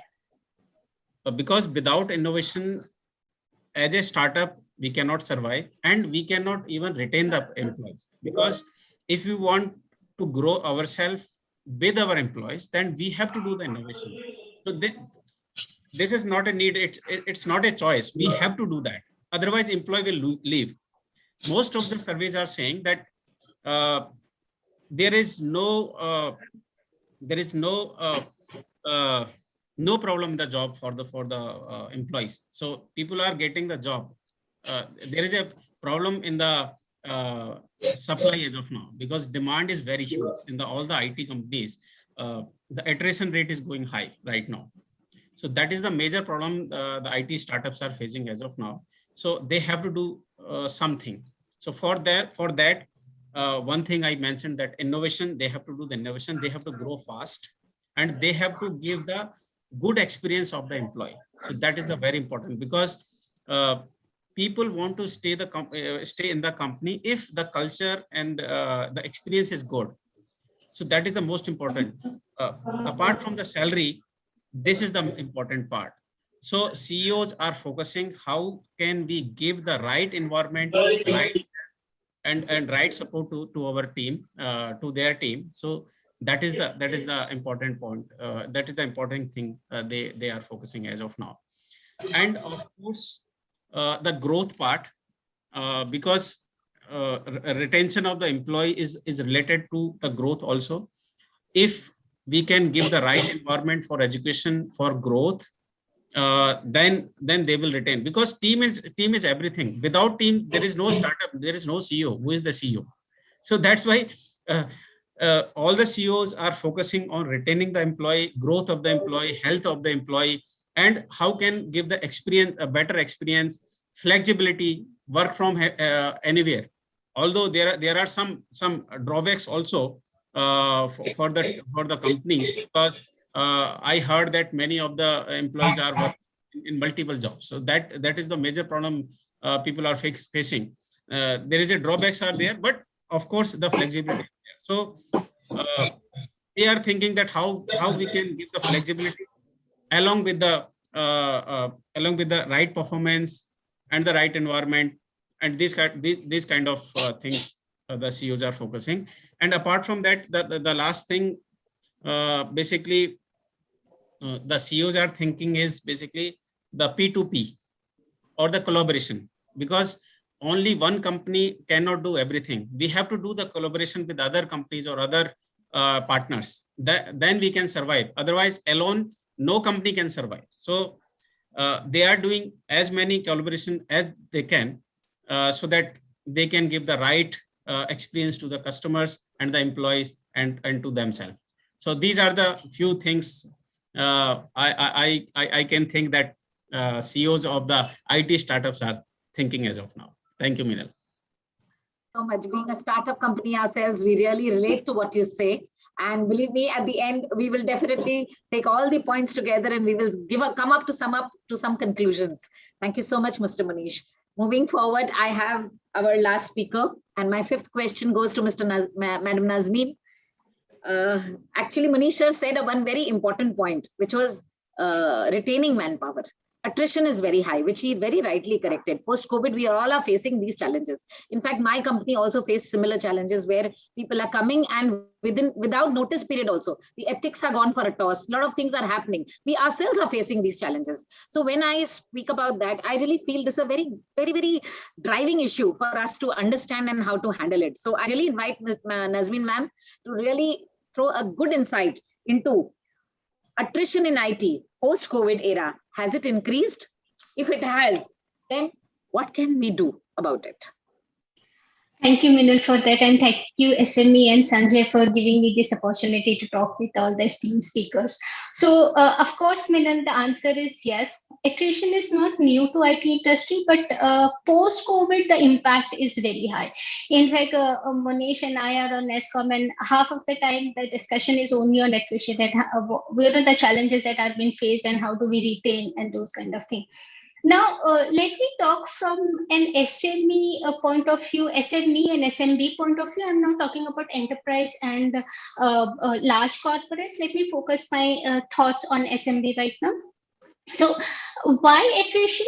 What are the impacts, and what an SME or SMB or a CEO of an organization like me should do? So, if I talk about startup culture, Metis is a 30 years old company, and we have been. Since 30 years, we have been startup because every time we keep on evolving new businesses, new ideas, new trends, and we start working on it. So for us also, it's a challenge because when the business is changing, when the things are changing, how do we retrieve people? Now, we all know that work from home it's basically a practice which was enforced to the people. When we talk about loyalty, when we talk about people who had been working with us for a decent number of time, maybe 10 years, 15 years, 5 years, and then all of a sudden post-COVID, they are leaving us or they are submitting their papers. Or maybe I would say in terms of emotional blackmail, they are submitting their resignation and then they're taking it back. But now why all these things are happening? Because work from home culture, actually, none of us have predicted that it would go so long. Now when the employees move to work from home practice, what happens is the psychological effects came in and they started rethinking about their career. They started rethinking about their lives.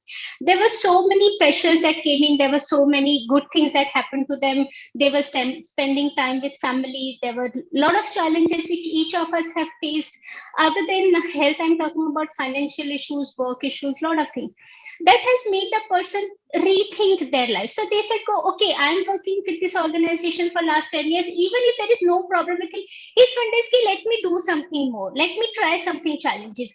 Am I being able to take challenge? Am I being able to take some different job? So these are internal things that it has enforced, people and individual to rethink that I need to change my job and I need to look for better opportunity. Now, second part, what happened is in SMB culture, we are very much physically attached to each other. So when I'm coming to office, I'm having a meeting, I'm having a physical connect. If I feel happy about it, I I'll call you and I'll say, hey, Minal, you have done a great job. Or if I'm not happy, I'm going to shout and scream. And that physical connect has all of a sudden broken when we started work from home. businesses realized that, but it took a little while. By the time, for many businesses, it was too late to understand that the employee engagement, which was a very important part of it, was missed out during pandemic. HR could not communicate with the people. The pressure on things came in where, are you working? How many hours are you working? We need to monitor. CEOs came in that we need to monitor what my team is doing. I need to monitor their laptop activities, their systems activities, and all those things came in. But the projects are running out of time. So there are so many things, where the employee felt little disconnected from the organization. These are the primary factors where the attrition rate increases, where they said, I need to try something new, or I need to look for something else. The second problem, what happens is, I'm not talking about, but this is what personally I have seen with many SMBs, that the appraisal happens based on number of years that you have spent in the organization. We are not serious about our appraisals. That's a very important point. You are not supposed to promote a person just because or increase his salary just because he's working for so many years in your organization. The moment the person does anything out of his way, not even talking about the project, if the person is doing something good for the organization out of his way, which was maybe not part of his duty, it should be appreciated. It should be considered as a part of appreciation, and it should be announced to the whole organization so that the employee feels little happy about it, little good about it, and it'll also keep him motivated. So these kind of connects, makes the people have good connect with the organization, and even if they have to think about leaving or something, it would not be an immediate decision where they would stick to their decision. Even if the thought comes into their mind, they will still think about it, whether I should do it or I should not do it. The last major point I would like to mention here, we have not been able to capitalize our asset, which is humans. We always feel that our assets are our business, our money, our things that are there in office. We do not realize that humans are, our employees are one of the primary and major assets that we need to take care of. Now, whether these assets need to be handled properly, need to be promoted, need to be given advantage of it, what kind of, even for that matter, even if you as a CEO can talk to somebody for a minute and just understand everything is fine with him, the person would feel happy about it. He would feel connected with the organization. Not every time, somewhere we need to change the hierarchy that only HR will talk to the employee. And anybody else or the heads or somebody would not talk to the employee personally. No, that should not happen. We have to capitalize on our investment, on our assets, which is on human. And we need to start investing on human. Our employees are not just for 8 hours of working. They are not just for, completing our projects or time. And they are not just for making our clients happy or making our business grow. They are playing a very important role in growth of our organization, growth of our business. So we also need to ensure that they grow further because of us. That is what I need to add from my side, Meena. Thank you. Fantastic. I mean, great insights into discussing things with you. I've understood that you've really pointed out 2-3 main important factors which are human, the discontent amongst them, and what are the challenges and how to handle it. A great insight which is really going to help us for the long term. I'm sure about that. With this, actually, the time is also ticking away and we have to wind up our discussions. But before that, I would just like to ask you, anybody, Mr. Munish, Nitin, Sachin, Puneetji, Nazim, a very common question for all of you, just a little understanding on, do you feel the STEM, which is the current technology which is coming up very powerfully, will be the soul of IT very soon? What do you think? Just a quick note. Yes, Mr. Puneet, what do you say? I don't think so. Technology will drive the next growth. Is the human qualities, right? Empathy, peace, all those things are going to be driving the next, next growth in the IT industry. We are out of the knowledge era. We are in the already machines know everything we don't know. So they know everything. We have to now behave human so that we can enhance the technology and take the advantage of it. That's what I believe. Yes. Please, anybody else would like to comment on it quickly?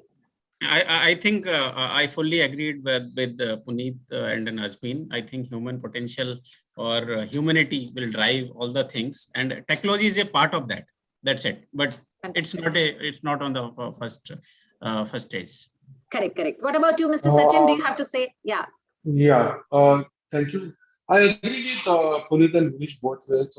Yes, the solutions which we come across, the technology that will move ahead, will move ahead towards the human requirement or the human desires. So, example, if we are observing a growth in AI/ML kind of solutions, is because we desire automation, or maybe human lives desire some flexibility in terms of automated workflows, etc.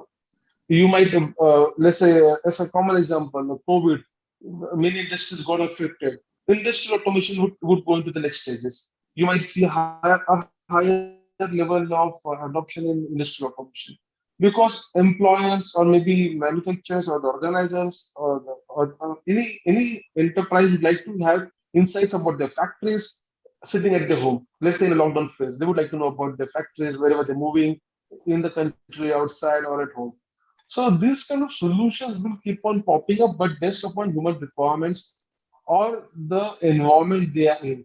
Let's say the environment is in lockdown phase, they're in a growing stage, or in a stage of development. They have different desires, they have different needs, and the technology will move in appropriate directions to address their requirements. Fantastic. Thank you so much. Really a wonderful insight into a lot of things. So with this, we come to a few understanding, which I would just like to, collate everything with the kind of insights which each one of you have given. And I will like, after that, add a little bit of my own also, with a little bit of my own experience on that. So whatever little I've understood is that the data which we have all understood through which is also showing the same thing, that there are a number of trends which are coming up, which are going to play a very substantial role in the shaping of the future global economy.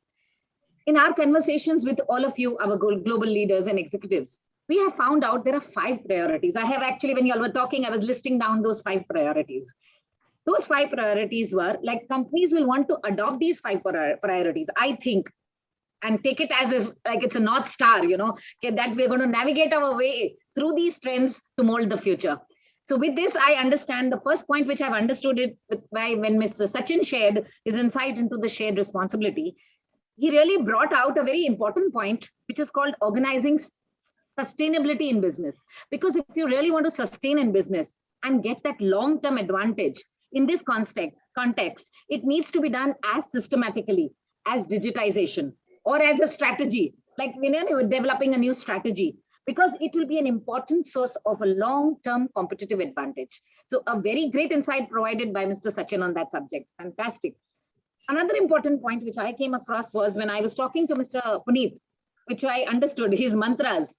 When he talked about his mantra, he really said transforming to cloud, and he also brought in about data security, which is a key to scale and innovate its potential, which has been long been recognized, but it is now coming to bring results. Actually, it was recognized, but now it's bringing results actually. And these real results are going to drive the innovation and productivity. Obviously, all companies would like to deploy the cloud for good purpose, but people need to be cloud literate. That was one of the most important points which Mr. Puneet brought up. That is, we have to really be keen to understand the sensibilities of the cloud and its capabilities. So with this, thank you, Mr. Puneet, for such a great insight on that topic also. That is, we need to transform to cloud and data security, no doubt, but that cloud literacy is very, very important. Thank you so much for that insight. Another thing which I think Mr. Nitin really very highly pointed out was the 3 Ps, which he really said, to adapt to the digital future. One was definitely upskilling talent, people, process, and technology. But with that, human element, which he really pointed out very glaringly, is going to really take the first slot. The organization of the future will at least look at that one, that it needs to be more flexible, less hierarchical, and more diverse. That's what I think what Mr. Nitin was trying to point out by bringing out the 3 Ps, which in तीनों का समावेश जिसको हम बोलते हैं, they need to really get together properly to bring in the powerful result for an organization. Thank you, Mr. Nitin. That was a really fantastic insight from your side also. I would also like to now move forward with another important factor, which was pointed out by Madam Nazmeen also. Nazmeen said, I have been a startup in 30 years. This was one thing which it really clicked my ears, I am also a startup, but this clicked my ears very powerfully. What she was trying to say is speed is going to be the next future. Actually, what she was really trying to bring out was the pace of change in speeding. The landscape of business is changing and it's becoming very fluid year on year. So the need of speed is very, very accurately needed. So this needs to be obviously added with sustainability. Businesses can do very remarkable business, but we need to fuel the adrenaline by bringing that sense of urgency, because unless we bring that sense of urgency, this speed, this need will be checked. And that's where those who are not going to be up to mark with the speed, they're going to be left behind. So that fluidity is so important. Thank you very much, madam, for bringing that powerful thing. That startup story really clicked me for 30 years startup. That really pushed me to thinking that we need to really change now. We cannot afford to be a startup, we really need to change. Absolutely. Thank you so much for bringing that powerful insight. Thank you so much. I would also now like to really share a very great insight even by Mr. Munish, which was like regarding health, retainment of employees, and obviously thinking that how to, and of course, addressing the attrition point of Mr. Nazmeen and Munish both together. I was really looking at what would be that something which would really help us to sustain for the next level. So what I understood was one very important point, which is, I think, one of the most powerful point also, which is we all need to operate with purpose. We really need to operate with purpose. We need to help all the stakeholders of the organization. It could be your management, it could be your employees, it could be anyone in that organization by itself. We really need to recognize that the team wants meaning in their life. Whether we can bring that meaning, whether we can associate them with the organization vision, if we can really do that, then I think outperforming will be just there. We really don't need to think about it, because currently what we are missing out is the passion to get associated with any organization with a sense of purpose, which is, I think, one of the most powerful tool, which may handle the attrition problem also. It may handle, in fact, the sustainability, the growth, the speed, all those points will be catered if this purpose is getting solved. That I need to find that sense of purpose together as a team. I'm sure with these 5 priorities, if we all implement in our business, I think it's just a necessity to believe, that the executives all around the world with whom we have worked will agree that if we master these 5 priorities, we will substantially improve the odds of success. With this, I would like to say thank you to all of you. And I would just like to add one liner for myself also. We are into smart classrooms and virtual classrooms. Believe me, being a startup ourselves of 4.5 years old, we've seen tremendous change into the technology and the adaptation of technology. May it be North India, South India, West India, East India, wherever we have worked, we have seen that people are adapting to changes. Yes, but with that changes, if we adapt all these 5 priorities, which we ourselves also have learned today from you, and we are going to incorporate it.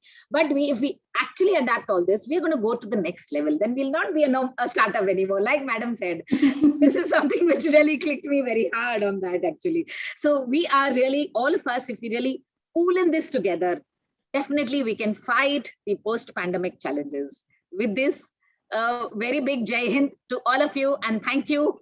And a salute to all of you. You all have given such wonderful insights into our regular programs. Thank you. Thank you, Sanjay, for organizing this wonderful platform where every one of us could say this insight. And Madam Pragya, I hope I was on time. Very much on time. And what this was so, the whole conversation was so vibrant and cheerful that any second of it was not even like, you have to listen to it. I think we totally Thank you enjoyed very it. much. Thank you for that. Thank you very much. Thank you. Thank you so much. Thank you so much. Sorry to interfere. Moderator. So sorry to interfere. Lively. Minal, there is a question. Yes. So you are ignoring from Bimesh. I think one of you, maybe Puneet, since he is into cloud, he can answer, or even Sachin, on affordability.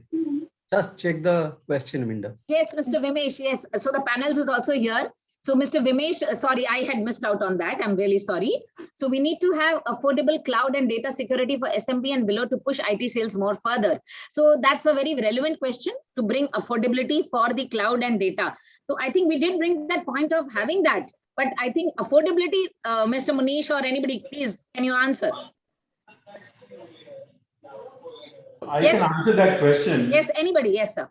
Yeah. So, affordability is a relative question. Okay. If your problem, let's say you want to take any of your data onto the cloud and you are looking at just storage, then it's one of the cheapest solutions. But you are looking at application with security, etc., then you are looking at a lot of investment. Now the question is, what kind of security are you looking at, right? And then you have the investment accordingly. So this is a relative question, but honestly speaking, cloud is very much like your bank locker story. Our ancestors used to keep, jewelry and cash in house locker, and then we were looking at the investment and the cost from that perspective. Over the period, cloud came and it came like a bank locker story, wherein we today, at very minimal cost, go and put our jewelry and every cash, etc., into the bank locker, and we save money. Cloud is very similar. Now, affordability becomes relative in terms of what exactly you are looking at. But I feel it is very cheap. I don't think so. 1,300 rupees or 1,500 rupees, what we pay for iCloud subscription for 200 GB a year is very high cost. So today is already at a very cheap cost, like Puneet mentioned, because it's already affordable, and I think in terms of internet bandwidth also, we are the cheapest in across the world. We are one of the cheapest. So I think it's already affordable. So it depends that what is the customer's need is, and accordingly it varies. And even in terms of security, in terms of security, most of the cloud service providers are, especially post-pandemic, has become very active about it, and they are taking proactive measures to ensure that the client data is safe. But of course, one has to realize what kind of everything cost and functionality, it varies with each other. What kind of security you are looking for, and what kind of budget do you have? Based on that, one has to choose what is going to be right for your business needs. That's how it has to go. Very rightly said. Hi, Sachin over here. Yes, Sachin sir. Just like to add a couple of points over here.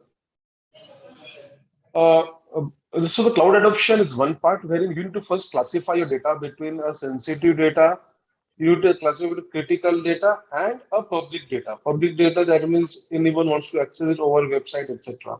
Now, based upon the compliance, your classification of data and your compliance requirements, you need to then look at the security parameters that you want to invest in. So, example, someone would like to invest in a costly device like hardware security module because he wants to encrypt the data and keeps on because that's what his compliance needs are. Or maybe he wants to go for next layer of security. So yes, rightly mentioned by other panelists, the security cost and the complete variability would depend upon the kind of criticality or the compliance you are driven with. If your compliance says yes, you need to have ABC components in your security parameters, whether it's costly or not, you need to still invest in, because that's what the business requirements are. So yes, you need to go ahead judiciously. Thank you, Sachin. Vimesh sir, hope this answer has satisfied you. Yes, he's written thanks. Thank you so much, everyone. Once again, thank you, everyone, for being there. It was really wonderful hosting all of you. Over to you, Pragya. Thank you, everyone, once again. Thank you, ma'am. Thank you, and many thanks Thank you. to all. Thank you for attending. Thank you very much. Thank you, everyone. Thank you, ma'am, and many thanks to all our panelists for this segment. I think we had a very interesting, a very vibrant, and a very meaningful discussion. Thank you, everybody. That brings us to the next panel discussion, which is the second panel discussion and the last one for today's agenda. And of course, this is the most important topic that we are going to be talking about here.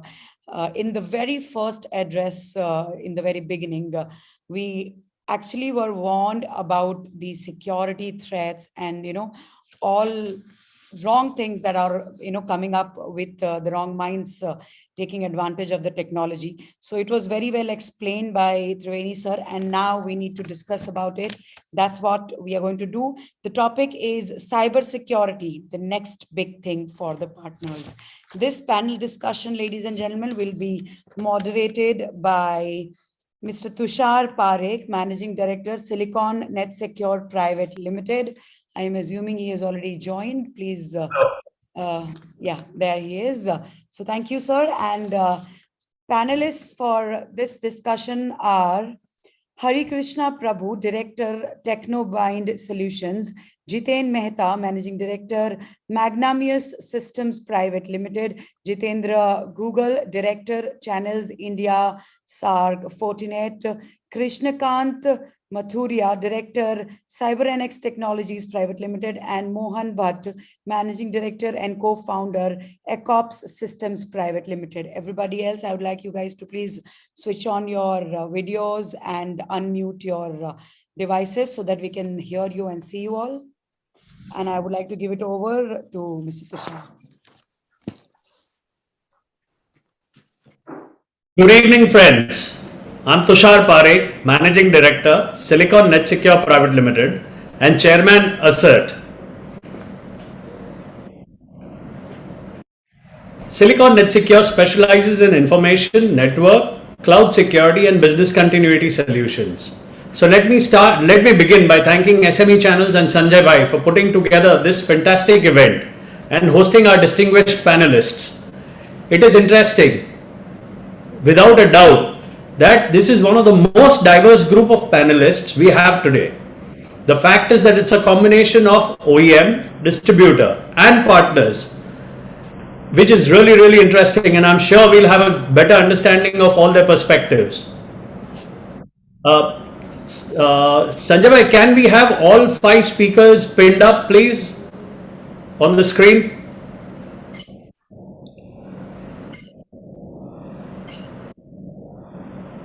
Yeah. Everybody is there in the screen itself. Okay. So cybersecurity is the next big thing for partners in the post-pandemic digital transformation era.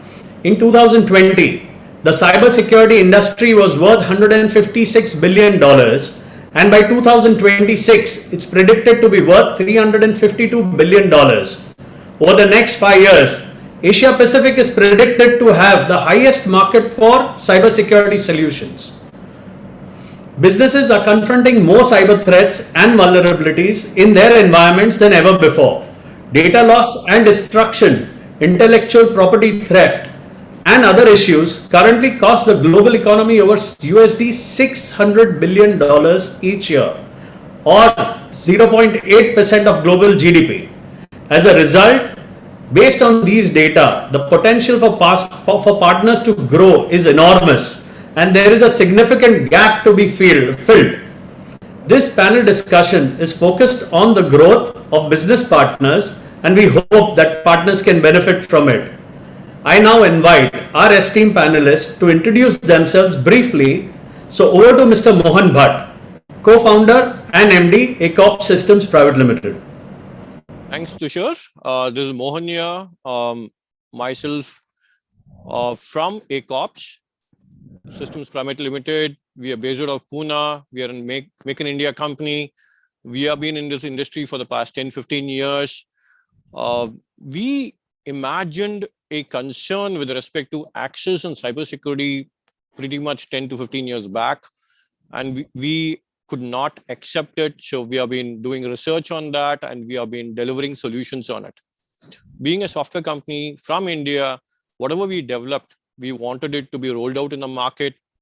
And we did that for the past 10-15 years. And we are very comfortable to tell you that some of the largest e-commerce companies, largest banks, the defense organizations, manufacturers, Indian government, and many other organizations have been using our solution. And thereby we have been able to prove ourselves that yes, cybersecurity is been a concern, and we have been able to deliver a solution for that. Government is also talking about cyber warfare, right? It is so demanding that the cyber warfare can be used to cripple organizations from whatever they have done. Very simple thing is people using mobiles, people using technologies to that extent is actually making them vulnerable. People have to be internet understanding, because internet is not a bed of roses actually now. So one of the most important things, I'll just give an example, is using your mobile, you can actually shut down your AC, right? So using your mobile, you can actually shut down anything in your house. So just imagine that in case you are going to have everything electronized, then you need to be having cybersecurity also into it. IoT is not going to come for free. Cybersecurity is very important to be adhered with. So that's my say. Over to you, Tushar. Thank you so much, Mohan. I think that's a very valid point. In fact, what you mentioned about things getting automated, I had done it at my own house around 5 years ago. So, I mean, yes, IoT as a technology is really evolving. But that being said, IoT, there are solutions that can prevent IoT hacks from happening. So, yeah, I mean, that's a very valid point there. So, I move ahead to Mr. Jitendra Google, Director Channels India and SAARC at Fortinet. Thanks, Tushar. Firstly, thanks to Sme Channels for this opportunity. It's really great to connect with all of you on such a forum after a long time. And we really hope to see you in person as soon as possible.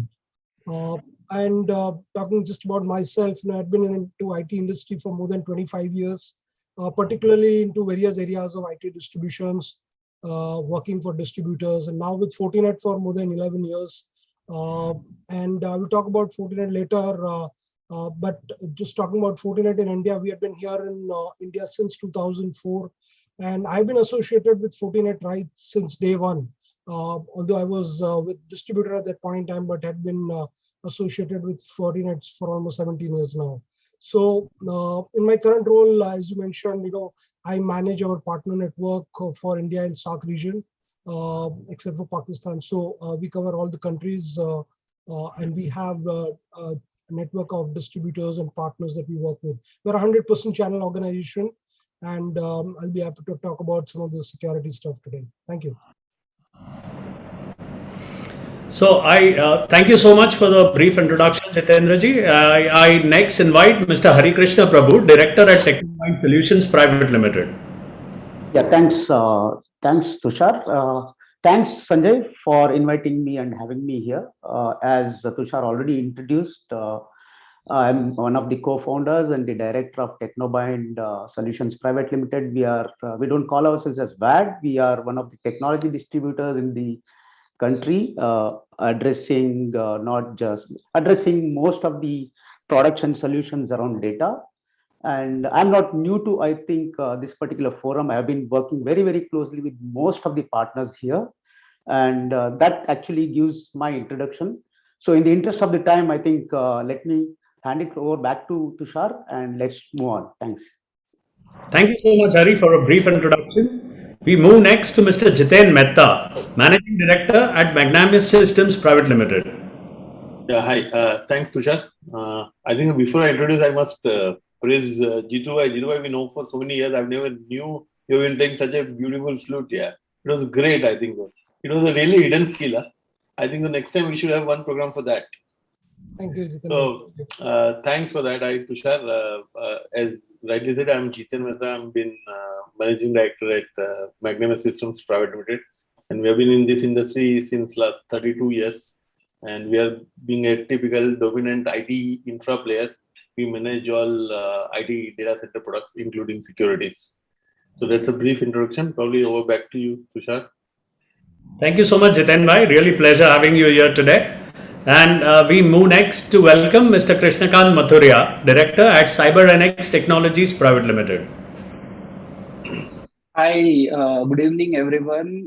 Thanks, Sanjay, for inviting me over, and also I'm very excited to be a part of esteemed panelists. So a little bit about myself and CyberNX. I have more than 12 plus years of experience in ICT domain. Predominantly, I've worked across large organizations, PSUs delivering large scale projects. CyberNX, I co-founded along with Baumek and Kalpesh. CyberNX is a born in the cloud cybersecurity consulting company.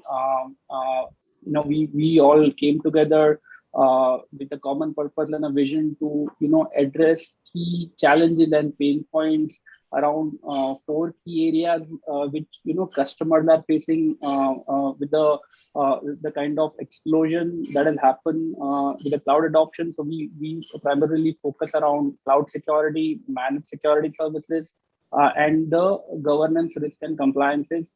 We work with some of the large customers across BFSI segment, fintechs, startups, e-com companies, and that is where we specialize in. So that's in a nutshell about CyberNX and myself. Thank you, Tushar. Thank you so much for your brief introduction, KK. So probably that's a brief introduction for all our esteemed panelists here. Taking it ahead, I would like to post a question across to all of you industry leaders. That what are the key security trends you as leaders are seeing in the current market? So over to you, Mohan. Please kindly elaborate on this and give us your viewpoints on it. Yeah. What ACOPS has been actually worried about is the trends which is going to be in now and what is there in future. So we have a research unit which is there in Pune, and we have a panel which actually works on the trends now and which is going to be there in the future. We work with multiple eminent people with the industries which has been there. And we have seen that as of now, the market is still having a grave concern with respect to the cybersecurity awareness which is there in the market.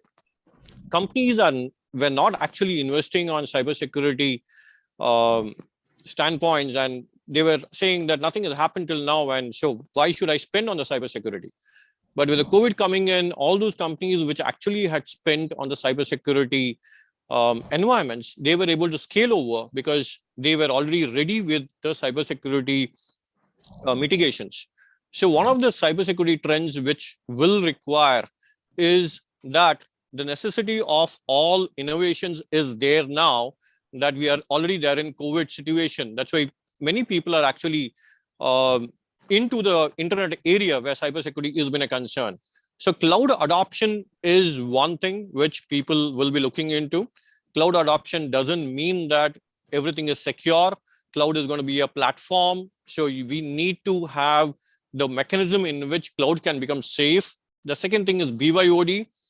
Because of work from home and because of the transition in people on the hybrid side, the BYOD trends are very important. What is the concern of using your own devices, or what is the concern of using your own mobiles? That's been a concern. The third thing is the smart engagements. That is, we are already using bots, we are already using robotic systems, IoTs and everything. What are the smart engagements which is there? And the fourth thing, what I would actually try to emphasize again, is the internet isolation. Internet is not a ease of work environment at all. Internet takes more information from you and actually sells it in a market. So internet isolation is something which we need to really work upon. And the threat vectors have increased. So one of the important trends is actually creating a manpower among the partner community and creating a manpower inside a partner community and in the customer community, where a lot of deliberations can happen on the security trends, because trends are not going to stay there for 1 year or 2 years or anything at all. Things are going to move very, very fast. So the best technology in the world is a man. The man is the best technology, and the skill set of a human being has to be cultivated in customers and the partner community. The same with OEMs also. Over to you, Tushar. Excellent. So I think that internet isolation point, what you mentioned, is really, really valid. Again, cybersecurity awareness is something that needs to get imbibed into customers. with regular learning or probably educating them over a period of time. But yes, that is a very valid point what you put across, Mohan. Thank you so much for your inputs. Moving ahead to Mr. Jitendra ji, can you please kindly highlight what are your inputs on the same? Thanks, Tushar. I think, I'm just going to address this in two parts. One is what are we looking at, when customers think about the security platform or the security posture? And then what are the solutions, that customers are looking at adopting these days? So those are the trends I want to talk about. So when we look at the security platform itself, we have seen that it has been integrating over a period of time. But now we have seen that this same unified security platform has to work not just in the traditional networks, but also it has to natively work on every cloud environment. So there could be hybrid environment, it needs to work there. There could be different form factors. And so it needs to be available across all those factors. And then it should be able to also be deployable and manageable, not just deployment, but also manageable consistently across every edge. And that's what customers are looking at today. And, this is required irrespective of the environment that the customer has got or irrespective of the geography that they are into. So this is a global problem, and the customer has got hybrid networks, and that's what the customers are looking at. The second aspect is that it has to be fully integrated. So you can look at two aspects. One, the product itself needs to be integrated well with the various features, different security threats that it can address to, and they should work together. And when you look at different security technologies, they need to also talk to each other, and we need to ensure that the customers have a security solution which is fully integrated, not just at a product level, but also at a complete network level. And then you will also have a challenge of incorporating the third-party suppliers or third-party vendors, and that also should be possible through tools like APIs. So it's going to be getting more and more complex, and that should deliver performance and not just integration. And the last part of this platform is the automation. Now, with the way the attacks are becoming sophisticated and the speed at which they're coming, the time to respond to these attacks is very limited. And therefore, what customers would have to look at are solutions which are able to support the automation. They are able to detect, investigate, and respond to these advanced threats as fast as possible. Talking about the solutions, I will just briefly touch upon a couple of solutions which are trending. One is the SD-WAN, and it is not just SD-WAN. Customers are looking at secure SD-WAN, and they want to take the advantage of the SD-WAN technologies without compromising on their security. So that's another big area where customers are investing huge. And the last thing is about having a security for the public cloud. Customers are going to cloud, to reduce capex, and move more towards the OpEx kind of platform. They want to increase agility. They want to scale up with their business demands, but that is leading to expansion to their attack surface. And they have assumption that these cloud providers are going to take care of the security also, but that's not how it works. Security for services which they are going to use in the cloud is the responsibility of the organization.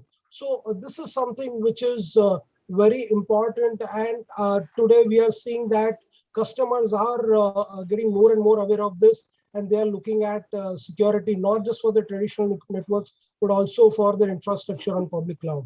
Yeah, Tushar. Very, very valid points. I think hybrid cloud security and integrated security, that being said, is a very critical role. Plays a very critical role when we talk about security as a whole. I mean, the overall fabric of it. So, really nice inputs on that, Jitendra ji. Thank you so much. And I would invite Mr. Hari Krishna Prabhu to kindly highlight us with his ideas on key security trends. Yeah, thanks, Tushar. In fact, Mohan and Jitendra Google covered it very well. In fact, it is a very well thoughtful, structured way of putting it across the threat vectors and the solutions. I just want to cover it in a very, very brief horizontal manner. So one of the things that we've always been in today, the recent era is digitization era. Frauds are becoming prevalent, frauds are becoming very, very dominant. Ransomware is actually hitting us badly. The third important thing that we have been seeing is a lot of phishing effects, phishing campaigns. These are all happening on a daily basis. And this is thanks to not just the digitization, pre-COVID or post-COVID era of work from home. We must be thinking, right? When people are working from home, it is not that every house, every employee's infrastructure is completely secure, whether it is customer or our own. A lot of legacy, equipments, devices, multiple ways of looking at managing the data. There are complexities increasing day by day. And the other important stuff is like what Mohan and Jitendra said, the cloud adoption is increasing. As much as it is increasing, it's also bringing in the threat factor. The fourth one is very well put by Mohan. It is IoT. Every device is becoming an internet connected, and it's easy to get into it. Even the children can get into it nowadays, and it's becoming more and more dominant. So these are some of the horizontal threat vectors that we are actually facing. And obviously, digitization, cloud, internet, everything is application related. More and more application and more threat that is actually hitting us. So if you compare all these, or if you come with all these, there are few things that comes out very, very clearly. How do we actually protect our data, not just backing up, right? How do I actually secure it in such a way that it is with us, within our organization, wherein I can manage everything, whether it is on cloud, whether it is wherever it is, right? I need to manage it. Can I have the entire authority or the control within ourselves? It could be anything. I'm not touching upon any, horizontal solution. The third one is more and more applications being used, more and more applications being thrown up to the people. Application security is becoming a sort of mandate. It is very, very important for any organization to look at. The third one or fourth one, I should say, is so many applications, so many things that we are managing, so many passwords and stuff like that, right? Password management, single sign-on. These are the few things that are coming up. Other one is rightful access or the secure trusted access. These are the things which are actually catching up in the industry, because again, distributed architecture, the cloud is there, the data is moving everywhere. How do I actually protect that? The last and the very important stuff is all these are being monitored by the government. All these are being monitored by authorities, right? Hence, there are two important things. One is compliance driven. Am I complying with the authorities? Am I complying with the data law, whatever? So compliance driven solutions are becoming very, very important. The fourth one is data governance. Data governance could be anywhere, from the start of how do I protect it to how do I discover it to how do I whatever. So governance is becoming very, very, very important. So these are the 7-8 trends that are emerging. Products, solutions, there are multiple ones of those. We know each of us have multiple solutions, but if we follow these threat vectors and if we follow the trends that are there, I think that's where most of us have a biggest potential and the opportunity available for us. I think while threat is there, while we are all aware that there is a fear amongst ourselves because of data security, but as partners, as solution providers, as IT, sales organizations, it's a big, big opportunity in front of us. I think we should leverage and take advantage of it. Over to you. Perfect. I think that's a couple of points really, really well said out, Hari. I think cloud adoption will definitely bring threats. Funnily, it has happened that people expect cloud to automatically secure data, but actually people really don't put too much an effort to it. That is one major area for partners to really look at and grow out of. Yeah, besides that, another few points that you really pointed out was data and application security, which at the end of the day, if you look at it on a broader spectrum of things, the way things are moving in the current space of security, that is one area. Application security per se is getting really ignored. So that is another area which is really very important for partners to look at, because that at the end of the day would be definitely a major vulnerability for any hacker to really look down to. Yeah, so thanks for bringing that up. And of course, data governance being the most important out of all, you're taking a holistic view of your network as well as your security standpoint, which also becomes a very valid point. And thanks a lot for highlighting it. Thank you so much. So I would now invite Mr. Krishnakant Mathuria to highlight us on his inputs regarding security trends and what he's seeing in the current market.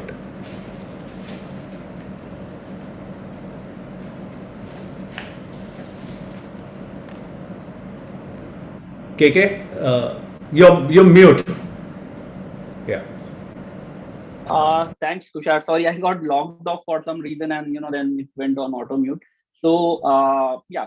So what I was mentioning was, if you look at the current security trends, with the onset of pandemic, especially it changed a lot of things with how the technology and was getting consumed. It put a lot of thrust on how the adoption is happening. It speeded up the adoption. So if you look at the overall, the larger picture, how the trend has been moving. It initially in if you look at a decade ago, it was more of a product centric approach where technologies were being adopted from a product perspective. Now, if you move forward, customers started evolving and they moved towards more of a solution centric approach. But now what we are seeing right now is it's more moving toward again a risk based approach, because now there are no boundaries. We are seeing a lot of customers who are coming to us, and they want to do a risk assessment, they want to do a security posture assessment, they want to see how is their governance, risk and compliance structure, and they are also looking at adopting a process driven approach with ISO 27001 or ISMS implementation internally, which actually helps them define and implement controls which are basically required for a borderless world right now. Then if you look at, again, there is a work from home which is now adopted and has become mainstream. Companies are actually reassessing everything, right from what is required, what are the challenges, and how do we implement everything in a very, very secured manner. So the other key trend that we have seen is, again, the cloud is being adopted in a at a very massive scale. We cannot imagine the kind of cloud adoption that has happened in the past 1.5 years, because companies wanted to be agile, and that is where they were competing against a lot of in their space, and that is what is bringing a lot of I would say opportunities. I don't look at it as a kind of a challenge, but if we as a partner we see there is a lot of opportunity that is got created because of this. Now companies have 2 or 3 options. If you look at cloud, predominantly the big 3 players who are there in the cloud, and cloud security posture management is something very important, and we have been again approached, since we specialize in this area. We have been approached by a lot of customers that how do we manage our cloud. We have adopted it, okay, all right, but then we see a lot of challenges, and with the kind of attacks which are happening, I'm sure all of you hear on a daily basis what is happening, and a lot of large organizations are getting compromised. So that is one key trend that we are seeing, that we need to kind of securely adopt, as touched upon by Hari. Compliance is one very, very big area, and the regulatory framework is getting mature all the day. Even with the government proposing some a version of GDPR, IDPR. So there is going to be a lot of thrust in terms of how do we basically secure the PII which is there, which is floating around. I'm sure all of us have maybe account with each and every top e-com player or a payment gateway player, or everything is digital. So that is again one very important area. The last trend that we are seeing is the emergence of fintech. If you look at the tech driven companies like agrotech, or if you talk about defense, these companies are basically very innovative, and they are innovating at a very large scale. So most of these sectors, if you look at it, cybersecurity maturity, they lack, because the speed at which they are innovating, the cybersecurity is not evolving, and typically it is leading to they being victimized, and there are a lot of large scale attacks and incidents which are happening. So great there. I think KK, that's been a very valid point. Thank you so much. So we have a query or a question from one of our partners here. So what is the scope of database security audit software? When will Data Protection Act be released? If anyone would want to answer that, please. So in terms of when it will be released, I think we already have a draft, and it needs to be passed as the pending constitutional approval. But I believe sooner or later it's gonna be there, and then we have seen a lot of preparing for that. A lot of companies, in fact, if you look at the governance teams of large organizations, they are already started to prepare for implementing, especially who are more consumer facing organizations, where they need to handle a lot of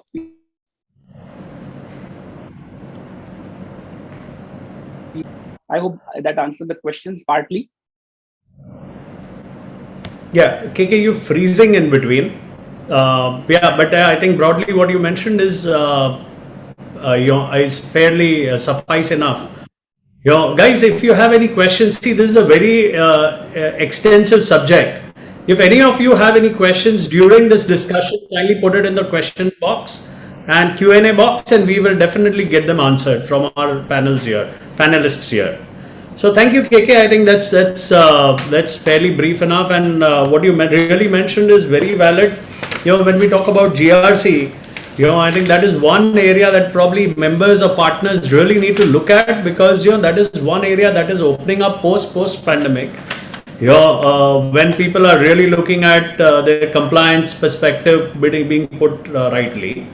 Besides that, of course, GDPR and IDPR already, GDPR is already in place. IDPR is already, due to come out sometime soon. And borderless working, what you mentioned was really a very valid point. Work from anywhere or post pandemic, people are looking at working flexibly, whether from home or office or anywhere else. And managed cloud services is a very valid and a hot area to really look at, because that is one area which will give you recurring revenue year on year, quarter on quarter. So thank you so much for your valid inputs, KK. I now move ahead to the next question.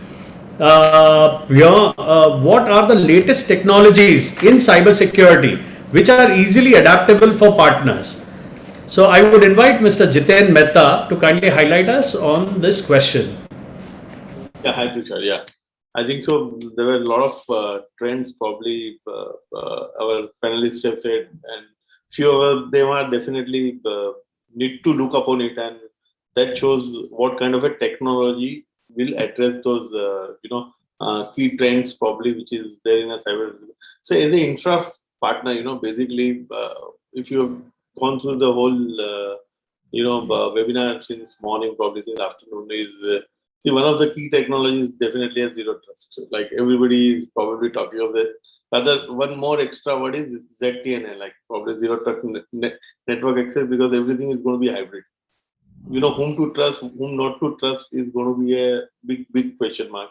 And probably that is the technology, and probably every OEM is giving that probably. So that is the one key technology, I think so, probably people like us should adopt that. The next could be a SaaS one, like probably secure access with secured edge.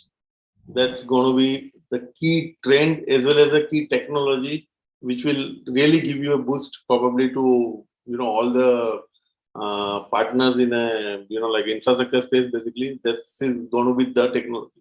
The way we were talking of cloud in 2013-14, it's going to be now SaaS and ZTNA. And finally, I suggest one more, as you rightly said, is managed services. Probably either can be on cloud, can be on security itself, which is a big term. We call it a SOC.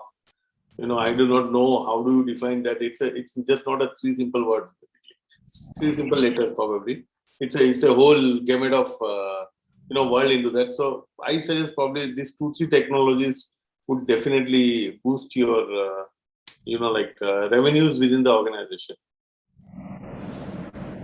Perfect. Thank you so much, Jiten bhai. I think very, very valid. Again, zero trust being the highest buzz, the buzzword in today's date, or ZTNA for that matter. That is one area which people are now really focusing on, because since now it's borderless working, people are really more looking at working from anywhere. Of course, security being the highest focus area, people do not want to lose out on their own security of their network and data within the when people are connected from their home or anywhere. So that is a very valid point, and thank you so much, Jiten bhai, for the highlight. I would now invite Mr. Jitendra Google to kindly highlight, kindly share his ideas on this point. Besides that, I would also request Jitendra ji, could you kindly speak up? I think there has been a slight voice issue at your end. So let me just try and change my microphone then. Yeah. I will back up. Better?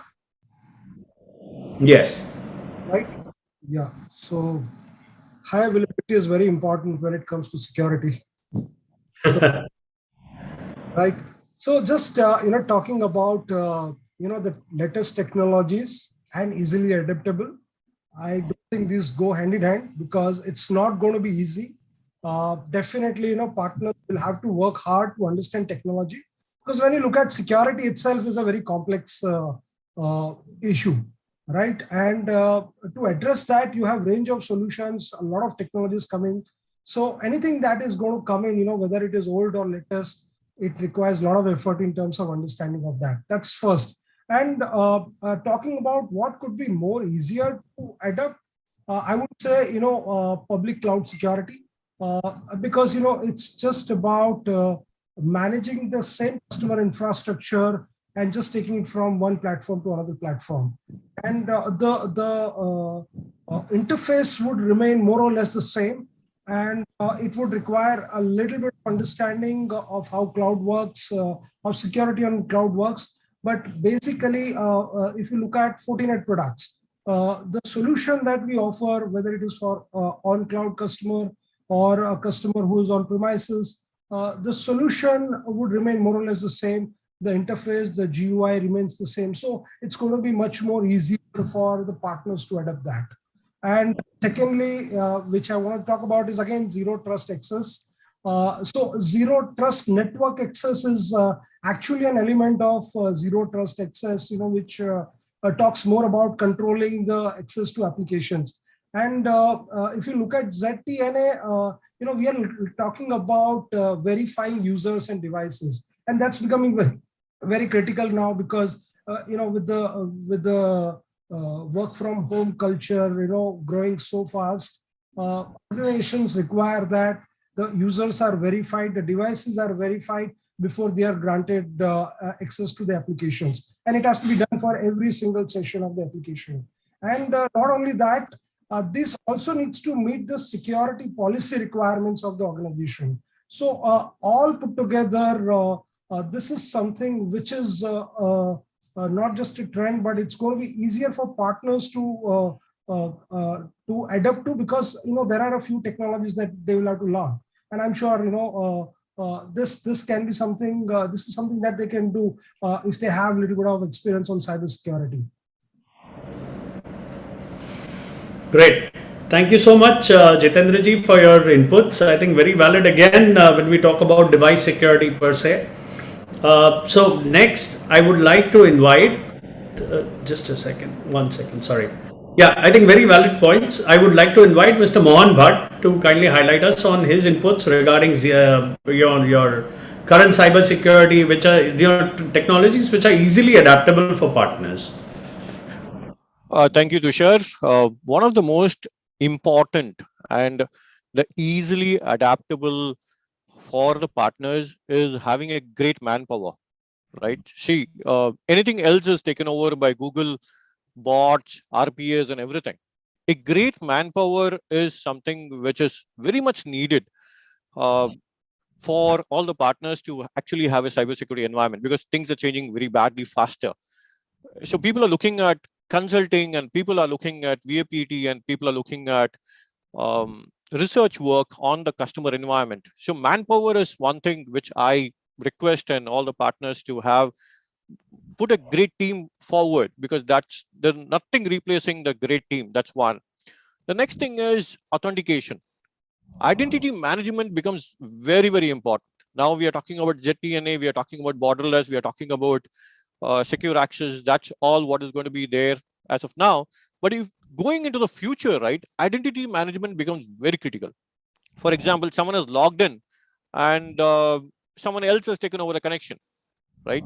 So how do you ensure that the same person who has logged in is going to continue the entire transaction, right? Now in work from home, it could be, instead of you, it could be your son working, and when your son is working, it could become a child labor law, and all those concerns can happen. So identity management is a technology which will be needed in the future, and that is going to create trust among work from home and other technologies coming inside. And the third thing is analytics. If you are actually going to look at work from home, analytics are very much needed. Did a person work for 8 hours? Did a person really work for 12 hours? Okay, he worked for 8 hours, but what did he work on? How does the HR come to know that work from home is really happening? In the COVID situation, yes, people were forced to work from home. There was a fear of losing jobs. But if work from home has to continue, right, these analytics has to be presented to the management that work from home really happens. So my take, the technology is a great manpower, nothing less than that. Second thing is authentication, that is identity management. And the third thing is data analytics, which a partner can actually provide to the customer. Now, looking at technologies which has to be there, we need to now look at technologies which are holistic in nature. Now, for example, cloud is a good technology. But if you don't control cloud, cloud will end up giving you a bill which is going to be phenomenally very high, right? So at the same time, anything should be holistic in nature. Second thing is that anything should be agnostic in nature. Reason is that something which works on a Windows platform has to work on a Mac platform also. Something has to work on Android also, it should work anywhere. So we are not into technologies anymore where it has been ruled by one technology. So holistic, being agnostic is needed. Third thing is governance. People are having a lot of trust in application, a lot of trust in many things. Benefit of doubt has been given. We cannot have any trust anymore. It's zero trust. So third thing is governance. We need to have complete control and a skill set to govern it. The fourth thing is innovation. There is no rule that this is the nth limit of the product. There can be always a great person who can come on the table and do innovation, which can disrupt the entire technology. So that is a fourth thing. The fifth thing, what I want to tell about cybersecurity is that please ensure fail safe, because anything which is there will have an expiry date. Anything which will be there can be compromised. So if it is compromised, how do you fail safe? Fail safe is a concept where attack has happened, but you're still secured. And the last thing, what I always believe is do a localization of your skill sets. When you do a localization of skill sets, you will have control over what you're giving it to the customer. You don't have to depend upon technologies which is not going to be in your localized environment. So that's the last thing. So these are few things which we also tell our partners that we need to actually get into all those discussions. Thank you, Tushar. Thank you so much. Thanks a lot, Mohan. I think a couple of points what you pointed out were really, really valid. Manpower most important. Because skilled manpower is something that has been a pain point post pandemic, to retain good staff. So in fact, even on the earlier panel discussion, what Ms. Meenal was highlighting across, that we really need to get our team motivated so that, as what I rightly say, even to a lot of people, there is food for your stomach, there's food for your brains. Most important, because otherwise it really gets difficult retaining good talent. So people work for both. It's not just money that you can buy them out with. Yeah. So I'll just give you a small case study. We had one of the customers actually who implemented work from home, and we asked him, what is the benefit, what you're getting? He told that his attrition ratio reduced drastically by 70%. So earlier, an employee was sitting inside the city and going to the office. He used to meet his friends, going to an office. He used to see other companies nearby. So he always had an option of moving from one company to another company. Now, these technically sound people, instead of they being in cities, if they are working from their villages and they are very technically sound and good manpower, and if these guys are given a good amount of work and staying in a village where they don't have access to good companies to switch over, and they're very content staying in a village with their mom's food, everything is there. So attrition ratio comes down. So one of the interesting thing is work from home from villages actually reduce attrition ratio for many of the technically sound people. So that was a flip side of it. Thanks, Tushar. Perfect. Thank you so much, Mohan. Very, very insightful, and all your points what you put across regarding IAM, analytics, platform agnostic.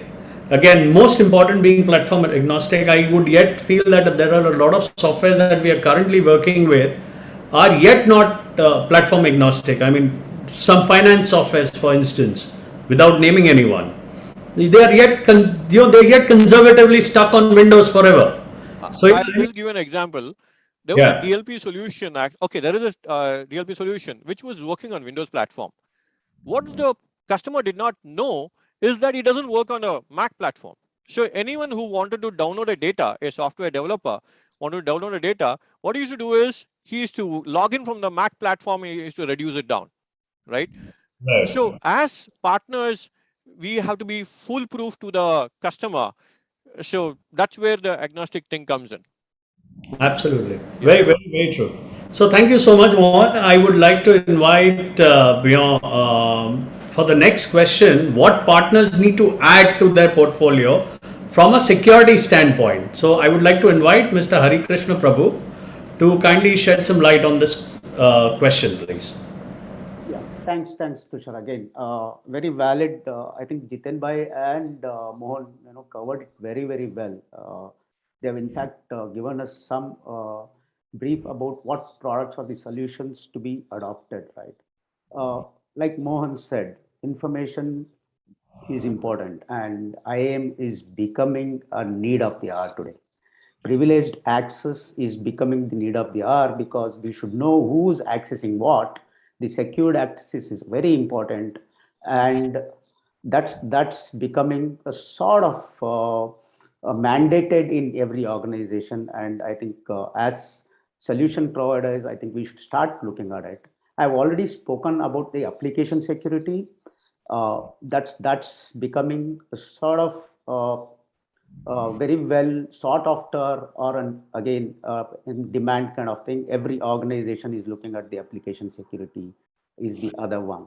And like Mohan said, right, one is easily adoptable. The second one is instead of saying agnostic, let me use the word called as industry standard, wherein it becomes a sort of horizontal. It need not be a pointed solution, or it need not be locked to one particular technology, wherein a customer can actually not just afford it, it should be easily adoptable. While Jiten Google said security is not easy to adopt, I completely agree.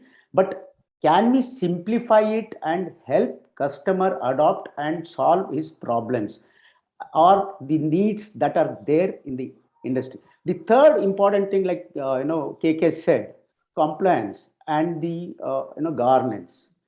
we have to today get ready to address the compliance driven opportunities. It could be the last panelist spoke about hardware security modules. There could be RBI guidelines, there could be IRDA guidelines, there could be HIPAA guidelines. It could be anything for that matter. We should be able to understand what exactly is the compliance requirement today and be ready with some of the solutions that can actually address. It could be anything. It could be addressing the segments like pharma has HIPAA, or your BFSI has IRDA and RBI driven, or UIDI or the GST norms are talking about having every invoice of yours needs to be digitally signed, stored in an encrypted format in a hardware security module, decrypted as and when it is required. Am I ready with that particular solution? Do I have a solution which actually addresses all the kind of problem areas and easily adoptable and in a very affordable manner? Do we have that? We should look at that. Then the third one, important stuff always is for us, the guys who are actually selling this, is it one, ease of selling, ease of adoption? The third one is it creating a sort of predictable revenue for me year on year, and a sort of I should say, will it create stickiness within the customers for us? Stickiness, which results into the revenue, results into drag creation for more and more solutions and stuff like that. So it's always good to take an approach to the customer in terms of two things. One is, can I understand his pain area? Can I understand his need? One, I spoke about compliance. The second one, I'm talking about the need today. Do I know that? And go and talk about giving him a solution which is not a pointed solution. We should always be able to take a stack approach with the use case that is addressed. A stack approach that can actually address all these pain areas. It could be anything. I'm saying 4 pain areas. Let's say endpoint governance. Do I know endpoint has been used very well? So can I back it up? Can I encrypt the data? Can I have the safer access? It could be anything. So when I go and present to a customer saying, I will help you govern your endpoint usage, right?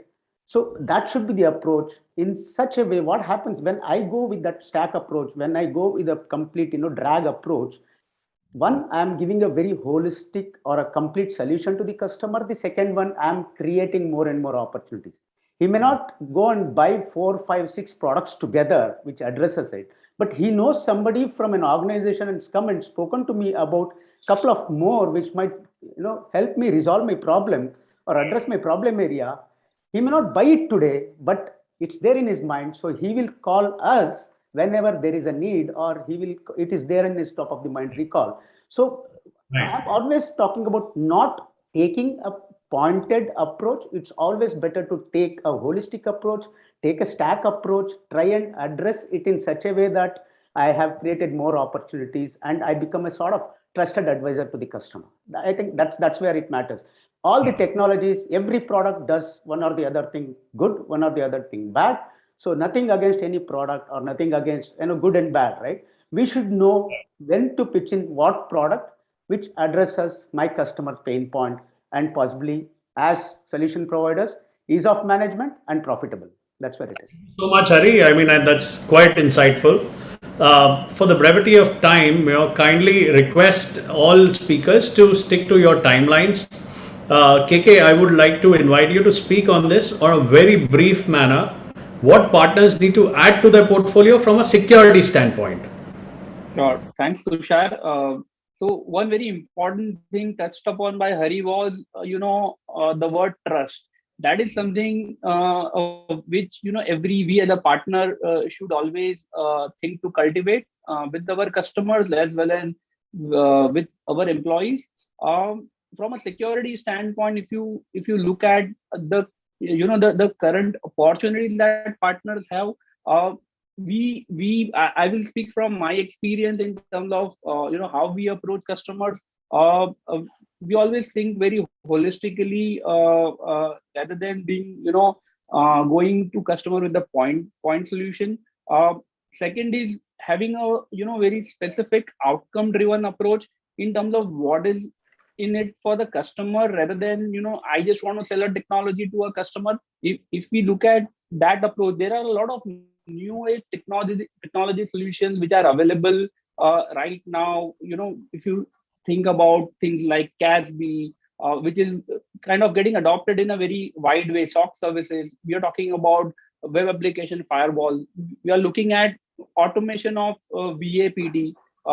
Customers are looking at different models of adoption, like a SaaS model, rightly mentioned by Jiten Bhai.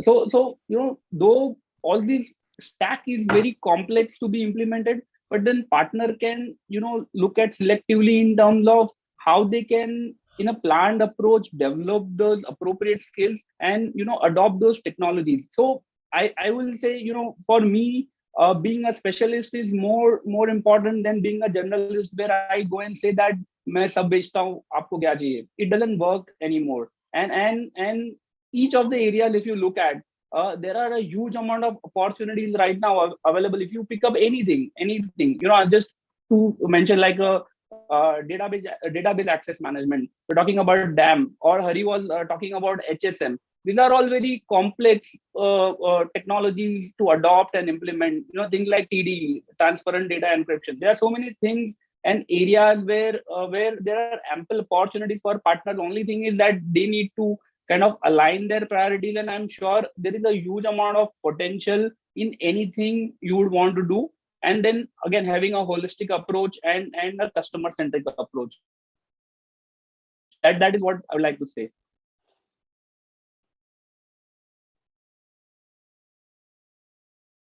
Yeah. I think, thank you so much, KK. That's a very valid point, and thank you for being so brief and quick. The next question I would like to ask you again is, what service and certification capability partners need to imbibe? What are your inputs or ideas on that? I think because on CyberDNX, you guys are really looking at those lines. On certification, quite a bit. So if you could kindly highlight on that. Sure. Thanks, Tushar. Sorry, I think I have a very erratic connection, so excuse me if there are some jitters in my speech. In terms of certification, there is nothing very specific when we talk about it. All depends on what is the vision, what is the focus for a partner.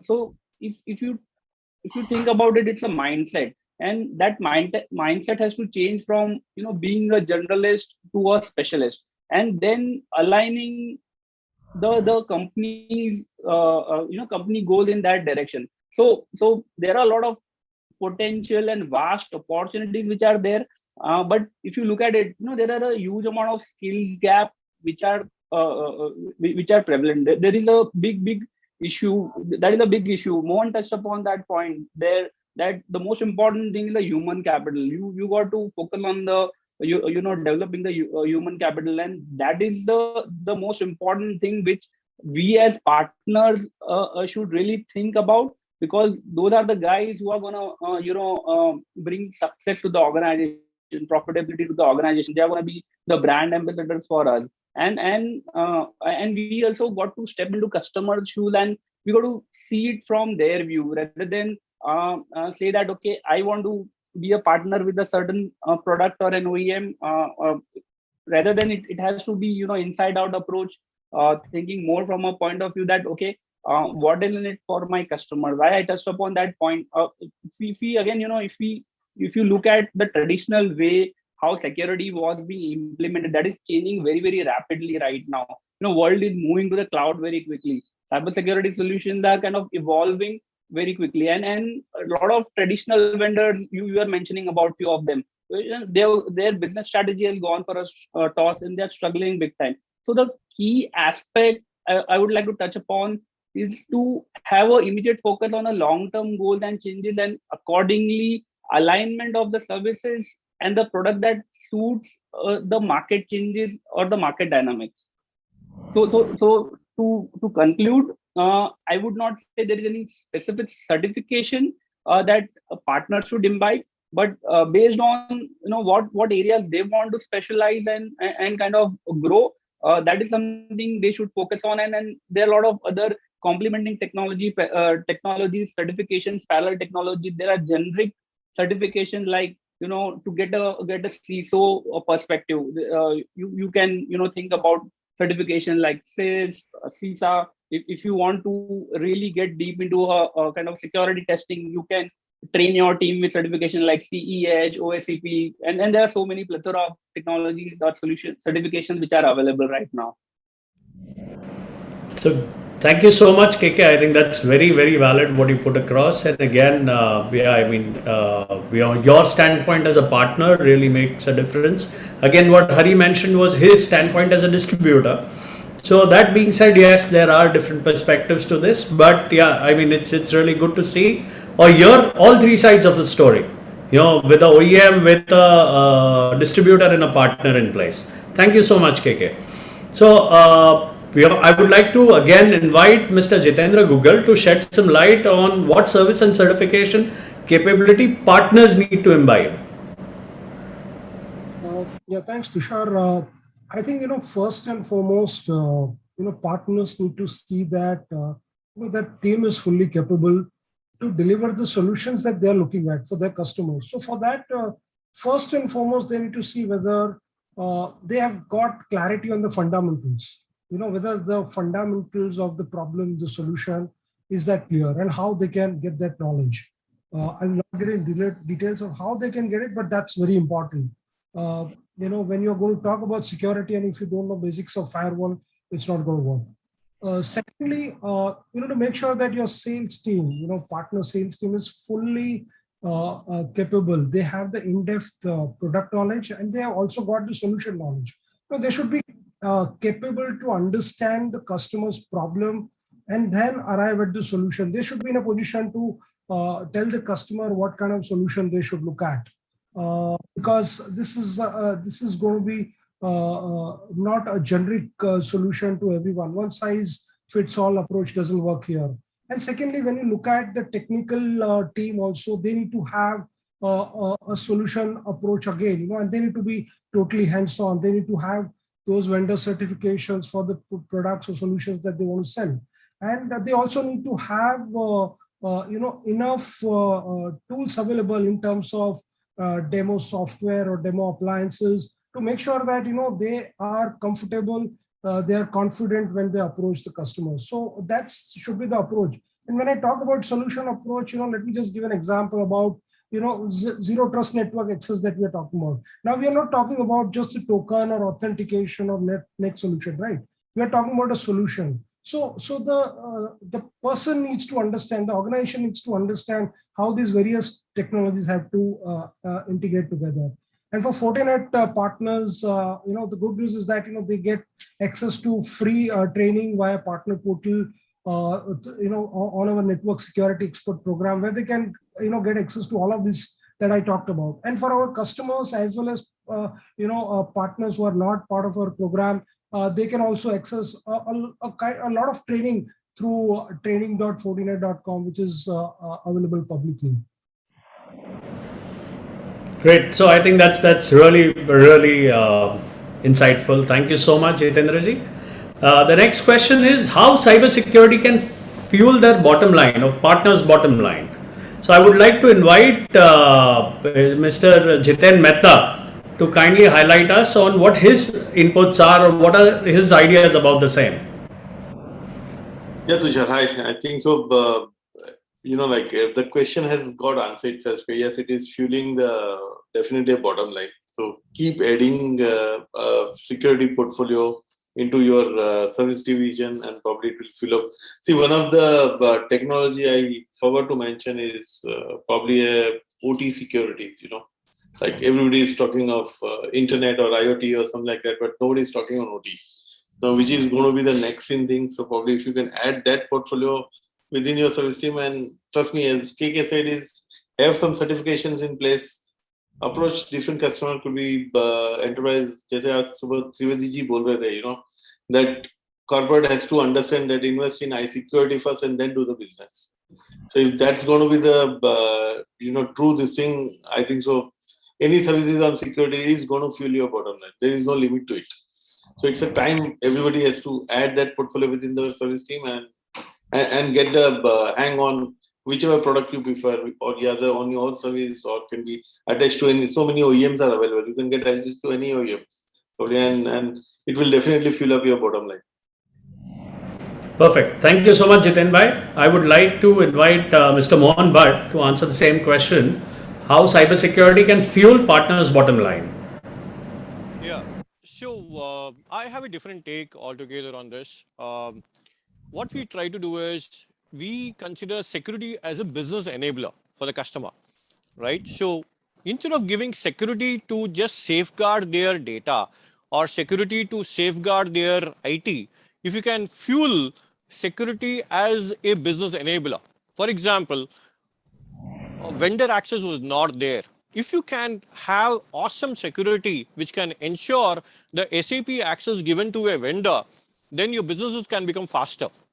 So security as a business enabler will ensure good amount of business happening to the customer, and the customer is going to ensure that good amount of business will happen to the partner, right? Because here the security is not for only safeguarding his assets or anything at all. It is fueling the entire business, right? Now, if you look at ICICI Bank now, how did they compete with SBI? Because they innovated the entire ATM part of it, and they did internet banking transaction. They took the security on a hold that they will be able to provide access.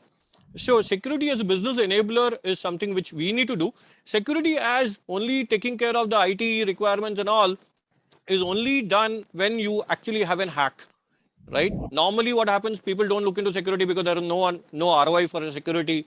People say, why should I spend on that and all that? But there is a compromise which is there, then they look into the security part of it. But if you can sell security as a business enabler, right, all partners will actually have month-on-month business on business bottom lines coming in. So we have good amount of customers. We have pharma customers who were provided awesome security to their research centers, to their CNF agents and everyone, because of which the business grew. And the partners were really benefited with that. The next thing is many of the call centers which was there inside the four walls, when the pandemic struck, security was able to ensure call center activities were able to move home. So business again became very conservatively successful there. And many companies, BPOs and KPO companies who had data analytics as a very critical part and they invested on security, they were able to prove that though in the COVID time, working from home, the data analytics security was ensured by ensuring that there's no leakage of that. Software developers were not given access to their source code which was there. Using security, the software developers were given access. So businesses flew phenomenally. Many businesses from US got down to India because security was a business enabler, right? So that is one. And then the last thing is, yes, trust is something which is very important to be created. Work from home will never stay unless trust is being created. You partners can actually have a panel which can actually generate trust by ensuring biometrics, data analytics, and other things. And the last thing what I would prefer is we talk to customers, we find out their pain areas, we understand them, and we give them a solution. So let's work in a different angle. Let's understand what does a partner need, what does a partner can have to increase his business. So his business is XYZ. By introducing security, can we make the business far more interesting, far more expanded? So that will fuel a wow factor with respect to a customer. So satisfying a customer is one part, but in case we can brainstorm about how can a customer business grow because of security, then we can get a wow factor into it. And that's going to fuel paychecks even without any other efforts put in. Quite valid. Thank you so much, Mohan. I think security as a business enabler, very valid, and I think it's a very good point what you put across. Definitely that is one area what partners really need to focus on. And that brings us to our last question. what is your final message of developing teams and creating relationships with the customers and OEM? So I would like to first invite Mr. Hari Krishna Prabhu to please give his inputs on the same, and then we can take that ahead. I think so. Hari is logged off, looks like. I'm Yeah. not seeing him. He's not there. He has a flight, maybe he's left. So yeah, okay. I would like to ask Mr. Mohan Bhatt to give his final message of developing teams and creating relationships with customers and OEM. Yeah. So one of the important thing is in balance of technological equilibrium. See, just because a product is good, you cannot actually push it to a customer. Just because the product is going to give a good bottom line, it's very hard to push it to a customer, because end of the day, there is a balance for the technological equilibrium which is needed, or technological balance which is needed. So for what I always believe is that every company has different stages and different needs which has been there. So technological equilibrium is very much needed. And the next thing what I always believe is cybersecurity touches everyone and it touches everything. So covering up all the factors of cybersecurity is something which is needed. You should not have something secured and something not secured. People have to be internet literate. And the final message is that the man behind the gun is more important than the gun itself, right? So whatever technology you use or whatever engagements you do, the man behind that entire thing is going to be very, very important, right? So people believe in the man. So you build people who can actually support the customers, then everything is yours. Thank you so much. I think that's been really wonderful, Mohan. I would like to invite Jiten Bhai to kindly give his inputs and ideas about final message from his end regarding developing teams and creating relationships with customers and OEM. So, Tushar, security portfolio itself creates a bonding with the customer. As Mohan rightly said, is the man behind the scene is more important probably than the gun itself, So if you have a good team, if you can develop a good team or retain a people, probably, that will definitely create a bonding, a deep bonding with the customer, because security is their heart. As security is the enabler, probably Mohan said that also. Security is the enabler. Without enablement, the business is not going to run. So if you can touch that pain point along with your team, I think so you are with the customer, and probably your revenue is not going anywhere. It's yours. So keep that relationship. Make sure the customer does not get affected or does not get compromised on security, and it's all yours. You don't have to really go anywhere else. Perfect. Thank you so much, Jiten Bhai. Very valid again. Really, a couple of these points is something that would always help all our partners to grow to the next level. I would like to ask Krishnakant Mathuria to kindly shed some light on this. Thanks, Tushar. So, if I were to give a message, I would probably say, I will actually, I'm not being biased, but I would talk more from a partner perspective, because there are a lot of partners around, and I would like to share my point of view. One of the most important thing that I think about is typically, if you look at customer engagements, they are looking at long-term engagements, long-term partnership with whatever vendors they are engaging in, and partner is a bridge which basically connects the technology and the solutions for the customer. So typically we should be that bridge when it comes to having the right balance between an OEM engagement as well as the customer, and also not overselling a technology to a customer, but being more customer centric and outcome driven. Now most of the IT is the enabler of business, as rightly said by one of the panelists. I don't remember the name, but IT is an enabler of business. They play a very healthy role in terms of contributing to the profitability of the organization, because everything is digital. You cannot afford any downtime. Any downtime is directly affects the bottom line of the organization. So from a partner point of view, alignment with the customer goal is more important. Building that trust is very important. And we talk about long-term partnership. Partners are going to benefit a lot. And I think Hari touched upon a few very important things, which was, basically providing a technology which is very robust, which will actually, help partners build a kind of a consistent revenue pipelines and a revenue model where, once you work hard and provide the right solution, it will work for years. And as the customer grow, we grow with the customer. And the last but not the least is basically the skill development. Although it is very time consuming, that is going to be the name of the game going forward.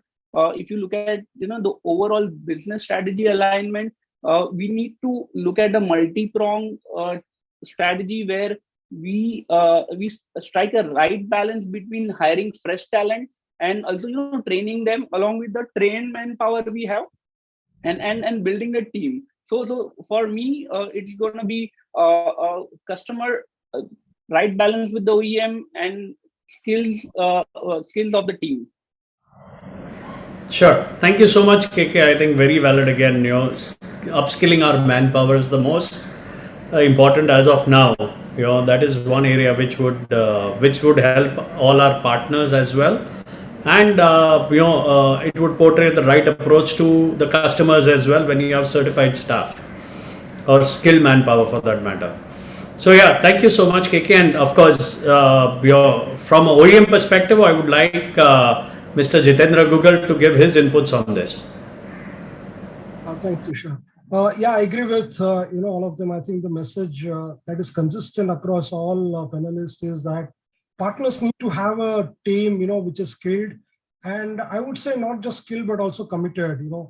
Their commitment to the customers in terms of solving their problems. The team should be able to understand and speak the language of the customers and also of the OEMs. They should be able to understand what the vendor's strategy is about addressing a particular customer problem. So, they should be on the same page. And secondly, what I mentioned earlier, they need to look at the solution-oriented approach. Because if you are looking at developing a relationship with a customer, you got to understand their problem and arrive at a solution. And if you're just going to have a point product approach, that's not going to work. So I think, it's very important that have a long-term relationship with the customer where you are able to understand their requirements, not just from security point of view, but understand overall business problems and how security is going to be an enabler for them. Sure. Thank you so much, Jitendra. Really appreciate that. So friends, this brings us to the end of our panel discussion. I would request any member or any partner who has any questions kindly post it across in the Q&A section so we can probably answer it right now.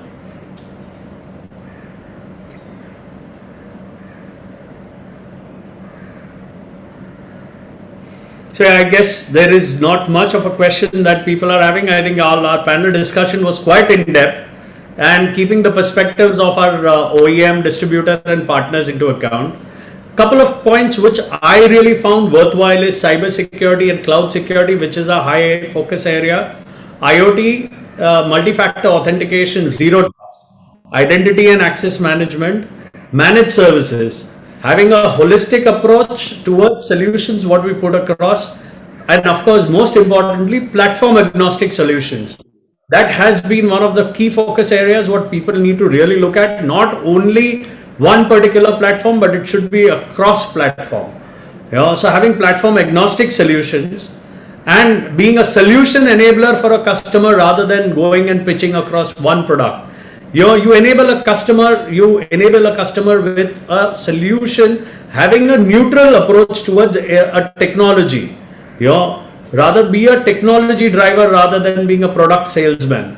I think this is one very important factor, and of course this would add recurring revenue to your bottom line. So friends, thank you so much for your time, and I think there's a lot of take back from this panel discussion which at least I had with all these esteemed panelists that we've had here today. Thank you so much for your time, and thank you, Sanjay Bhai, for having all of us on this platform. It's been wonderful chatting with everyone. Thank you. Thank you, guys. Thank you very much. Thank you, Mr. Sanjay. Thanks a lot. Thank you, everyone. It's really an honor to get in touch with all of you. Jitendra ji, thanks KK, thanks Jiten Bhai, and over to Pragya. Thank you. Thank you, sir. This was perhaps the longest session, but also the most important and the most insightful, I believe. We have spoken about a lot of important things throughout the day today. And I think at the end, obviously, we have talked about, possibilities, scope, security, and everything else.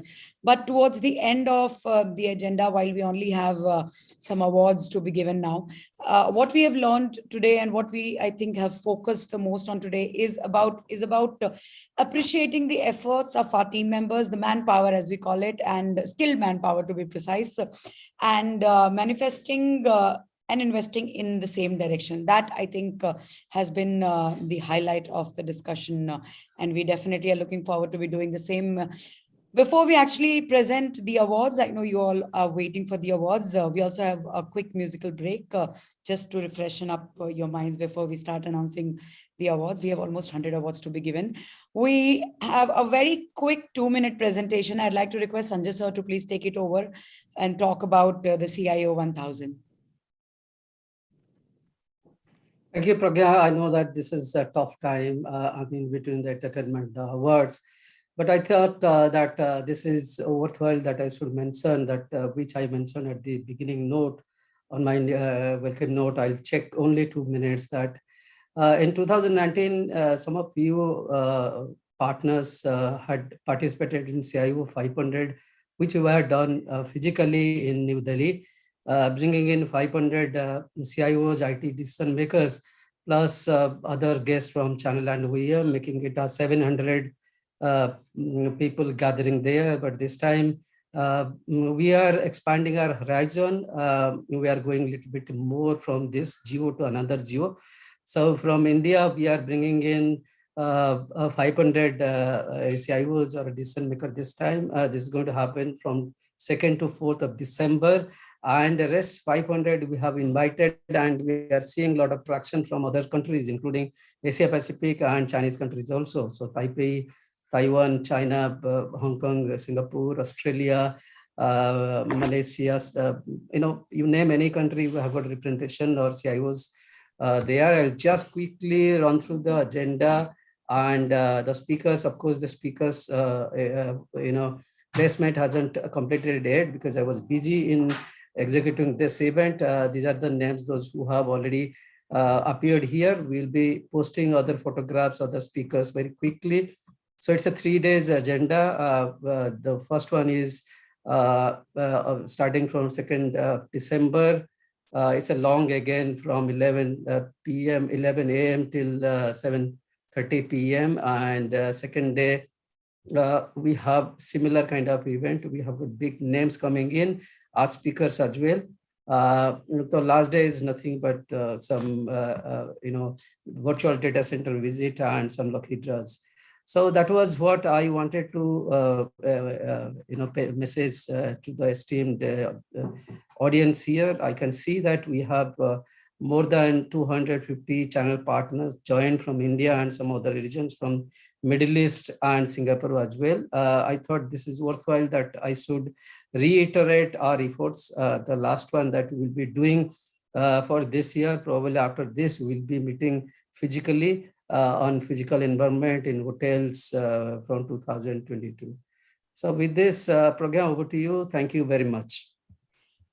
Thank you, sir. Thanks a lot. We will have a quick entertainment break, musical break, and let's listen to some soothing flute sound and then prepare ourselves for the last segment, which is the awards.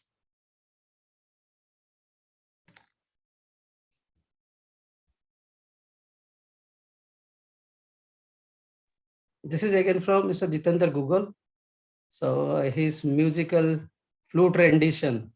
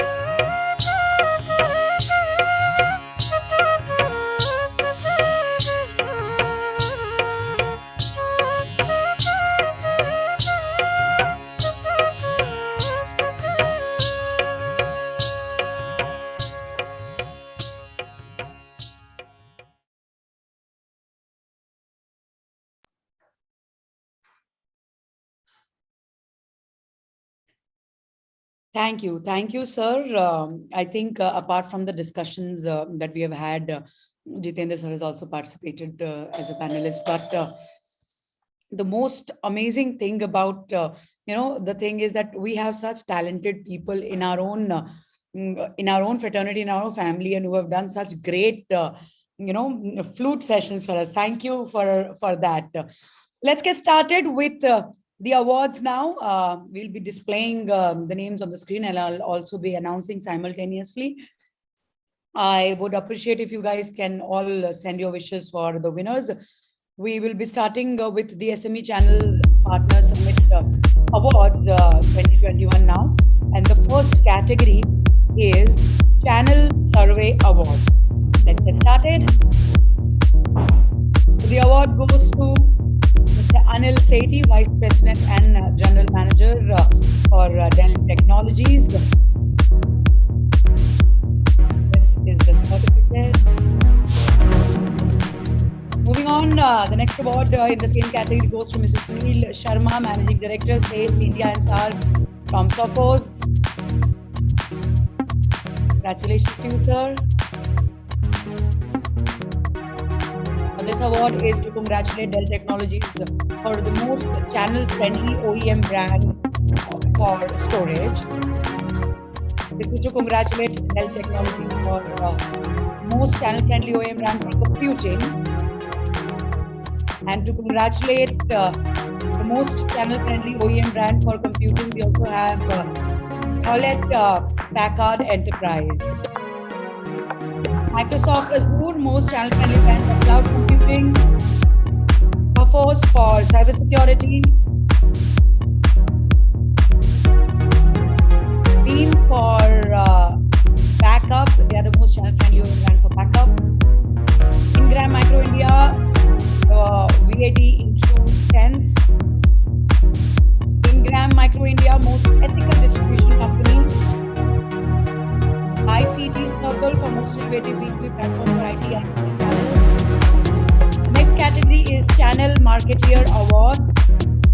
Winners, please congratulate with me, Mr. Kumar, Varun Verma, APJ Lead, Backup, Exec, GTM, and Enablement.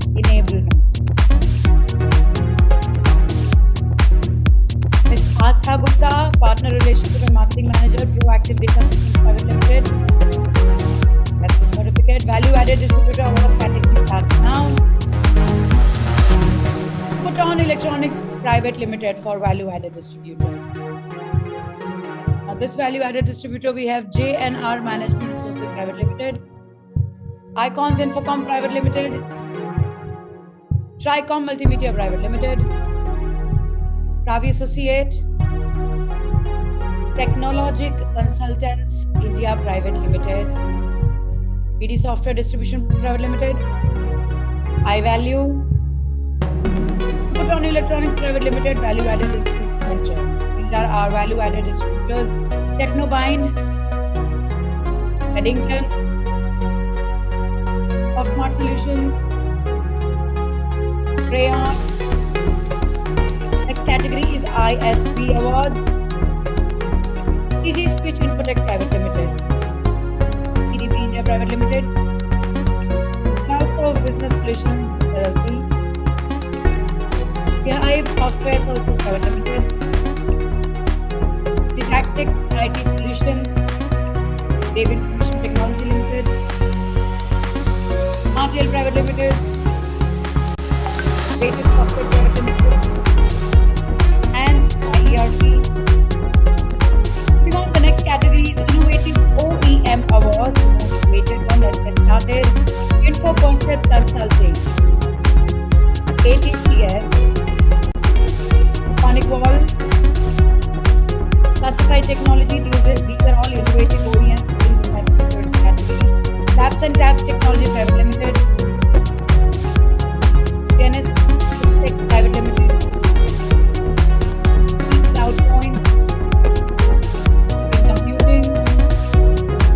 Progression Internet Private Limited,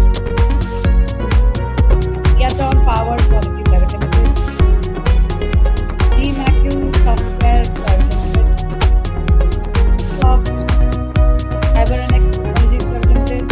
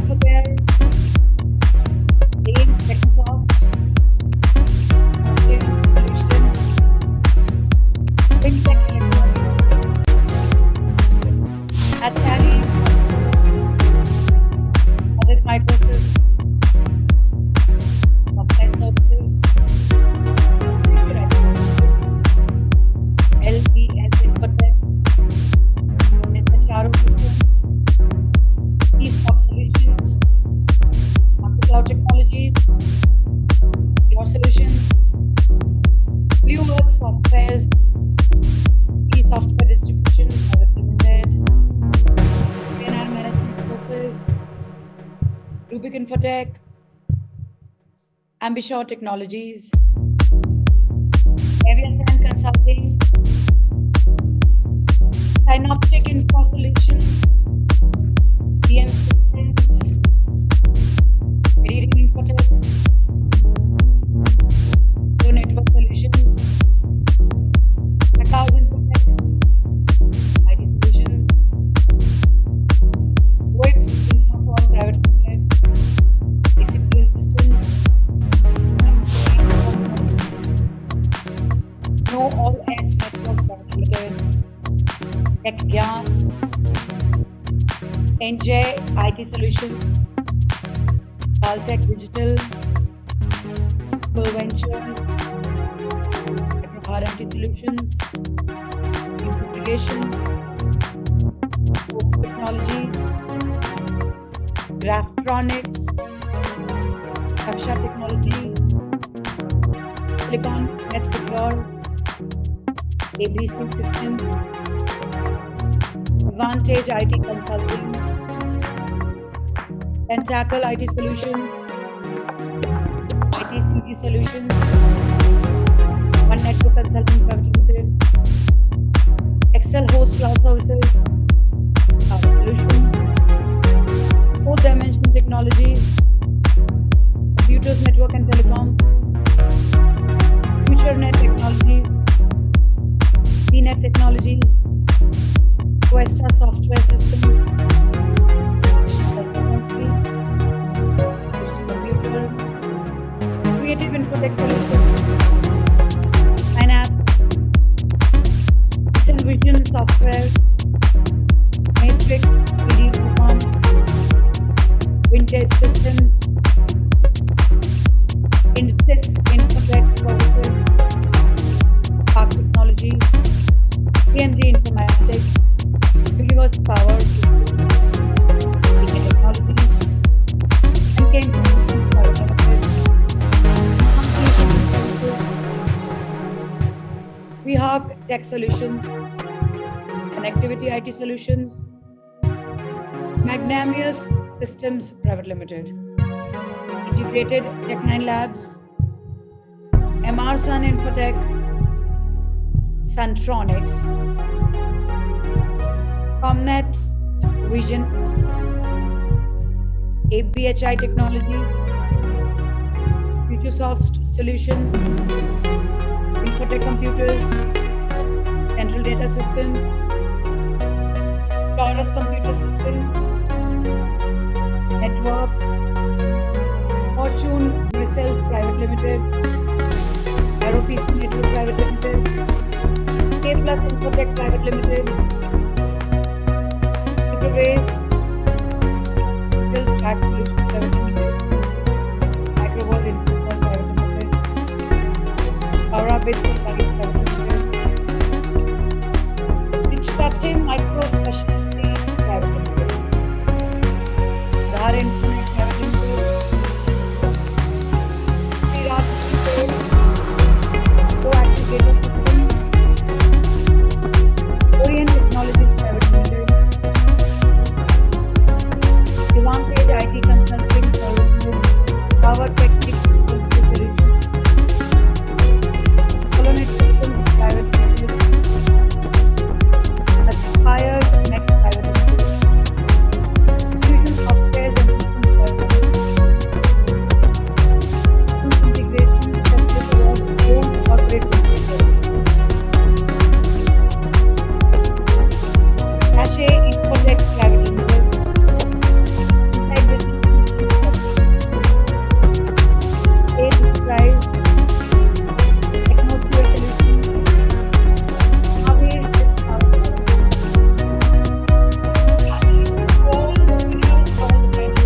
Thank you so much for it has been a great day. The agenda is complete and we have come a long way throughout the day. We have gathered some really valuable informations and we have also learned a lot today. So ladies and gentlemen, before we close it, it's time for the vote of thanks. I would like to request Mr. Sanjeev Mohapatra, publisher, SME Channels, to please give the closing remarks.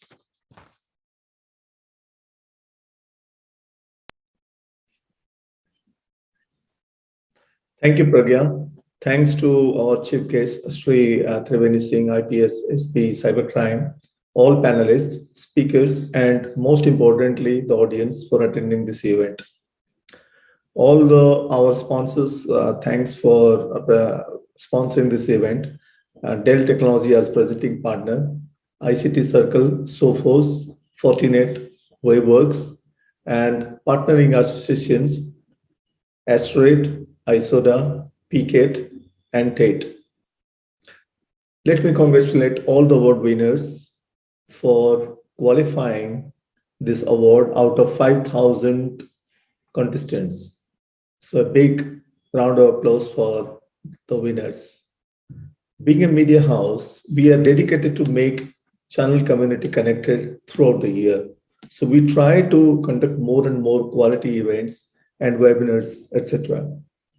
I'm happy to convey my sincere thanks to entire channel community for supporting us throughout the year. Now I'm sure everyone is positive and optimistic towards entering back to previous business models such as physical meetings and events, etc. Today, all association speech was very different and innovative. Hope all association will be benefited by this. There was a lot of facts and information which was given by these associations is really very helpful for many of us. Now I am happy to announce that the most awaited historic CIO event, where we will be connecting 1,000 CIOs on a single virtual platform from India and abroad. All tech companies in India would be highly benefited by showcasing their products and solutions to the entire CIO community. There will be many stalls will be open for the startups and showcase their products and solutions. Well, I end up with this, and I wish all people present today would be part of this CIO 1000 event, and all the information are there available at our website, enterpriseitworld.com. Hope to see you soon, and thank you so much for attending this event. Have a nice day. Thank you so much, sir. Thank you for giving us all this opportunity to interact with each other. We have built a family slowly, and I think this family is going a long way together. Very soon, as Sanjay sir said, that we'll be off the online mode, and we'll be not doing the virtual ones, but we'll be meeting physically with each other and doing what we do the best. Until then, you guys keep your data safe and be safe for yourselves as well. Stay healthy, stay happy. Thank you so much. Have a good day, everyone.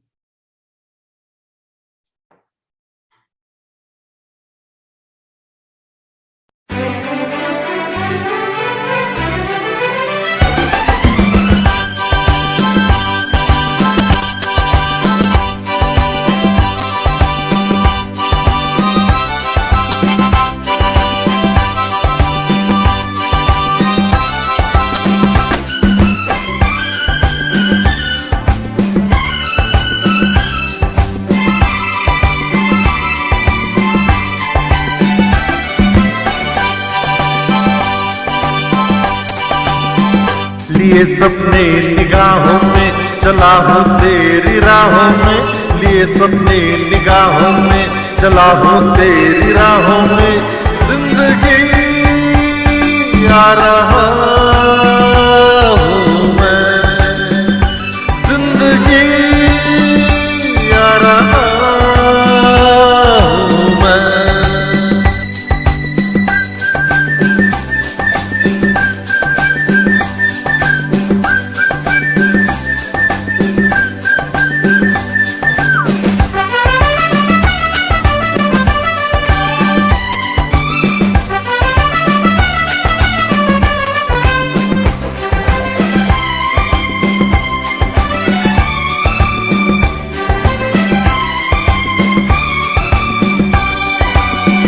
कई यादों के चेहरे हैं, कई किस्से पुराने हैं, तेरी सौ दास्ताने हैं, तेरे कितने फसाने हैं।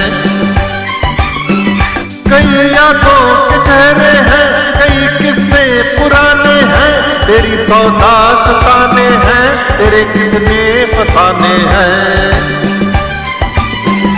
मगर एक वो कहानी है जो अब मुझको सुनानी है, मगर एक वो कहानी है जो अब मुझको सुनानी है। जिंदगी आ रहा हूँ मैं, जिंदगी आ रहा हूँ मैं।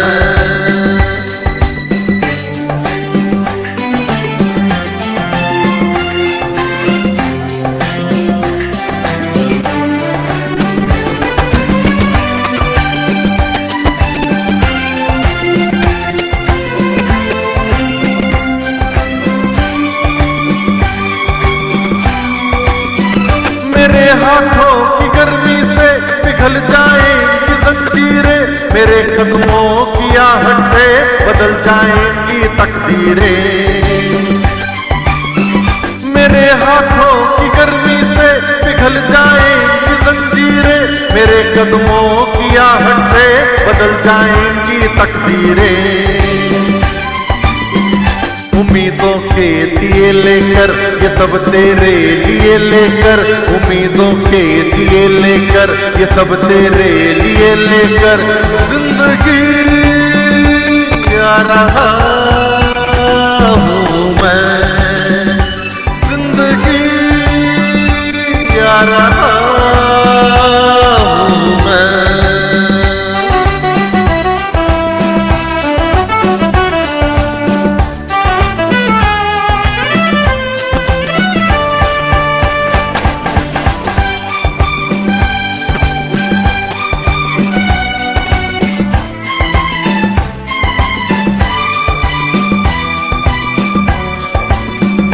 कभी तुझको गिला मुझसे, कभी मुझको शिकायत है, मगर फिर भी तुझे मेरी मुझे तेरी जरूरत है। कभी तुझको गिला मुझसे, कभी मुझको शिकायत है, मगर फिर भी तुझे मेरी मुझे तेरी जरूरत है। मैं ये इकरार करता हूँ मैं तुझसे प्यार करता हूँ, मैं ये इकरार करता हूँ मैं तुझसे प्यार करता हूँ। जिंदगी आ रहा हूँ मैं, जिंदगी आ रहा हूँ मैं।